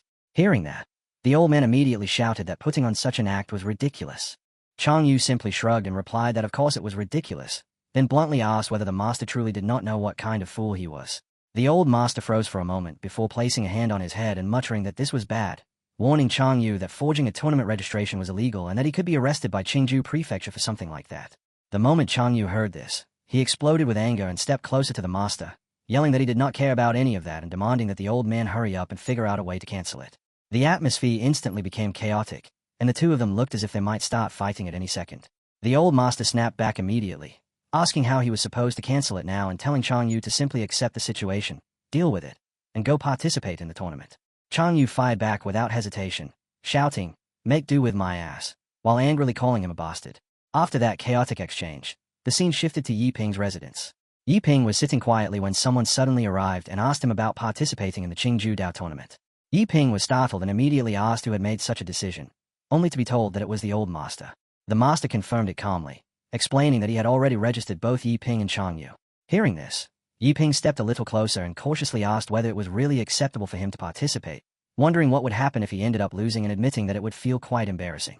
The old master answered in a serious tone, telling him that if a cultivator feared this and feared that, then there was no cultivation path worth speaking of at all. Yi Ping quickly responded that he did not actually mind losing and that defeat itself was not a major issue, explaining that the master had misunderstood what he meant. He then clarified that his real worry was bringing disgrace to their sect. The old man immediately told him not to worry about such a thing, explaining that the sect was not sending him because they expected him to win at all costs. The master continued, saying that the true purpose was to temper Yi Ping's Dao heart. He reminded him that practice and real combat were completely different matters, because in an actual battle demons would not patiently stand still and wait for him to perform his technique step by step. The old man went on to explain that if someone spent every day hiding on a cliff and training alone, they would always remain nothing more than a theorist. When the moment came to face a real enemy, such a person might not even have the courage to draw their sword. After saying this, he asked Yi Ping whether he understood what he meant. Hearing those words, Yi Ping felt somewhat embarrassed inside and thought to himself that he really was someone who was only good at talking big. After a brief pause, Yi Ping spoke seriously and told his master that he understood. He formally promised that Yi Ping would prepare with all his heart and enter the tournament while giving it his absolute best. The old man nodded with satisfaction when he heard that, and said that Yi truly deserved to be called his good disciple. He added that Yi was not nearly as bad as his senior brother made him sound, and that Chang Yu was probably only trying to push him to improve. Yi Ping immediately denied that and insisted there was no way, saying that everything he had achieved was thanks to the gentle breeze opportunity his senior brother had given him. The old man looked puzzled by this statement and quietly wondered what kind of strange nonsense Chang Yu had stirred up this time.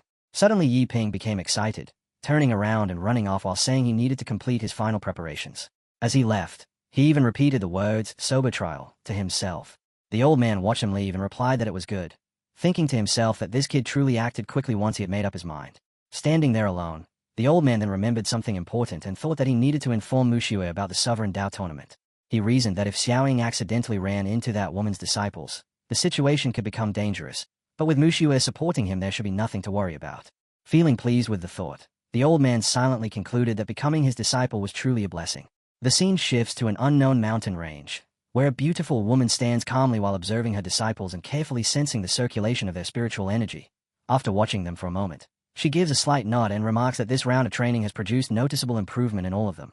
Yet she reminds them that when the Qingju Sovereign Tournament begins, they must secure a strong ranking, because the results of that tournament will directly determine their sect's quota for entering the 10 Nations Academy, meaning the outcome is closely tied to the future development and prospects of their entire sect. At that moment, one disciple steps forward with confidence and declares that Qingju is merely a small place not worth worrying about, insisting that claiming first place there would be effortless for them. However, the moment those words leave his mouth, the master's expression turns cold as anger flashes across her face, and she immediately scolds him harshly, calling him a fool before asking whether he truly believes the forces in Qingju are limited to the shallow powers that appear on the surface. Hearing her sudden rebuke, the disciple grows uneasy and hurriedly asks what exactly she means, prompting the master to explain that Qingju actually hides several secret sects, and among the ones she knows of is a Great Sun Sovereign sect. The moment this name is mentioned, another disciple reacts in confusion and admits that they have never heard of such a sect before, but the master instantly snaps back, calling the disciple an idiot and telling them that if ordinary people had heard of it, it would not be called a hidden sect in the first place, urging them to think more carefully instead of speaking without using their brains. She continues by explaining that in ancient times the Great Sun Sovereign sect possessed strength so overwhelming that even the Void Sovereign Venerable had once sought guidance from them. However, because their power grew far too dominant, the Xia Emperor Guryu eventually took action and forcibly divided the sect into 7 separate branches. She then reveals that according to reliable information, one of those scattered branches is currently lying dormant somewhere within Qingju, silently waiting for the moment when the great Sun's sovereign sect can rise again. After revealing this information, she asks her disciples how they believe they could possibly defeat a hidden lineage with such a background. The moment her words sink in, the disciples' earlier confidence completely collapses as shock spreads across their faces, and the realization leaves them shaken while fear and panic quietly take hold.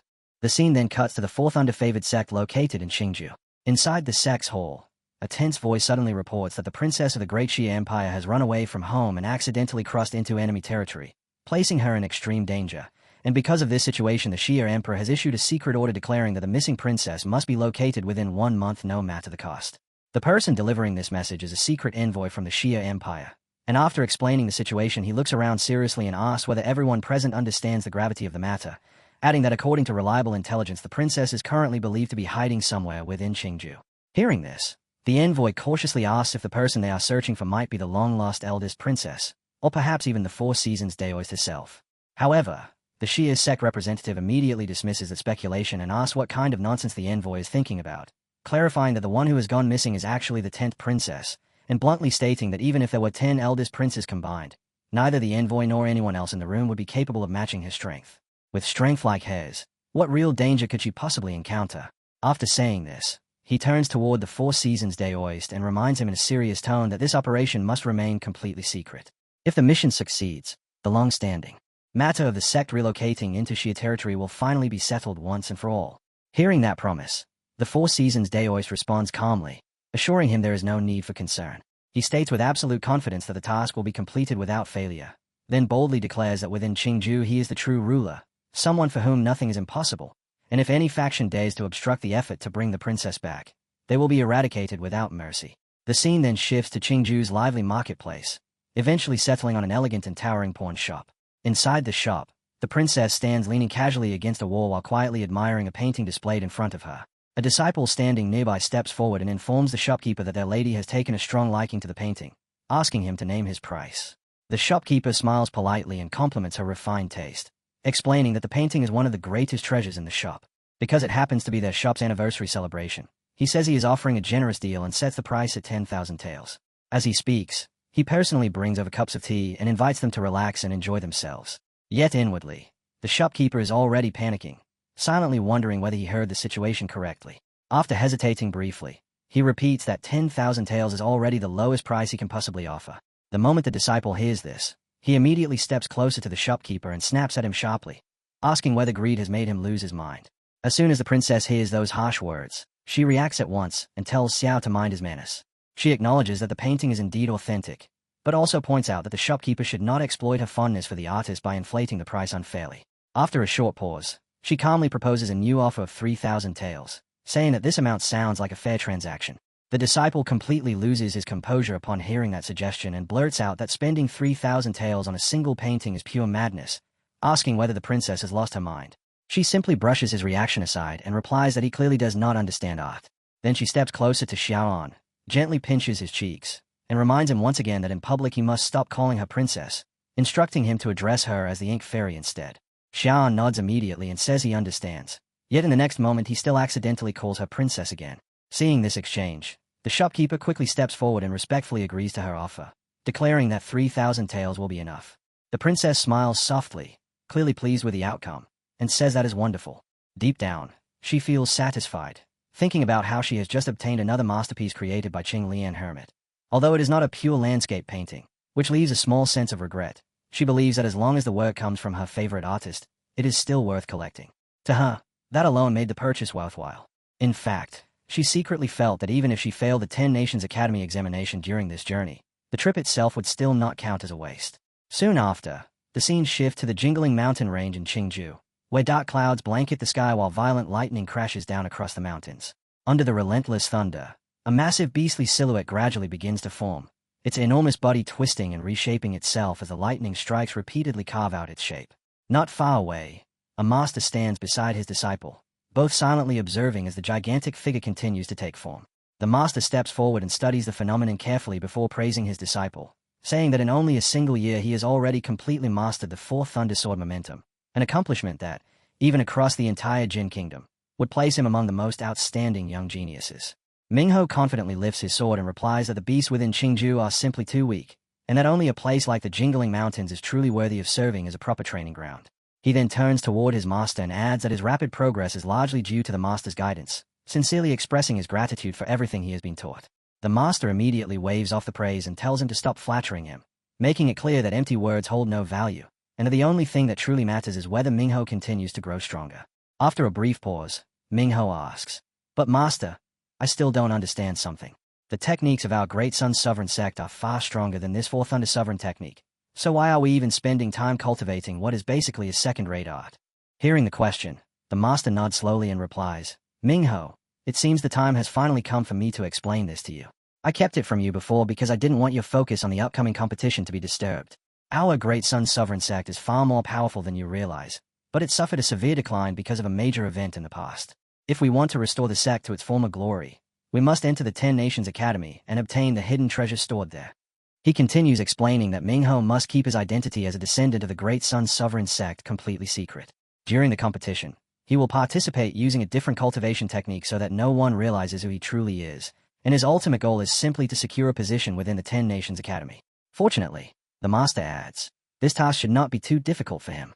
Mingho nods with confidence and says he understands, boldly promising that he will take first place.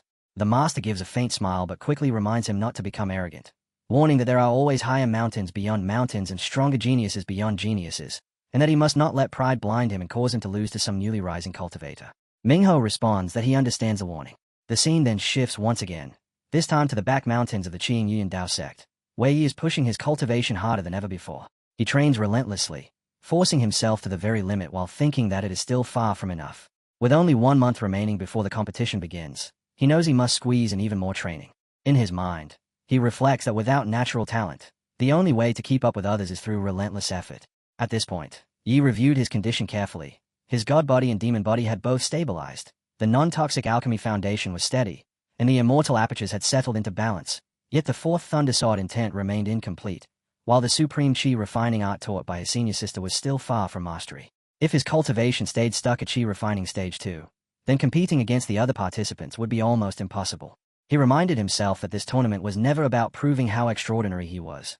What truly mattered was that he could not afford to disappoint his master and senior brother after all the expectations they had placed on him and the sacrifices they had made along the way. Encouraging himself internally, he repeated that he could do it, convincing himself that a single month was enough time to achieve many things as long as he pushed harder than ever before. Just then, the master suddenly appeared and called out that terrible news had arrived. He immediately turned around in surprise and asked what had happened. The master explained that the competition organizers had just delivered a message stating that the tournament schedule had been moved forward, and that it would now begin the day after tomorrow, which meant they had to leave immediately. He instantly panicked, blurting out that this had to be some kind of joke because he had not even started preparing yet. The master simply replied that there was no time left for preparation and that they had to set out on the road right away. He was completely stunned and quickly asked whether it wasn't only yesterday that they had said the competition was still a month away, wondering how it could suddenly be advanced like this. The master placed a hand on his forehead with a somewhat helpless expression and admitted that he did not know the reason either, explaining that he had only received the notice that very morning. Then, wearing a dramatic expression that almost looked as if he were about to cry, the old man stared at you while he awkwardly tried to back out, saying that he did not want to go at all. However, the master grabbed him firmly and insisted that skipping the event was not an option, because once he had been registered as a participant, failing to appear would result in punishment for the entire sect. Yi protested anxiously, asking why he had to attend such a massive competition when he was nowhere near ready, feeling as though he might end up dragging both himself and the sect into disaster. The master, remaining calm yet encouraging, told him that he had to believe in himself. At worst, he would simply be eliminated in the first round, which would hardly be a catastrophe. Then the old man softened his tone slightly and nudged Yi forward, telling him, "Come on, my good disciple, just treat it as a warm-up exercise. We really have to go." Reluctantly, Yi finally gave in and said fine, but at the very least he needed to pack his belongings first. The old man immediately replied, "Pack? What luggage are you talking about? There's no time for that. Just take the silver and buy whatever you need along the way." The scene then shifts outside the sect. As the two of them travel through the jungle, Yi turns to the master and asks where his senior brother is, wondering whether he is not supposed to participate in the competition as well.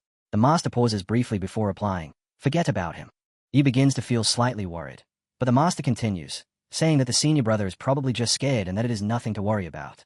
He reminds Yi that among the registered sects, only one participant actually needs to show up, and then adds with a casual tone that between the two of them, as Yi's master, I honestly believe none of your senior brothers could even come close to you, the master said casually, then added with a small warning, but don't tell them that. He glanced at him, quietly considering those words, when the master suddenly began grumbling again, complaining that first the organizers said the competition would last an entire month, and then they suddenly changed it, wondering aloud whether they were acting like children threatening each other as if everything was some ridiculous game of pretend. He urged Yi to hurry, warning that if they arrived late and missed the event, they would be in serious trouble. Yi nodded in understanding as the two of them continued forward, eventually reaching the midpoint of a quiet forest mountain range, where Yi scanned the outer surroundings cautiously. The old man then reminded him that they had already entered the mountain range, which meant they needed to be extremely careful because the beast kings living in this area were not creatures to be taken lightly. Even golden core cultivators could end up falling victim to them. However, he quickly reassured Yi not to worry, explaining that he knew a secret path through the mountains that was completely safe, and that as long as he simply followed him, nothing bad would happen. While walking, the master suddenly burst into laughter and added that if he somehow got lost along the way, he might end up becoming Demon Beast Chow before the competition even had a chance to begin. At first, Yi did not understand what he meant and merely shot the master an annoyed look, but after a brief moment he suddenly spoke up and said, "Senior, you're not really my master, are you?" The man froze instantly, his eyes widening as his steps came to a halt. Yi met his gaze without hesitation and calmly asked, "Who exactly are you?" Then stood there firmly, waiting for an answer without the slightest sign of wavering. After a moment of silence, the man finally spoke, admitting that he had originally believed Yi to be the most foolish among that old fellow's disciples, but now it seemed he had seriously misjudged him, because the kid was actually far sharper than he had expected. He immediately turned back toward Yi and asked how he had figured it out. Yi remained steady, staring directly at him as he explained that although he had not known his master for very long, he had never once heard the old man speak badly about his senior brothers behind their backs. He added that his master had even told him not to spread such talk, saying that doing so simply was not his way. On top of that, during their journey here Yi had gradually noticed several small inconsistencies piling up, which eventually made him suspicious, so he decided to test him, although he had not expected his guess to actually turn out correct. The moment he finished speaking, the old man's appearance suddenly shifted, transforming into a stunning woman, the same person who was essentially the ink fairy. She laughed lightly and remarked that she never expected a little brat like Yi to actually trick her. "Fine," she said. She would stop pretending. Standing there confidently, she joked that his master never spoke ill of his disciples, calling the old man an ancient fossil who still treated his seemingly useless students surprisingly well. She admitted that this situation had suited her plans perfectly, but then added that even so, Yi had still managed to figure it out. He kept his expression serious and asked directly whether she was an enemy of his master and if she had come here to kill him. She immediately scoffed at the suggestion, replying that his master was not even worthy of being called her enemy right now, describing him instead as nothing more than an empty shell pretending to be the sect master of a fake sect. She sat down cross-legged and calmly continued, saying that Yi's master was no longer even close to the man he once used to be. In fact, she remarked mockingly that female cultivators once lined up behind him, eager for the chance to dual cultivate with him, which only made it clearer how far he had fallen from his former glory. After that, she began talking about herself, mentioning how people like to call Yi a peerless genius and the future of the Jin Kingdom, yet she dismissed those titles as meaningless nonsense. She admitted that she had once abandoned all of her pride for the sake of his master and had always treated Yi as a friend, but in the end that was all she had received in return. Yi, slightly taken aback by the sudden confession, replied that he really did not need to hear this part of some elder's personal history. She casually waved her hand in the direction of Yi's master, and said that the man now could not even compete with some random cultivator wandering the world. Meanwhile, she herself had risen to become an elder of the strongest sect in Qingju, the Fourth Thundersword sect.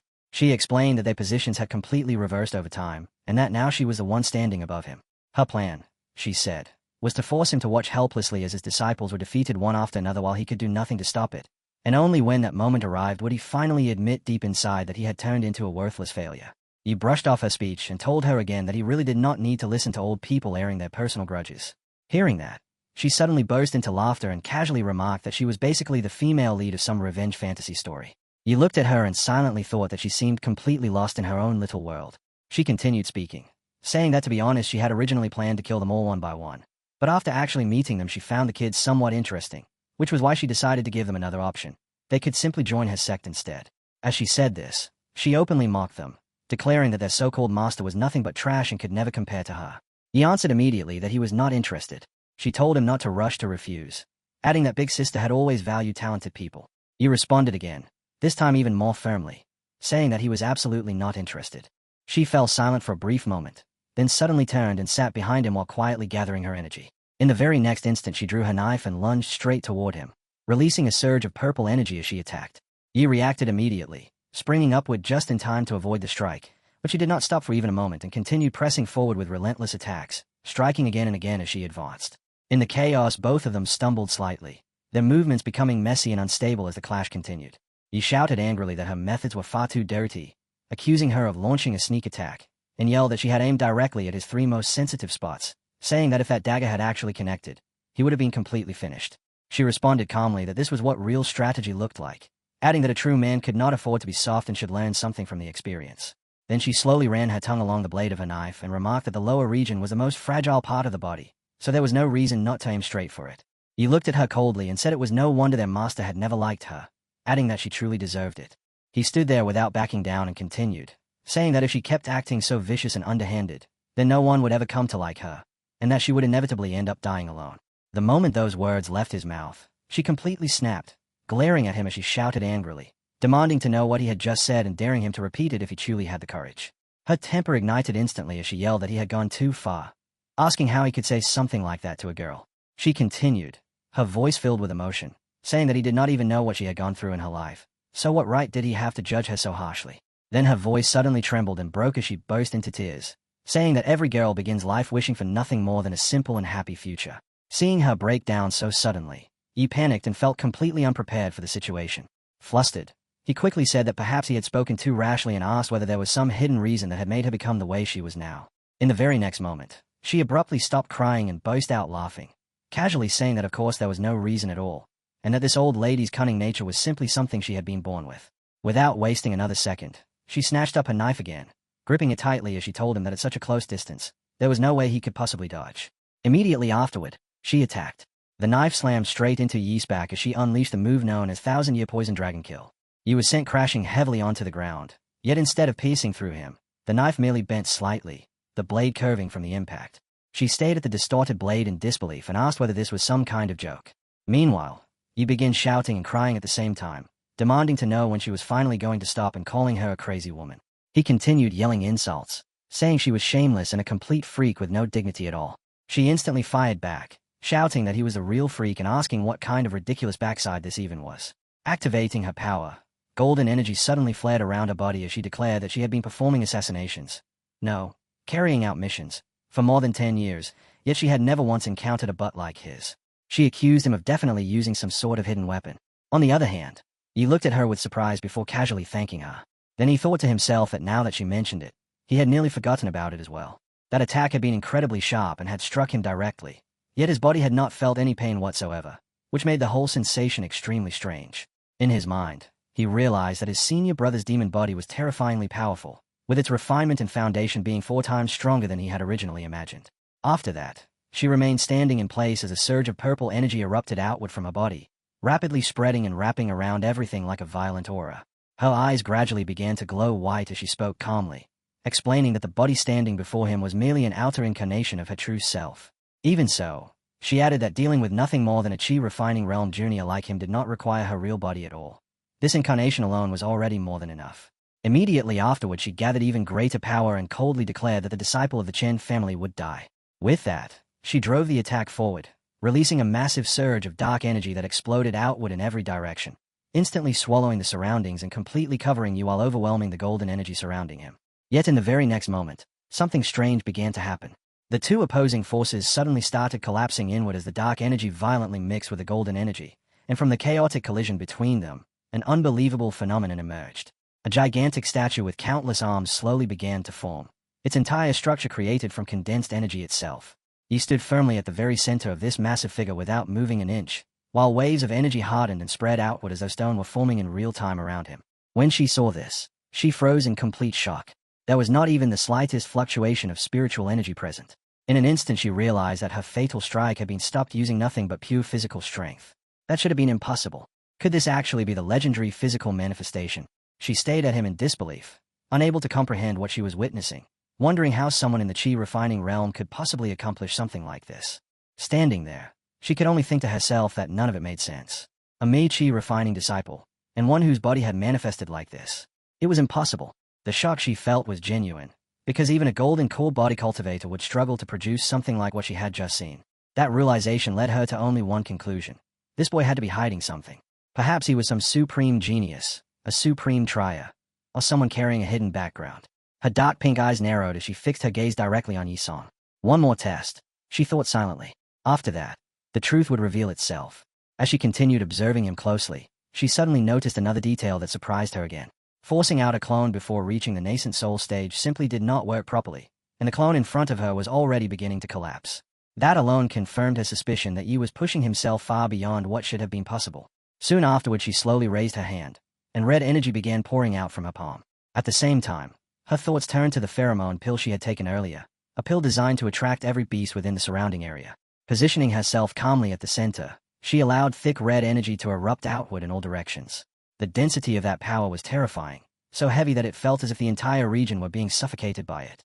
In her mind, she concluded that if he managed to survive what was coming next, then he was definitely hiding some powerful artifact. And if that turned out to be true, she would simply kill him and take it for herself in order to gain the momentum she needed. With that thought settled, she lifted her hand slightly and casually spoke to him, telling him to enjoy her gift, little brother. As she slowly rises into the sky, she adds one final remark, saying that she will see him again. Of course, that is only if he manages to survive. Meanwhile, Yi remains standing where he is, his anger rising rapidly. A gift. He thinks in disbelief, wondering what that woman is trying to pull now. Before he can think any further, a massive shape suddenly emerges from beyond the mountains and between the thick trees. A gigantic snake bursts out and charges directly toward him, launching an immediate attack. He simply stays at the beast without the slightest hint of fear. Not long after, more beasts begin appearing, one after another, all rushing toward him while releasing their full power. The ground trembles violently as the creatures close in, while he struggles to move as golden energy erupts and collapses around him, spreading wildly across the surrounding area. Monstrous beasts with enormous fangs and towering horns charge straight at him, attempting to crush him completely. Even so, Yi remains standing firm. In his mind, he notes that his chi refining level 2 reserves are perfectly synchronized with his immortal aperture. He steadies himself and recalls the words his master once said. The sect is broken. The elders keep themselves hidden and refuse to speak. Since he is the one standing out here now, facing the world directly, then he should contribute what he can. And honestly, he could really use the money. To him, this is actually the perfect chance to gain some real combat experience. With that thought, he plants his feet firmly on the ground and prepares himself for the incoming fight. Several hours later, the scene reveals Yi standing calmly among the fallen bodies of the beasts he has just defeated, their massive corpses scattered all across the ground. He casually steps forward and remarks that these monsters were defeated far too easily, guessing that there must have been nothing more than worthless creatures from the outer edges of the forest. Then he adds that there is no need to collect everything blindly, and begins evaluating the rewards one by one. A high-tier beast with a purple bloodline skill, valued at 3,000 taels. A high-tier beast known as a mortal unicorn, with its trigger skin valued at 2,500 taels. Another high-tier beast, also a mortal unicorn, with its trigger tail valued at 3,200 taels. Afterward, as he stands deep within the forest, he thinks to himself that if he truly wants to earn serious money, he will need to venture even deeper into the mountains. Meanwhile, far away within the silent forest mountains, inside the dangerous core region, an enormous demon-shaped beast looms over the land. Someone identifies this place as the Demon King Zone, a territory ruled entirely by demons, including heavy demons and giant demons. On one side, he suddenly speaks up with clear annoyance in his voice, saying that he is bored out of his mind and wondering when this endless boredom will finally come to an end. On the other side, a gigantic snake turns its gaze toward Yi and remarks that the demon kings who have ruled this land for centuries have absolutely no idea what is about to happen. Soon enough, a humble young boy will rise and bring a wave of socialism to this chaotic and lawless land. Deep within a quiet mountain forest, where the trees stand thick and the air feels still, Yi is alone among the trunks when something suddenly catches his attention and his eyes lock forward. From a rocky slope nearby, a small stone-red beast slowly crawls into view, and almost immediately afterward a second creature, much larger, bursts out from the rocks and lunges straight toward him in a sudden ambush. The massive beast springs through the air in an attempt to strike, yet Yi reacts the instant the attack begins, twisting around in the middle of his movement because something about the situation feels wrong. And as he steps forward, golden energy erupts around his body while his power activates. The surge of force slams directly into the charging creature and blasts it backward through the air before it crashes violently against the ground, the impact leaving it overwhelmed and injured by the energy that just struck it. Yi immediately calls out the cheap ambush, snapping that if the creature wants to sneak attack someone, then he will personally demonstrate what a real sneak attack feels like. And with that, he begins beating the beast mercilessly without holding anything back. While striking it again and again, he shouts that the creature should have known better because he carries serious trauma from being attacked from behind. And that anger clearly drives every blow as he keeps hammering the beast with full strength, even muttering under his breath that his S is still clenched tight. a remark that shows just how tense and furious the sudden ambush has made him. Before long, the creature lies only a few inches from him, completely wrecked on the ground, its body badly injured and barely capable of movement. In a weak voice it begs for mercy, calling you brother while admitting that it was wrong. Yet inside its own mind the beast bitterly curses its terrible luck for running into someone this strong, especially a human, because in all its experience it has never even heard of a human this powerful within 100 miles. And a thought briefly surfaces that perhaps this man could be the famous Great Sun Soba sect disciple everyone has been discussing lately, though the appearance in front of it does not quite match the rumors it has heard. Meanwhile, Yi simply stands over the fallen creature and looks down at it with a calm expression, thinking to himself that since the beast went down from a single hit it must be nothing more than a worthless mob enemy. Yi Ping had his own simple way of judging strength, and in his eyes this opponent clearly counted as a minor small fry, which meant there was no reason to waste any more time here and he might as well let the creature go while continuing deeper into the mountains. Just as he is about to move on, Yi suddenly says hey and stops, which instantly sends the beast into panic as it begins desperately begging for its life, calling him big brother and pleading with him not to kill it. It hurriedly claims that it possesses money, and even human spirit stones, thousands of them, countless amounts, promising that if Yi spares its life then every single one of them will belong to him. Hearing that, Yi completely loses his patience and snaps back in disbelief, calling the creature a damn monkey and demanding to know who it thinks it is fooling. Because how could some random mountain monster possibly possess human currency and spirit stones, something that makes absolutely no sense at all? He even declares that if the beast is actually telling the truth, then he will do a handstand and eat shit right on the spot. Not long afterward, they arrive at a hidden location so beautiful and refined that it almost feels unreal, and the moment Yi sees it, piles upon piles of money stacked beside heaps of spirit stones filling the entire place. He freezes completely, staring blankly before the words holy shit slip out of his mouth without him even realizing he said them, while the beast quickly insists that it had been telling the truth the whole time. Even so, Yi still refuses to accept what he is seeing, immediately accusing the creature of casting some kind of illusion and demanding that it remove the trick at once while grabbing the beast tightly as he says this, which sends the creature into a panic as it hurriedly denies everything, swearing over and over that the treasure is real while begging Yi to calm down and listen to its explanation. At that moment, the scene cuts far away to the Qingyandao sect, where the old master suddenly frowns and mutters to himself about why his left eye keeps twitching, remembering that a twitch in the left eye supposedly means fortune and wondering if he might be about to get rich. However, right after thinking that, he immediately starts coughing and scolds himself aloud, saying, Chen Daihua, what are you even thinking? You're a cultivator. How can you believe in superstitions like that? Absolutely ridiculous. Back in the forest, the beast finally begins explaining everything, saying that the Silent Forest Mountains possess a top-tier specialty, something extremely rare known as a one-eyed ginseng spirit, which is not powerful at all yet is unbelievably valuable to both humans and monsters. It appears randomly somewhere in the mountains less than once every half year, and whenever it emerges it causes strange natural phenomena that attract demon kings, who then fight each other in deadly battles to obtain it. The beast explains that it had been unbelievably lucky and managed to find one, after which it sold the ginseng spirit to a human merchant in exchange for all those spirit stones. Hearing this leaves Yi stunned, because with such weak strength how could this creature possibly snatch something like that from demon kings in the first place? And more importantly, why would a monster even want human spirit stones at all? A detail that makes absolutely no sense to him.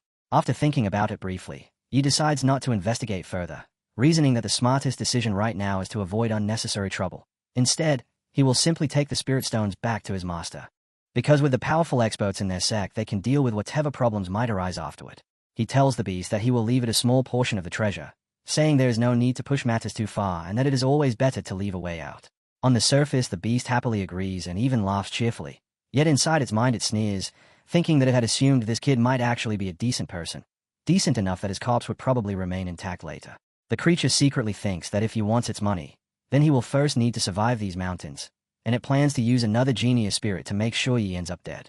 The scene then opens in a quiet forest deep within the mountains, where everything is silent until suddenly a beast begins running straight toward Yi, charging through the forest while leaping over plants and smashing through bushes before landing nearby, and planting its feet firmly as it closes the distance between them. Yi looks directly at the beast and asks why it is following him. Yi tells the creature that he already gave it half of the money, so there is absolutely no reason for it to keep chasing after him.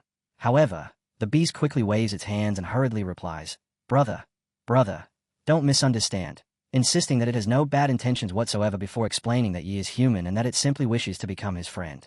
Hearing that leaves Yi visibly shocked, and he stares at the beast in disbelief before asking why it is saying such ridiculous nonsense, prompting the creature to explain that it is actually extremely difficult to encounter humans out here.